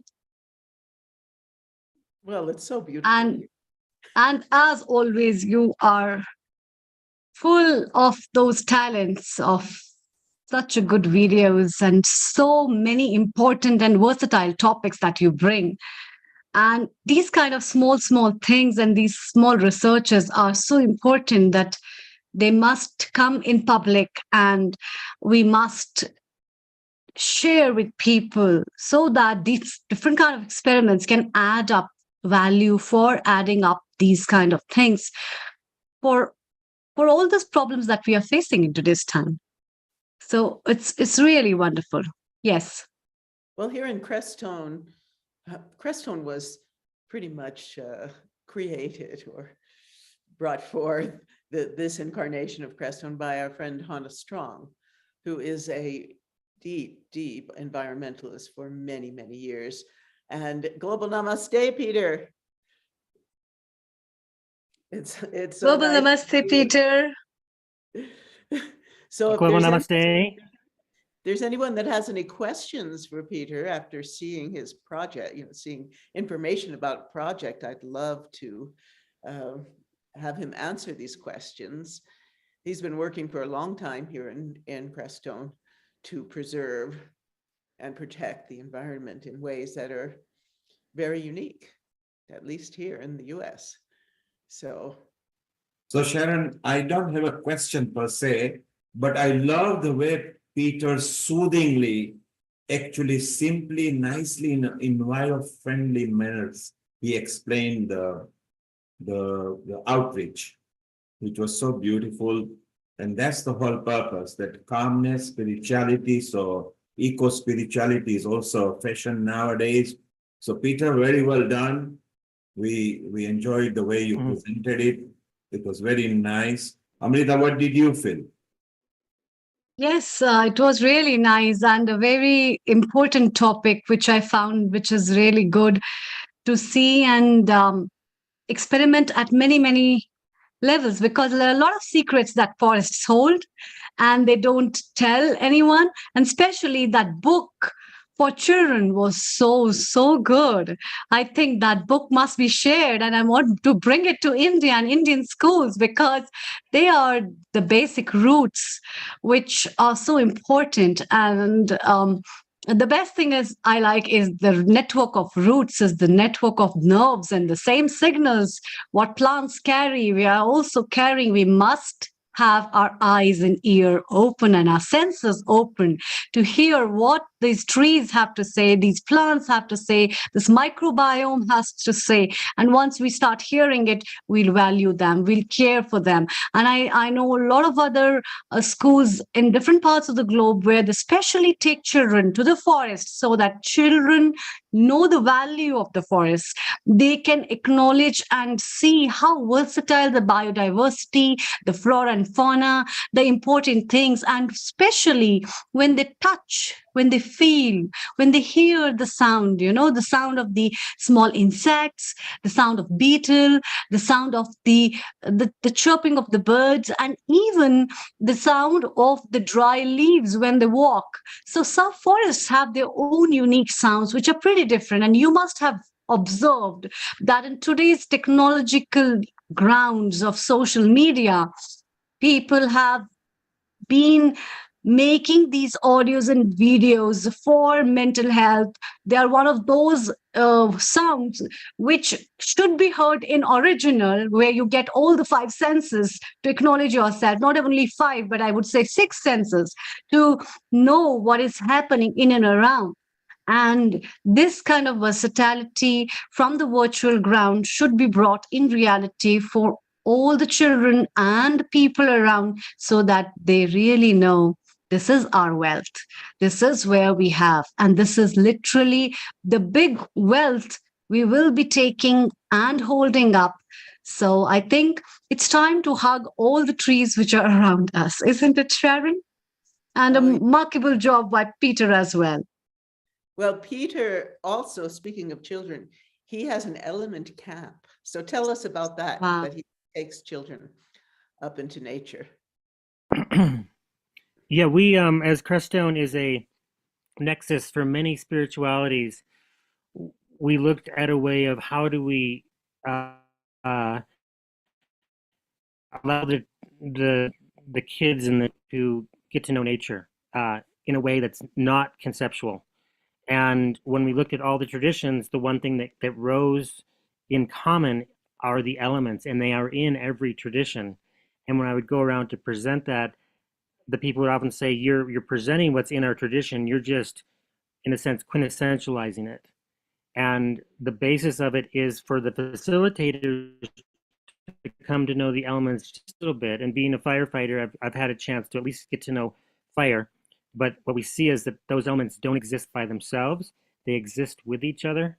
And so as we introduce the elements to the kids, and they then get to, in a sense, work with them, even play with them in a safe way, in very specific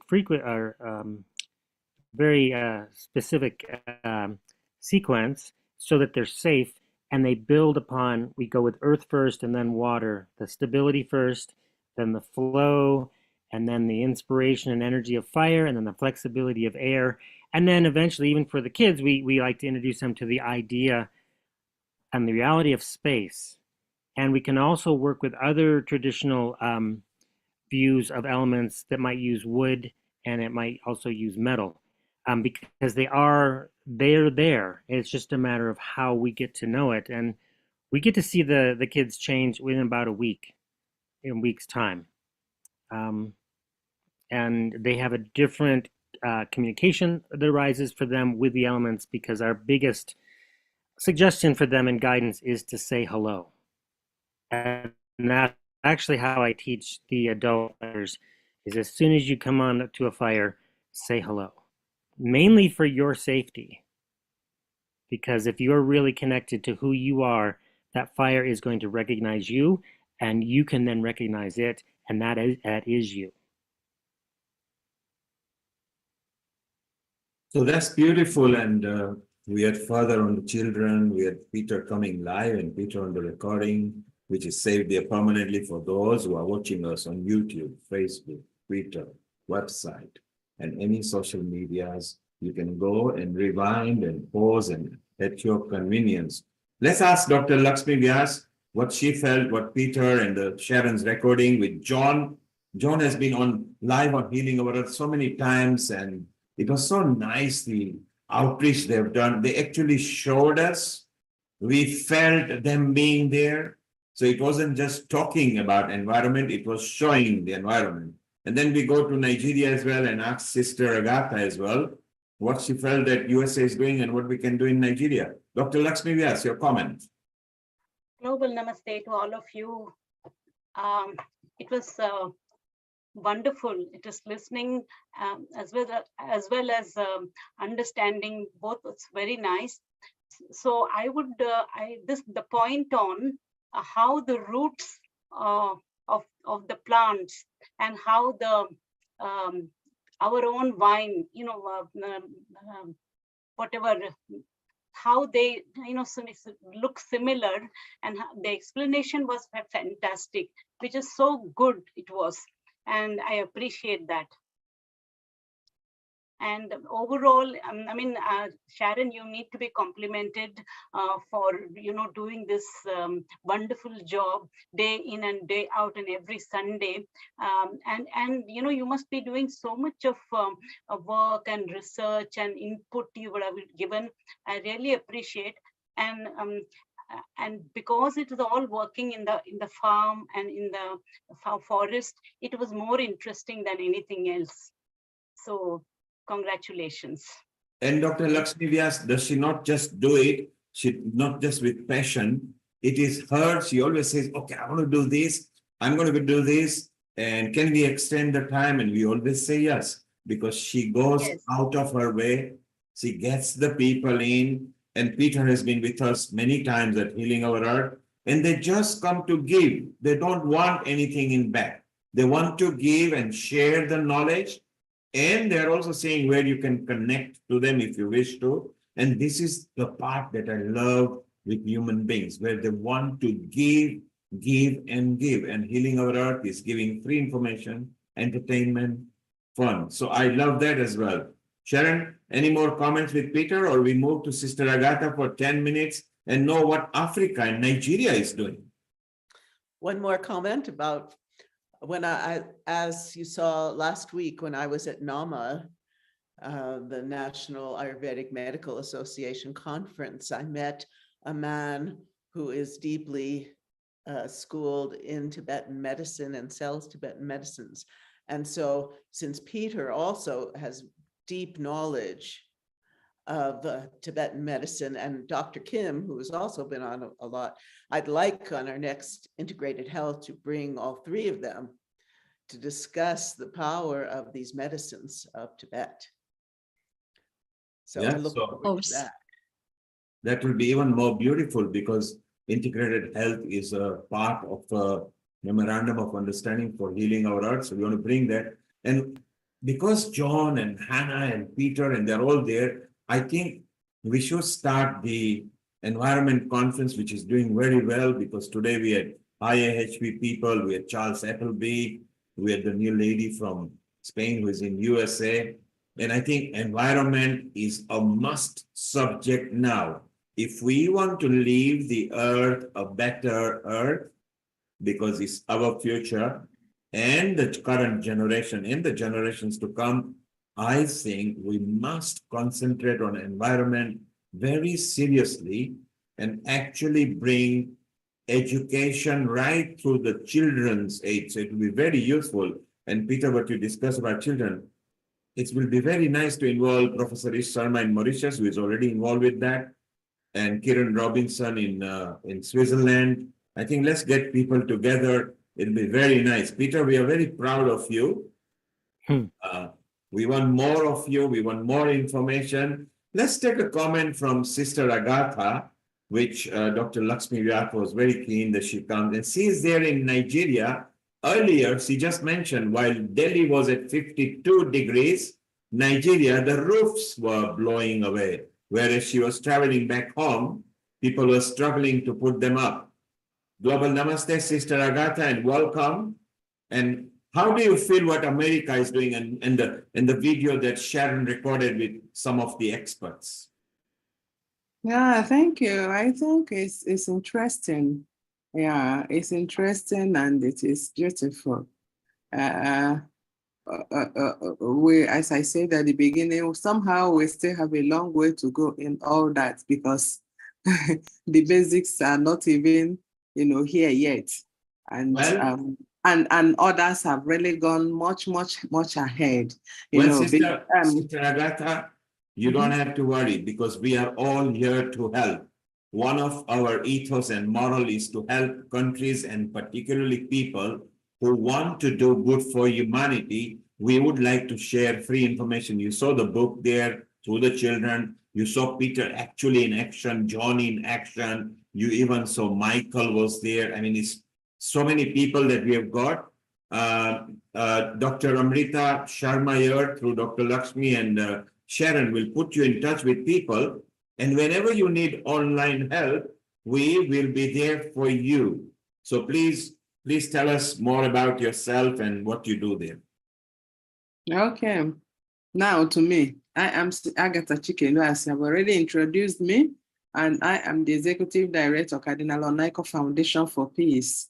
I also chair African Women of Faith Network, a network of women that come together, you know, to work for peace, to use our diversities, our religions for common good, and to promote and to champion nonviolence. So that is the major work I do, more like on daily basis. But in the process of doing peace work, peace building work, we have to be at peace with everything, especially with the nature, which is why we are here today. Because if we are not at peace with nature, then nature will be at war with us. And that is what we are all experiencing today, whether in America, in Nigeria, in everywhere, you know, because we have not been peaceful to nature. So nature is revolting. Nature is at war with us. And in addressing, government is trying just very little. For me, it's not yet, I don't see efforts from their own side, even though they are making a little effort. According to them, they are giving out green bonds, you know, to support a kind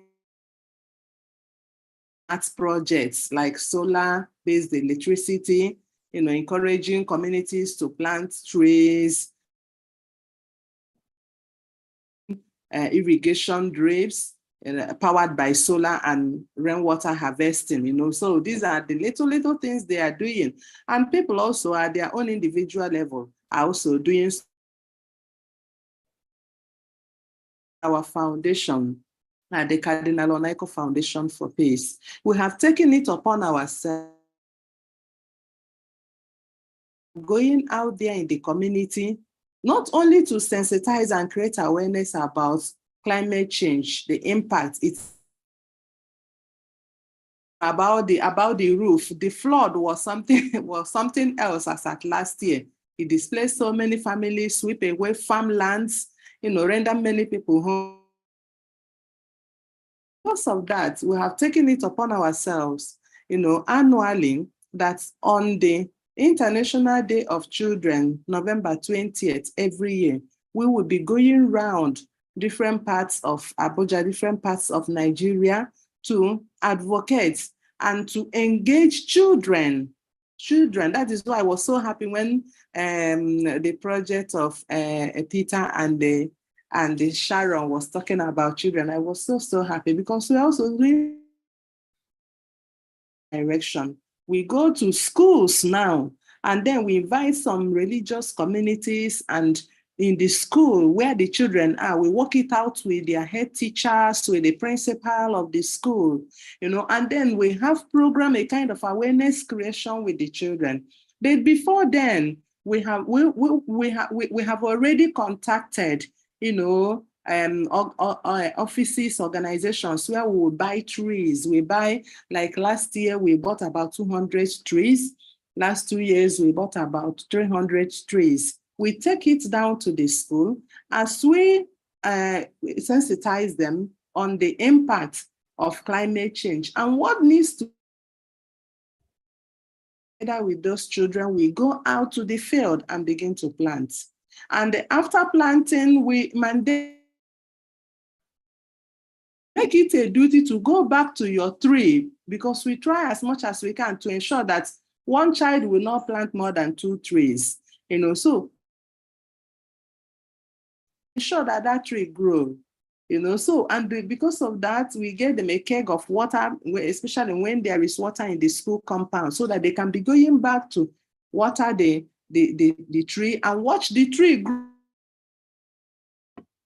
And these are the kind of thing we have done for like 2-3 years now, every year on International Children's Day, November 20. We use that very day to bring children on board, to create awareness with them on the need, you know, about climate change. And not just that, for them to be engaged, you know, because we have to really carry them along. they see what is happening, but they may not understand that it is climate change. So we take our time to tell them, you see, the other time, one crazy wind took away your roof. That's the impact of climate change. The other day, you ran out of the house because of too much water. You know, water couldn't allow you to sleep. You have to go and relocate. You were displaced. That is the climate change. So when we are talking like that to them, you see them opening their eyes. They are like, oh my God, our light is gone. So you see them, you know, opening, understanding what you are trying to say, because initially they seem not to understand what we are talking about. But by the time we bring it home to them, make them understand, you know, when climate change affects, what climate change is doing in their communities and how climate change is affecting them, it becomes more practical for them. And we give them responsibility. That at home, you have to help your parents, you have to clean your environment, you have to pick every paper, you have to pick every nylon, and make sure that your environment is clean so that the waterways will not be blocked because of our unhygienic nature. You know, so these are some of the things we do. And then also, in some of the rural communities where people, parents, you know, fell tree, we still cut a lot of trees here. Unlike in US, where you have to get government authorization to do that. People will just feel, oh no, I don't like this tree in front of my house. And they will just cut it off, you know, and then coal and the rest of them. So we tell them, no, this is not the right thing. Tell your parents, they are not the ones that planted those trees. If they are not the ones that plant the trees, they should not destroy it. And you have to plant your own. If they must cut 5 trees and to replace the ones they are cutting. You know, so these are the kind of efforts we are putting in at our own foundation level, at our own women level, you know, to address the issue of climate change in Nigeria. But it is actually something that is really, really terrible. You know, now we are suffering seriously from food insecurity. You know, food insecurity because of the drought I mentioned before, because of. But you know what? Worse still, because of terrorist and banditry activity. Okay, sister, thank you very much for contributing. There is a slight internet problem there, of course, because they're suffering with high winds and everything. But sister, with Dr. Lakshmi, Sharon, and Amrita, they will put you in touch, and let's help Africa, because it will be so nice to share our knowledge. And Sharon, the video, we can help over there, whatever help we can offer. And if you could ask the GLOW women to also take care, because the Africa leads, Mina Khagram and Seema Bhatia, can take a lead there, because she has reached out correctly. So Dr. Lakshmi Vyas, keep in loop with Amrita and Sharon on this, please. Let's move forward on that. Let's temporarily, Sharon, let's go to another expert that we have got over here, and that's Dr. Mamta. And she's actually in America.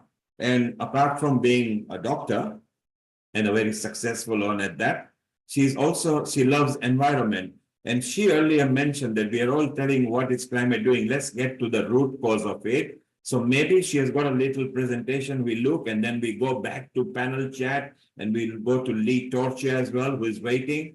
Global Namaste, Dr. Mamta Shaha. Global Namaste to all.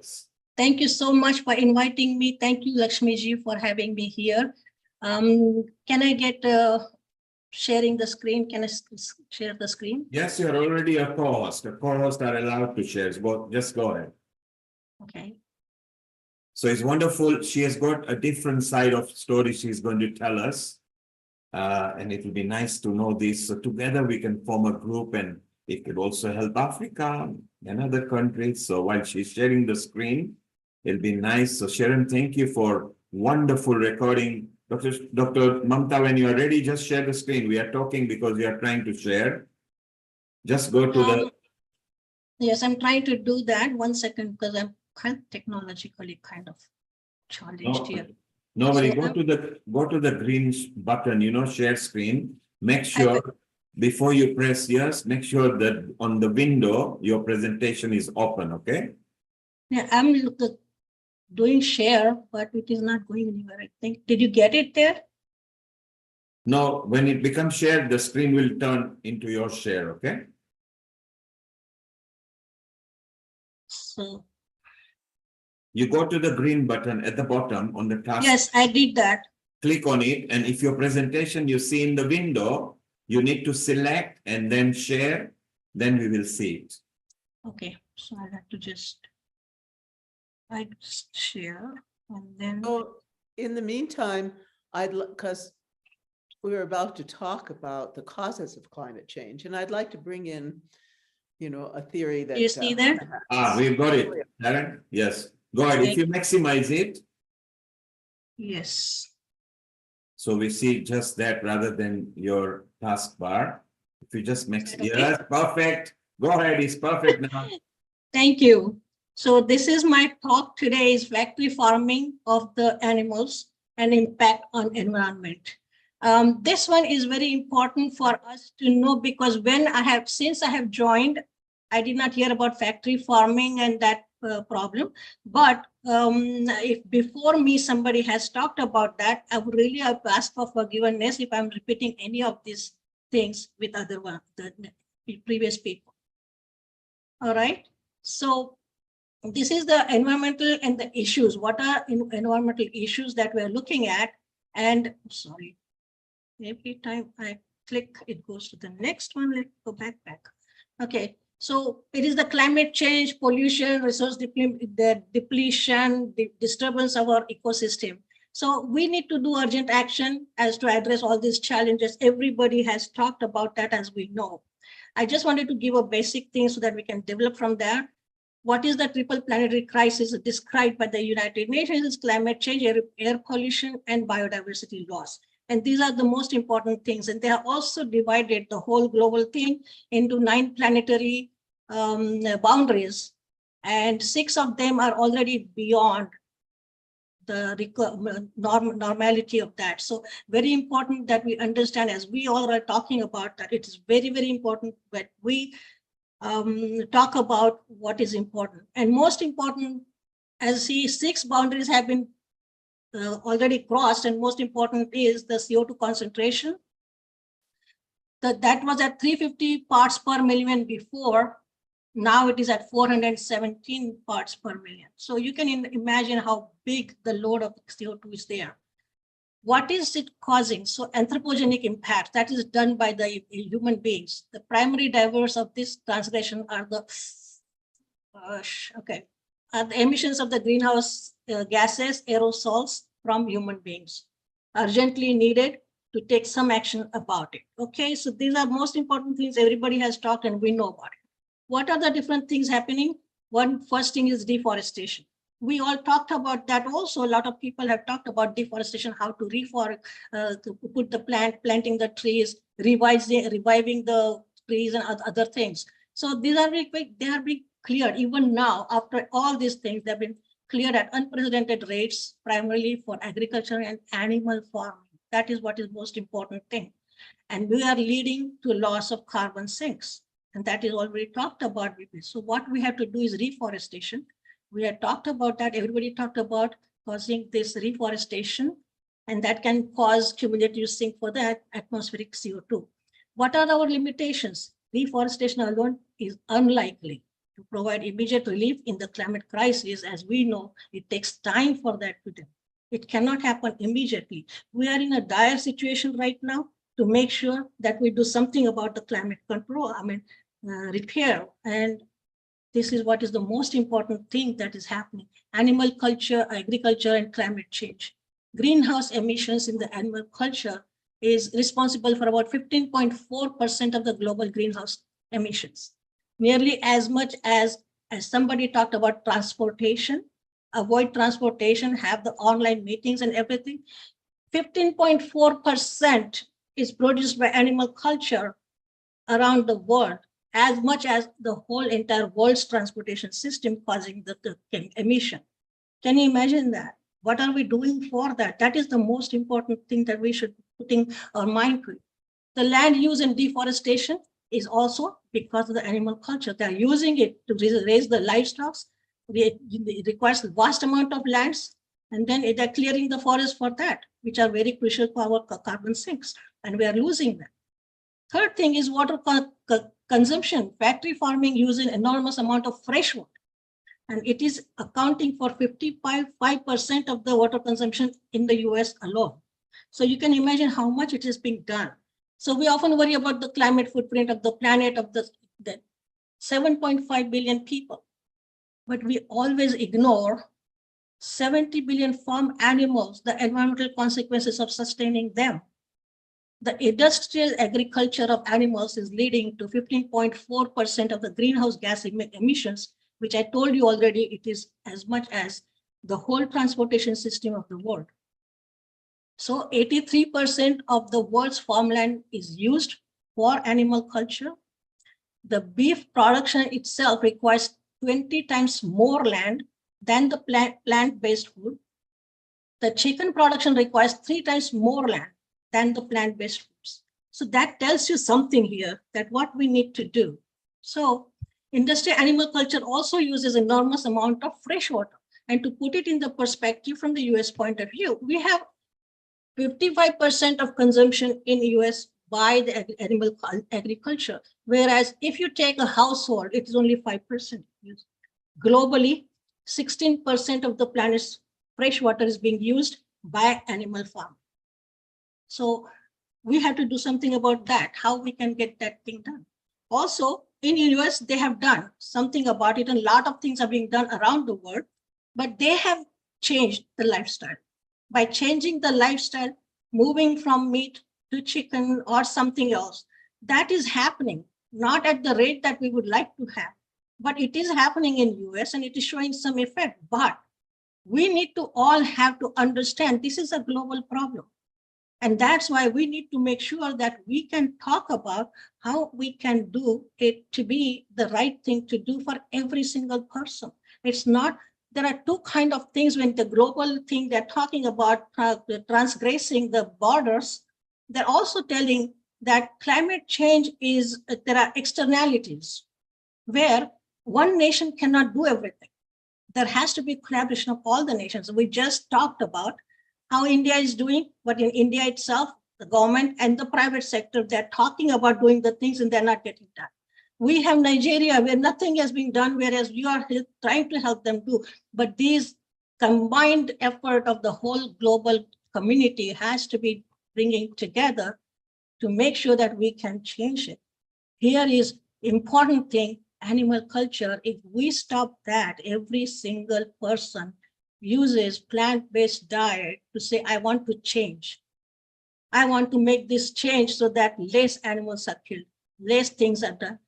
And I'll give you the examples of how much it reduces the atmospheric burden of these greenhouse gases. So shifting has been done, but again, climate-friendly alternatives like grass-fed chickens or whatever we call that, they emit, the poultry emits 11 times higher than those for the serving of a bean.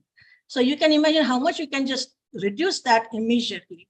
Animal culture is also responsible for methane emissions, and 65% of the human-related nitrous oxide, both potent gases, are coming out in the environment. Just in, that is US information. So now here, 66% of the agricultural greenhouse gas emission comes from the cattle, and it is a byproduct from cows' digestive process and manure, and it is a greenhouse gas that is about, this is important, nitrous oxide is not being talked about much, but it is 84 times more potent than carbon dioxide itself. So in the USA, factory farming is also responsible for 65% of the, this I just told you about that. That nitrous oxide stays in the atmosphere for 150 years. Can you imagine, we're talking about by 2018 to be green, and this, and 296 times warming the potential of carbon dioxide. All right. So when we have this kind of potent gases, what is the future of our planet? Okay. So from 61 to 2020, anthropogenic emissions from the livestock sector increased 51%. By 2050, they say it is going to happen from up to 76% All right. So global warming causes biodiversity, loss of biodiversity. And as I told you, international externalities are there where you have to cross borders with other nations to make things happen and collaborate, which is not going to happen just like that. And we are going to be talking every time in the environmental conferences. We were here, now we are here. We were there, now we are here. Lot of different initiatives. Every one of them is excellent and praiseworthy. But where it is going and how much difference it is making is extremely important. So as a person and as a resident or citizen of this planet, what do I myself do as an individual to avert the crisis? We reduce the factory farming of the animals. How do we do that? We change our lifestyle by not eating meat and giving plant-based diet.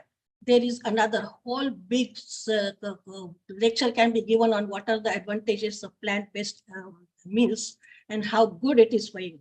We have worked at the school health clinics where I have been on the board, where we changed the diet from meat-based to vegetarian diets. Now in US, at least about 10 to 15 schools are serving vegetarian diet meals in the school. And they're seeing the difference in the kids, with the teenagers, calming down them, not having too many temper flares, not having any fights there, and a lot of things, and also reducing the incidence of the drug dependence and all those things. So it is very important that we understand this by doing this simple thing, how big achievement we can get into the conservation of this earth of ours, okay? So if we, sorry. So it's reducing or eliminating animal products from your diet and supporting plant-based community-centered agriculture is a great step towards that. And choosing a plant-based meal over one that contains animal product can cut your greenhouse gas emissions by over 55%. Just like that. And I'm saying that when it is happening like that, why we are not putting mind to that or concentrating on those things? Important. This is another thing. We're not killing animals just for food. We're killing them for luxury. So many things are there. We had a conference done on a cruelty-free products. The president of PETA organization was our keynote speaker there. And so many things in the world are used just by experimenting on different animals. They are factory farmed for those kind of researches and products to be done and all those things, which don't need to be there. So we had this complete exhibition of things that are done without having any animals involved. And that can be done. And it has been getting done. There are a lot of cruelty-free cosmetics. See, can you imagine testing cosmetics on the animals and then killing them for whatever it is? So these are very important things. And you can just see here the greed for having the luxury and everything. 8 bulls, more than 8 bulls leather in Rolls-Royce, one Rolls-Royce. So I think that it doesn't make any sense to have that. But everybody who can afford can do that. But we need to make sure that we give a culture of something sane to our next generation to see what we should be doing. And we have to change ourselves to make sure they can change. And this is my background. I've been brought up in Jaina Dharma tradition, where non-violence is the supreme principle. So we don't hurt anyone. So not even hurt any animals or small insects or whatever. Because of that, all Jains are basically vegetarians or vegans. And this is just natural to us. So speaking about being vegetarian is very natural for me, but I can understand it's not that easy for everyone to change. But what needs to be done is that the thing that everybody has so much what do you call that, strong belief that we must do something for the planet. We must do something. Why can't we just talk about me? What can I do? And I can do this simple thing. And there are a lot of things that can tell you that, giving up one burger can reduce 50% of the, one person living, not eating burger for 1 week can take 33% cars off the road. I mean, there's so many statistics available in the world for these kind of things. And they're telling you that can happen. We are going for electric cars, not recognizing there are batteries and other things involved. They have an effect on the environment long term. All right. So all these things are good to do. But one thing that can really, really reverse the whole thing really fast is having this change in oneself. And that has to be decided by oneself to say, if I want to change. Very, very important. So what can we do in the conclusion? Go plant-based diet. This is my way of telling everybody, please do something about this, that will be green. And we have done a lot of things about talking about vegetarianism, also planting trees. So as everybody is taking initiatives and doing a lot of things, I'm involved with quite a few social organizations where we are doing all these projects. So I did not know that I had to showcase any of the projects. So I just brought this thing. And if somebody has talked about animal farming, very good. I'm glad. I'm sorry that I missed that one. But I hope that I'm not repeating something that somebody has said. And I hope that I can give some message today to people that there are small, small things. So when being locally relevant and being locally, responsible for your own actions, very, very important. That speaks big, and also it takes a long way. It takes you to a long and the sustainable solution. And I think this should be done. And this is my final conclusion for you all. You say, please go plant-based, support sustainable practices. That is recycling. Everybody's doing that, but more and more awareness of that, and spread the awareness to everyone. This is what my 2 things about environment and what I'm doing into this also. And I would like to take any questions if you have. Thank you. Thank you very much. Thank Global you, namaste to everyone. Thank you, Dr. Mamta. Well done. A different perspective. Yes, we have covered the subjects that you did mention. If you turn your screen off, please, so we can have the contributors back. So Sharon, Amrita, what did you think of that before we move to Lee Torcha? And then we have got Jay coming as well. So we are extending our program. So Amrita, your thoughts on what Dr. Mamta shared, and Sharon, your thoughts too, and Dr. Lakshmi. Thank you, Neil Kumar. Marvelous presentation, Dr. Mamta. A very beautiful perspective, very important perspective. And I think as we have 5 fingers, it's very important to touch all those fingers when we discuss about things. And your perspective of highlighting an issue relevant to a particular country, a particular continent that is related to the tradition, the aspect of the culture of people, and use and utilization of diet and lifestyle according to that, is also a very relevant topic in regards to environment and environmental crisis. Every region worldwide, every country has its own tradition and ways, where very different experts in today's program episode as well have highlighted that aspect of in relation to the environmental issues in connection to that. And you highlighted the importance of my plate, my planet, which is very, very relevant, because ultimately whatever I am eating and consuming is in relation to the planet, and whatever planet is giving is in relation to my plate as well. And it is not just that, it's in connection to all the flora and fauna which is linked with it. And this issue is not only raising up a lot of standards of building up the relevance to know about how important it is to go vegan, how important it is to restore your health on basis of hormonal disturbances.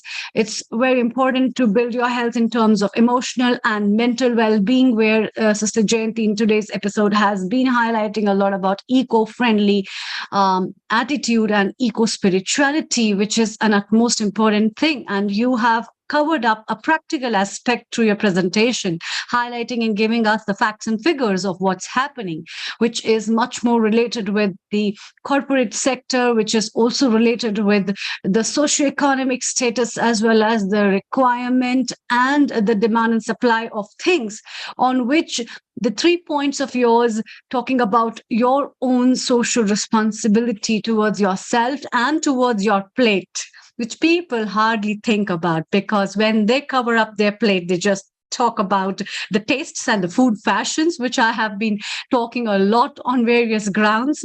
And one of the projects that I have been working with one of my friend Purvi Sankla is about Yopla, Your Planet, Your Plate, which is run at from Tilburg University in Netherlands, which is also talking about all these things. And another important thing is nitrous oxide. Many people were not knowing, and I don't think so a lot of people know about how dangerous these gases are apart from just CO2. And nitrous oxide itself is so poisonous that it can make you die much more quicker than even many other gases, and simple carbon dioxide as well. And when people talk about we in India are running up with all these heat waves, and a lot of conditions are self-made problems. We have got a lot of forest fires these days. We have got a lot of crisis of water. We have got a lot of crisis of electricity. All these things are man-made. And so it's a very beautiful initiative. Thank you so much. And I congratulate you. Please do come over time and again to raise up different topics and issues at Healing Our Earth, at various episodes that can help people to give another vision and approach to think how better they can curtail different problems and issues of their life. Over to you, Sharon. Thank you. Thank you, Amrita. Let's take a comment from Lata and then Dr. Lakshmi Vyas and back to Sharon, and then we move to our beautiful Lee Torcha, who might bring a bit of music in our environment. So, Lata, what is your comment?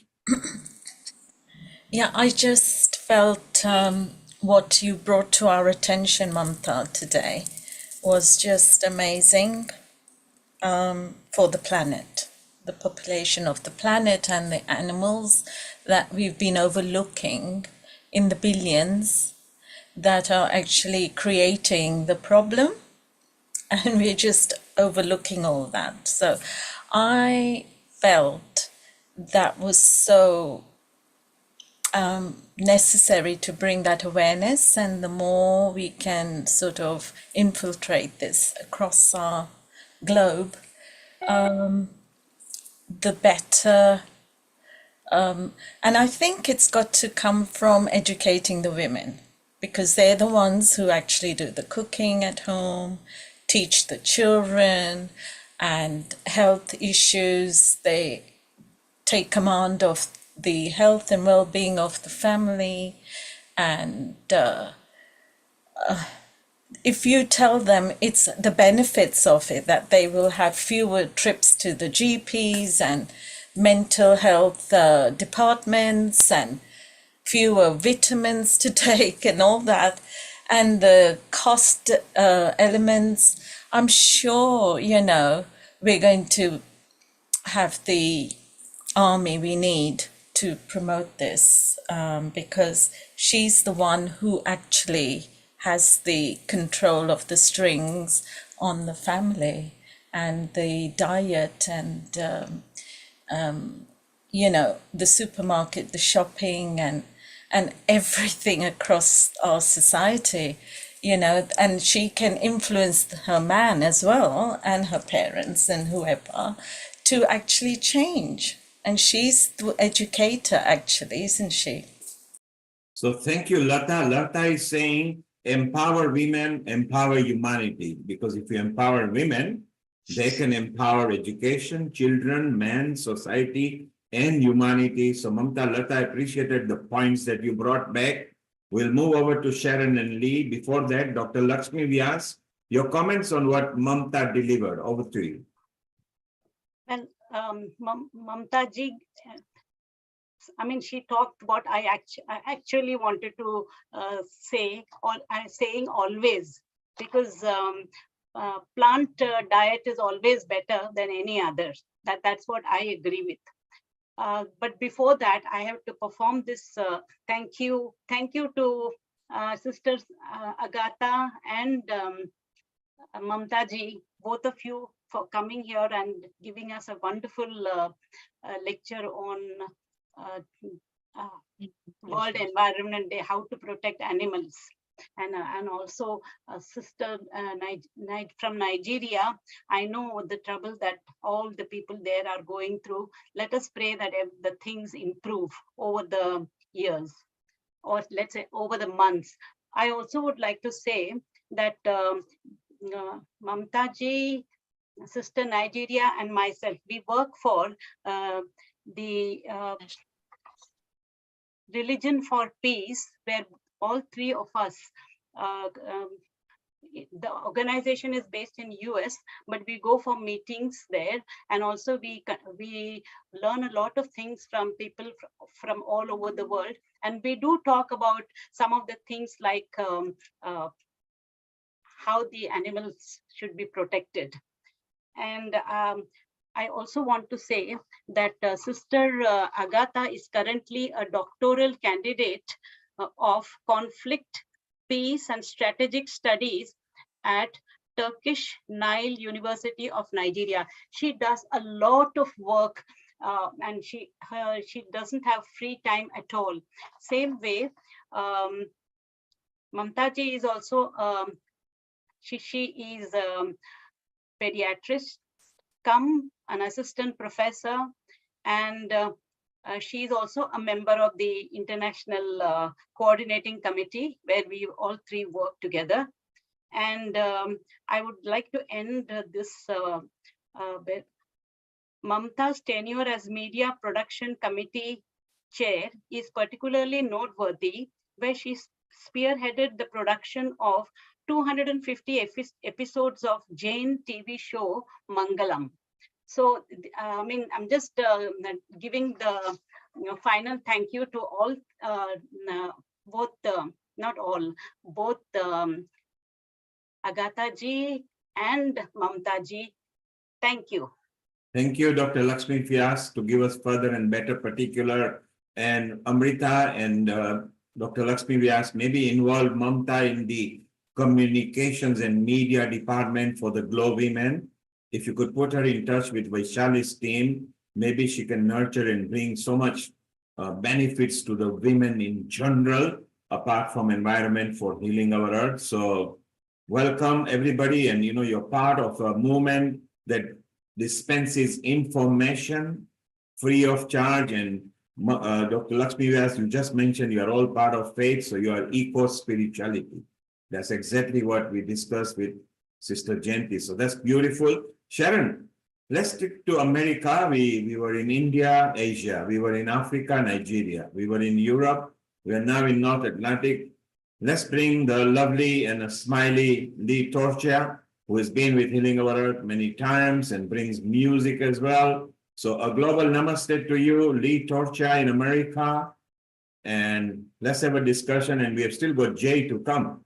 So Sharon, over to you. Thank you.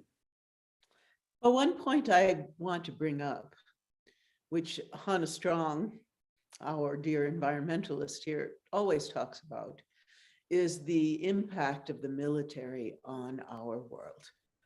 Not only the outer climate and the destruction of the environment, but also our inner world, where we really long for peace. And so it is a topic I wanted to bring forth in this discussion, because we think about, oh, we're going to, not use plastic bags, and we're going to do all these things as individuals, but the military is causing extreme destruction and stress on every level to the planet. And I just want to make that very clear. So, global namaste, Lee. Yeah. Hi, Sharon. Hi, everybody. Thank you so much. I've already learned a lot. My mushrooms. I'm going to be talking to my mushrooms. I want to show you something today that I put together rather hastily. It's a topic that almost nobody has thought about.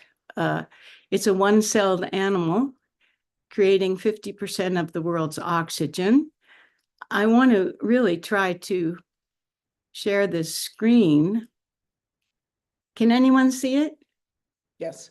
You can. Great. Great. Yes. So, But maximize it, Lee. Just maximize the screen so we don't see your taskbar, and then it will be beautiful. Just maximize it, please. I would love to. Let's see if I can. I'm not sure that I can because this is my new computer, and so it's let me just do what I can. Okay, that's fine. I don't know if I can get rid of this. It's Huh? better now. Okay. All right. So I tried to stick to a some rather important people. Okay, so this is the Are you planning from- to show a video? no, it's just this PowerPoint, very short. This insanely important world of phytoplankton is by NASA Goddard. And so there it is on YouTube. They have allowed people to share the entire thing. So I wanted to I just did a very short search, but I've been interested in phytoplankton for 40 years, ever since I heard about them. They generate half of the world's oxygen. I wish I could maximize it. I don't know how. As much as all land plants. So everybody's talking about the land plants, but nobody's thinking about this one-celled creature, the phytoplankton, which is half as much as all the land plants. There's 10,000 species, even more, I think. This is my crude. This is you know, they do photosynthesis. They take the carbon dioxide and capture the sunlight and produce the carb sugars that is the food system of the ocean. So that not only, but there is this certain type called coccolitho something. While they're doing all that, giving the food to the ocean, they also produce the oxygen. So they are really why we owe our lives to phytoplankton, is they are the basis of life. I mean, 50% is a lot. You can plant 1 tree, 2 trees, fine, but these animals live on the surface of the ocean, so they have access to the sun, these one-celled creatures, and we're actually polluting the surfaces of the ocean with all the oil, with all the plastic, the ocean of plastic that's out there, all of that we're doing.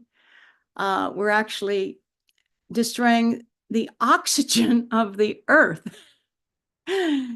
All animals would die. 90% of the oxygen animals rely on the oxygen that half is produced by half of the phytoplankton. So that's why we really like it.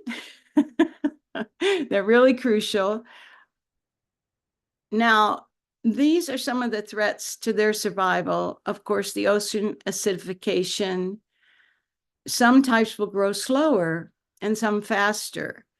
Warming water. There are also the microplastics. Block the phytoplankton from receiving enough sunlight to survive. And we all know how pervasive these microplastics are. And the organisms that feed on the phytoplankton also ingest the microplastics. So where plankton suffers, so does the entire food chain. Now, every side has another side, right? So there are some threats from there's 10,000 species. So when there's a lot of nitrogen and fertilizer runoff from all the animal pollution we were just hearing from Dr. Mamta Shah, some types grow rapidly. And those are depleting oxygen in that particular area of water. So these algae blooms, some are known as red tides. You've heard about them. You haven't heard about the good ones. We've heard about the bad. I'm bringing them in because it's important to know there's 10,000 species. So we can't say that these species that are causing the problems are the other species that are giving us our life. This particular species, Alexandrium, is a specific type. It's sort of, they're saying they don't know if it's a plant or a zooplankton, maybe it's an animal, maybe both. It's sort of a hybrid. But one thing is it makes that powerful toxin. Very detrimental on humanity. It feeds on the shellfish. This is one reason I never eat shellfish, ever. Now, the people that are involved with this have got a machine up in the atmosphere, which is a sensitive instrument. It's on PACE. PACE is the plankton, aerosol, cloud, ocean, eco something, eco machine or something. It's going to focus on specific species of interest. It's able to be sensitive to the colors of the different species, which each put out different colors, such as the harmful algae blooms, which we just mentioned, or the beneficial species, which we really want to encourage. So the National Geographic also in 2004 brought it up, and then again in 2023, they are reaffirming that they are one of the most important producers of oxygen on the planet. So I'm giving credit. Oh, it was called the PACE, Plankton, Aerosol, Cloud, Ocean Ecosystem. That's the machine. And this is from NASA Goddard. They've allowed it to be shared.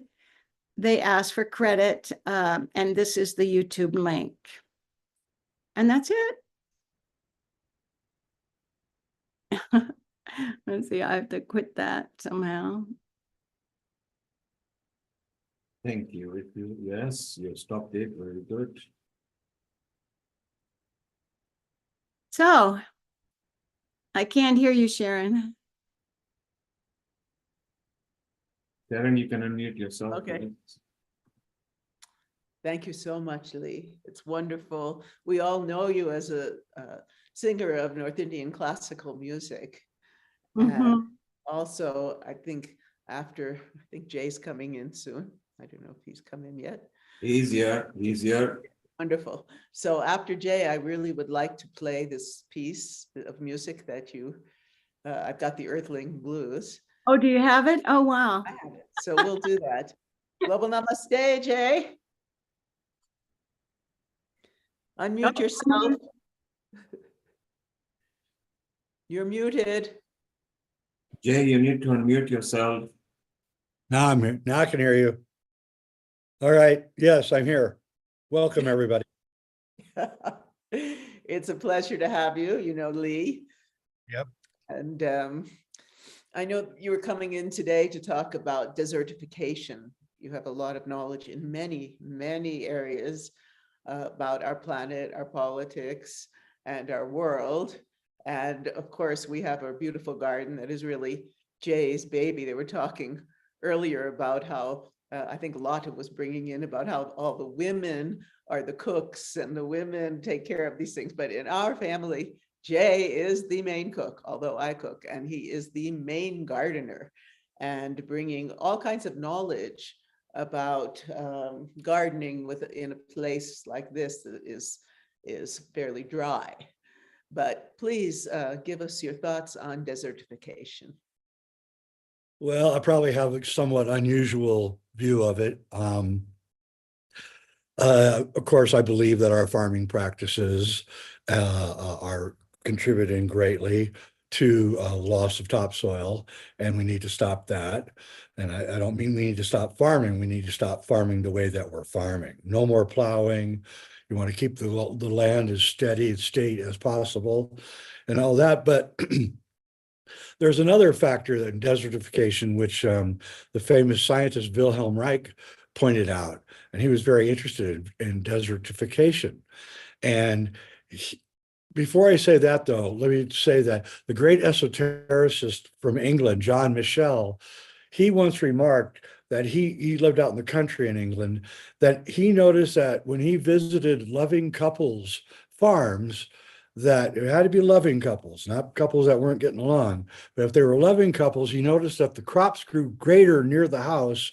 And as it got further away from the house, their growth diminished. And he's wondering why that was. And then we go to Wilhelm Reich, and Wilhelm Reich has this concept of orgone, and he associates it with love and sexuality. And he, says that loving couples emit more orgone than people who aren't in love. And he postulated that when they started passing laws in the Middle East outlawing the open affection of men and women together, which was about 1,500 years ago, 1,300 years ago, that caused desertification. In other words, Wilhelm Reich is saying that the loss of plant growth is due to the closed down affection between men and women, and between men and women and everybody. And that when you outlaw, holding hands in public, when you outlaw, any sign of affection in public, then all of a sudden the place starts going to hell. And I think there's a lot about that. I really do. And I know that, in Tantra, the couple would go out into their garden and practice Tantra. And what they're doing is they're creating this gigantic biodynamic field that he called orgone, and then the plants all get affected by it.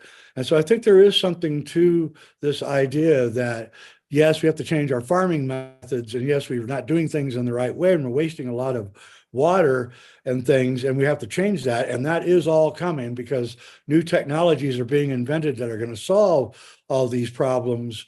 But we also have to look at what effect our own spiritual life has on the world around us. And Sharon and I are madly in love with each other. If you walked on our property, all you would see, we're in a desert, rains 8 inches a year, maybe, snows maybe a foot a year. We get no moisture. Yet if you walk around on our property, we have giant 30-foot tall trees all around our house. We can't stop nature from growing in every direction. Half of my life is just trying to make sure that I can control the growth that's going on everywhere. And we're not watering. This is just natural. So I know that we want to talk about practicalities, but this is a practicality. And so I think that if we create more loving societies, more compassionate societies, we will see the result in the environment around us. And to get rid of toxins and get rid of pollution, and we have to do things that are physical. I'm not saying we don't, but we also have to add in the spiritual and the love concepts too. Oh, that's beautiful. That's very beautiful. There are so many issues we could address. Like, I don't know if it's been addressed today. Lee was just talking about all the little plastics in the water, in the soil, in the air. And there's also, of course, all the pharmaceuticals that are going into the water systems, particularly in the main cities. Here, our water, we're very fortunate. We have a lifestyle that is unusual. We live amidst nature in the beauty of nature, and we have beautiful, wonderful, pristine water. I also mentioned about the military and the effect of the military on the planet. That's a good one. I completely agree. If we would just eliminate the military, at least 1/3 of the fuel being used and the pollution would immediately go away. And, the whole thing is America, I'm sorry, I'll get me going here, but America is addicted to war. We have a war machine that feeds billions of dollars into it, and we can't stop the war machine no matter what we do. I've been fighting this war machine for like 60 years and I haven't had any effect. It just gets worse and worse and worse. And so that is the number one thing I think that has to be stopped. And basically the American war machine, because we're about half of the military spending on Earth is spent by America. And for what? I mean, for what? And so, yeah, I'm very much in favor of cutting back all of the military spending. Yes. So Sharon, you had a music to play. Was it a music? I have something to say to Jay. It's very important. Jay, I looked it up because I was shocked. Stranger than fiction, hugs were banned in schools. This is and also, and that was in, I think 2004. Here's the New York Times archive, 2009, hugs banned in schools. And so what you were saying is like, they can bring guns in, they can't touch each other. That's right. And if you notice, there's a lack of love now. The songs aren't very loving. The movies don't have a lot of love in them. The TV shows certainly don't have any love in them. And it's as if we're just like, suddenly we're not even considering love and for each other as anything that's important. So, you know, we have to change that. Yeah. And the concept of loving touch is now, because I understand there's so much porn, there's hardly any concept of tantra, you know, the true tantra, the true loving touch between couples. And it's just sad. It's because they think they have to conquer a woman, but that's not the way, by beating her up, you know. No, and you know, and men are not being taught what women want, really want. I mean, not what they hear in movies and songs. And so men are completely confused and don't know what to do. And frankly, COVID didn't help, because now we can't even, you know, we're walking around with masks on and we can't even see each other anymore. And so it's as if there's like a, I don't want to say a conspiracy, but it's as if there's this driving force that wants us to all be living alone, alienated from each other, not talking, not touching, not kissing, not holding each other's hands. And that is, to me, the key to our salvation. I know it sounds weird and selfish, but it isn't. It's actually the most unselfish thing that we can do. Well, I have to say, we used to have a rebirthing thing going on years ago, right? That I haven't heard of that ever. And sometimes, or a lot of times, it's because our parents didn't hug us. You know, maybe we have a need for our father figure to hug us. And that's why so many children are taken prisoners. You know, they look, it's like a little duck. It'll follow whoever gives it attention, you know. And so sometimes we need mothering. Sometimes we need fathering, but we need it desperately. Yeah, and I think fathers aren't really taught to hug their kids. I think they are now, but my generation, my father never hugged me, never. We shook hands, but we never hugged. And I remember one time when he was in his late 80s, I hugged him and he flipped out. And he just completely flipped out. He did not understand it. And I said, Dad, it's just a sign of affection. I'm not trying to pick you up or anything. Don't worry. Right. And it just broke through a barrier that he'd had all his life, you know. And so I really think that the theories of Wilhelm Reich are super important, and we need to get them back out into the body politic, because he really did have a lot of answers to the problems that we face. Mm-hmm. Thank you. Thank you.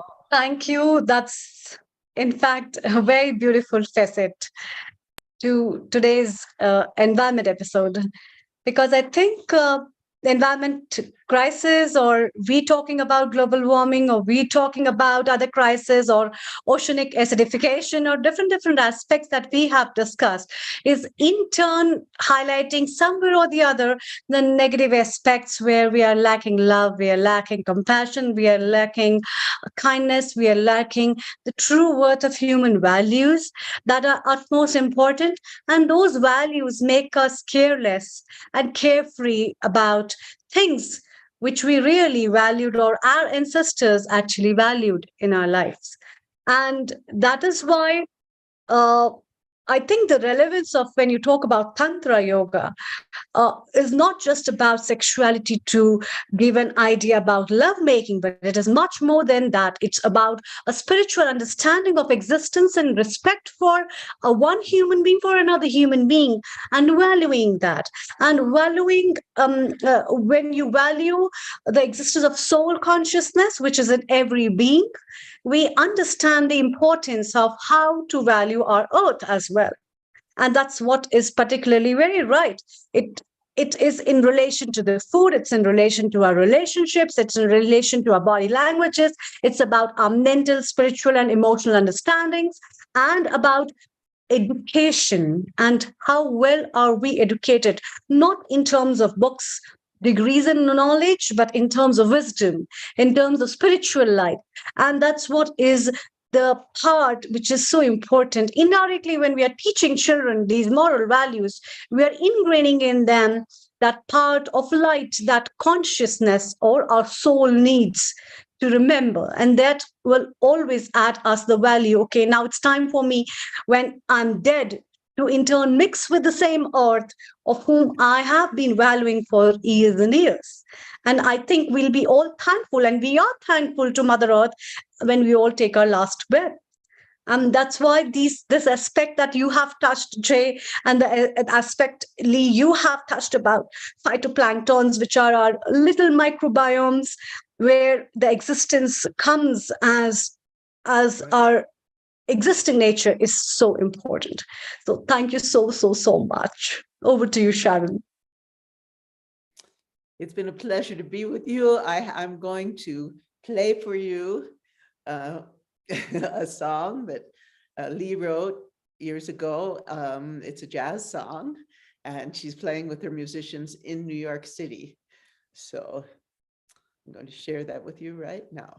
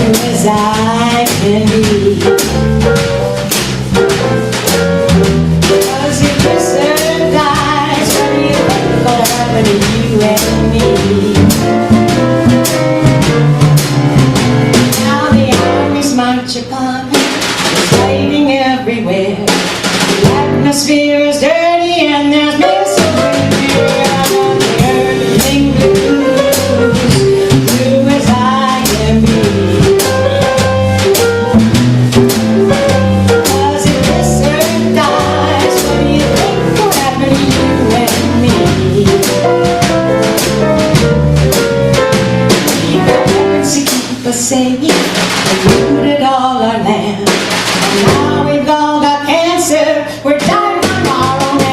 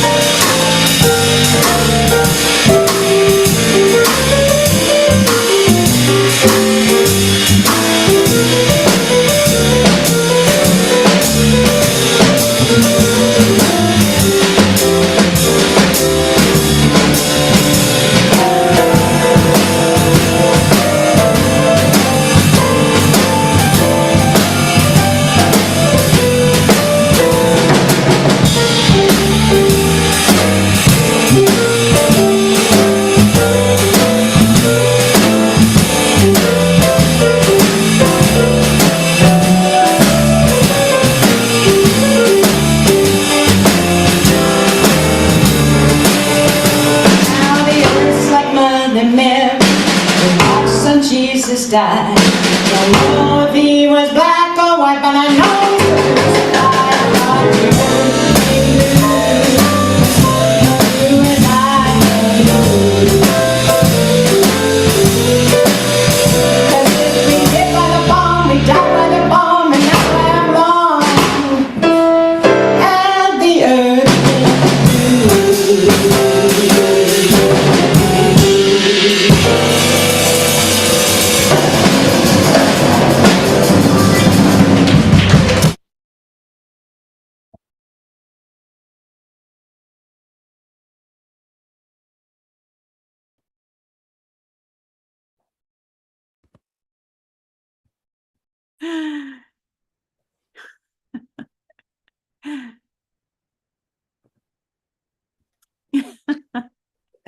That was so beautiful to see, Lee.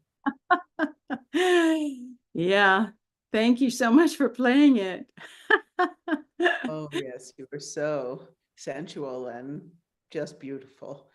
And the musicians were fantastic. Those are some of the best musicians in the world, and one of them is no longer with us. The drummer, he passed away.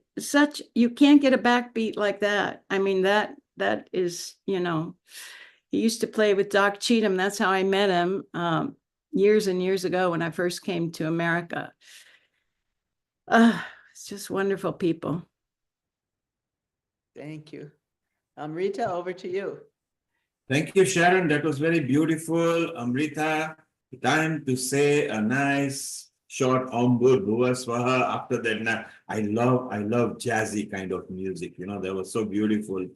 It brought out different style. So what a lovely end. We are 1.5 hours over, but we enjoyed because we wanted to bring in so many people. So Sharon, thank you very much. Your smile, your jest, your gusto is always beautiful. Lee, lovely to see you smiling. We always want you we also want you in our Glow Women organization. Sharon will put you in touch. From next month, they will be added to a special WhatsApp group, those who are very active and really bringing the women's matter up front. So we love you, Sharon. Amrita, let's have a nice wind up. Thank you, Neil Kumar. Thank you, Sharon. Thank you, Lee. That was so melodious, and virtually because it's midnight in India, I'll be sleeping with this kind of a musical note, which is so melodious. Thank you so much. And today's episode has been really rocking. We had great panel discussions, and thank you, Dr. Lakshmi Vyas, for bringing beautiful guests. A special thanks to Sister Jayanti from Brahmakumaris, as well as Sister Grace, who came over and took us time for us. It has been really wonderful. Thank you, Dr. Mamta. Lataji, as always, you have been a beautiful part of every episode, putting all the small twinkling tickles in our episode. And we love everyone. Mitaji is also there, busy planning up for the environmental cooking, I think so. And over and above, thanks to all the viewers, thanks to all the contributors.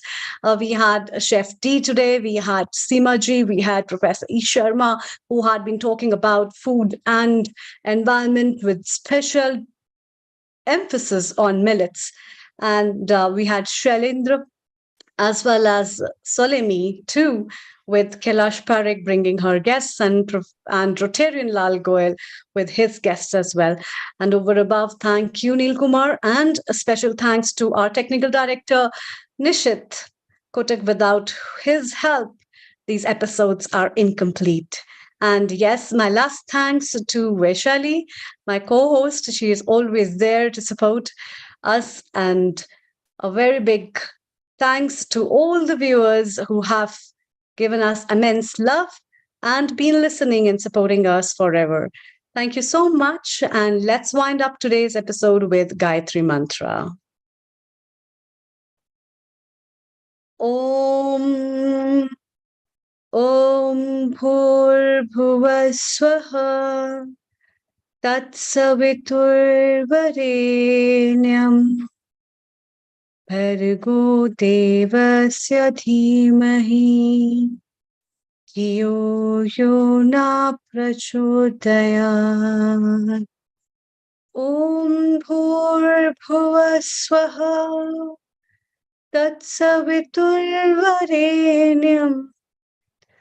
भर्गो देवस्य धीमहि धियो यो न प्रचोदयात्। ॐ भूर्भुवः स्वः तत्सवितुर्वरेण्यं भर्गो देवस्य धीमहि धियो यो न प्रचोदयात्। ॐ शान्ति शान्ति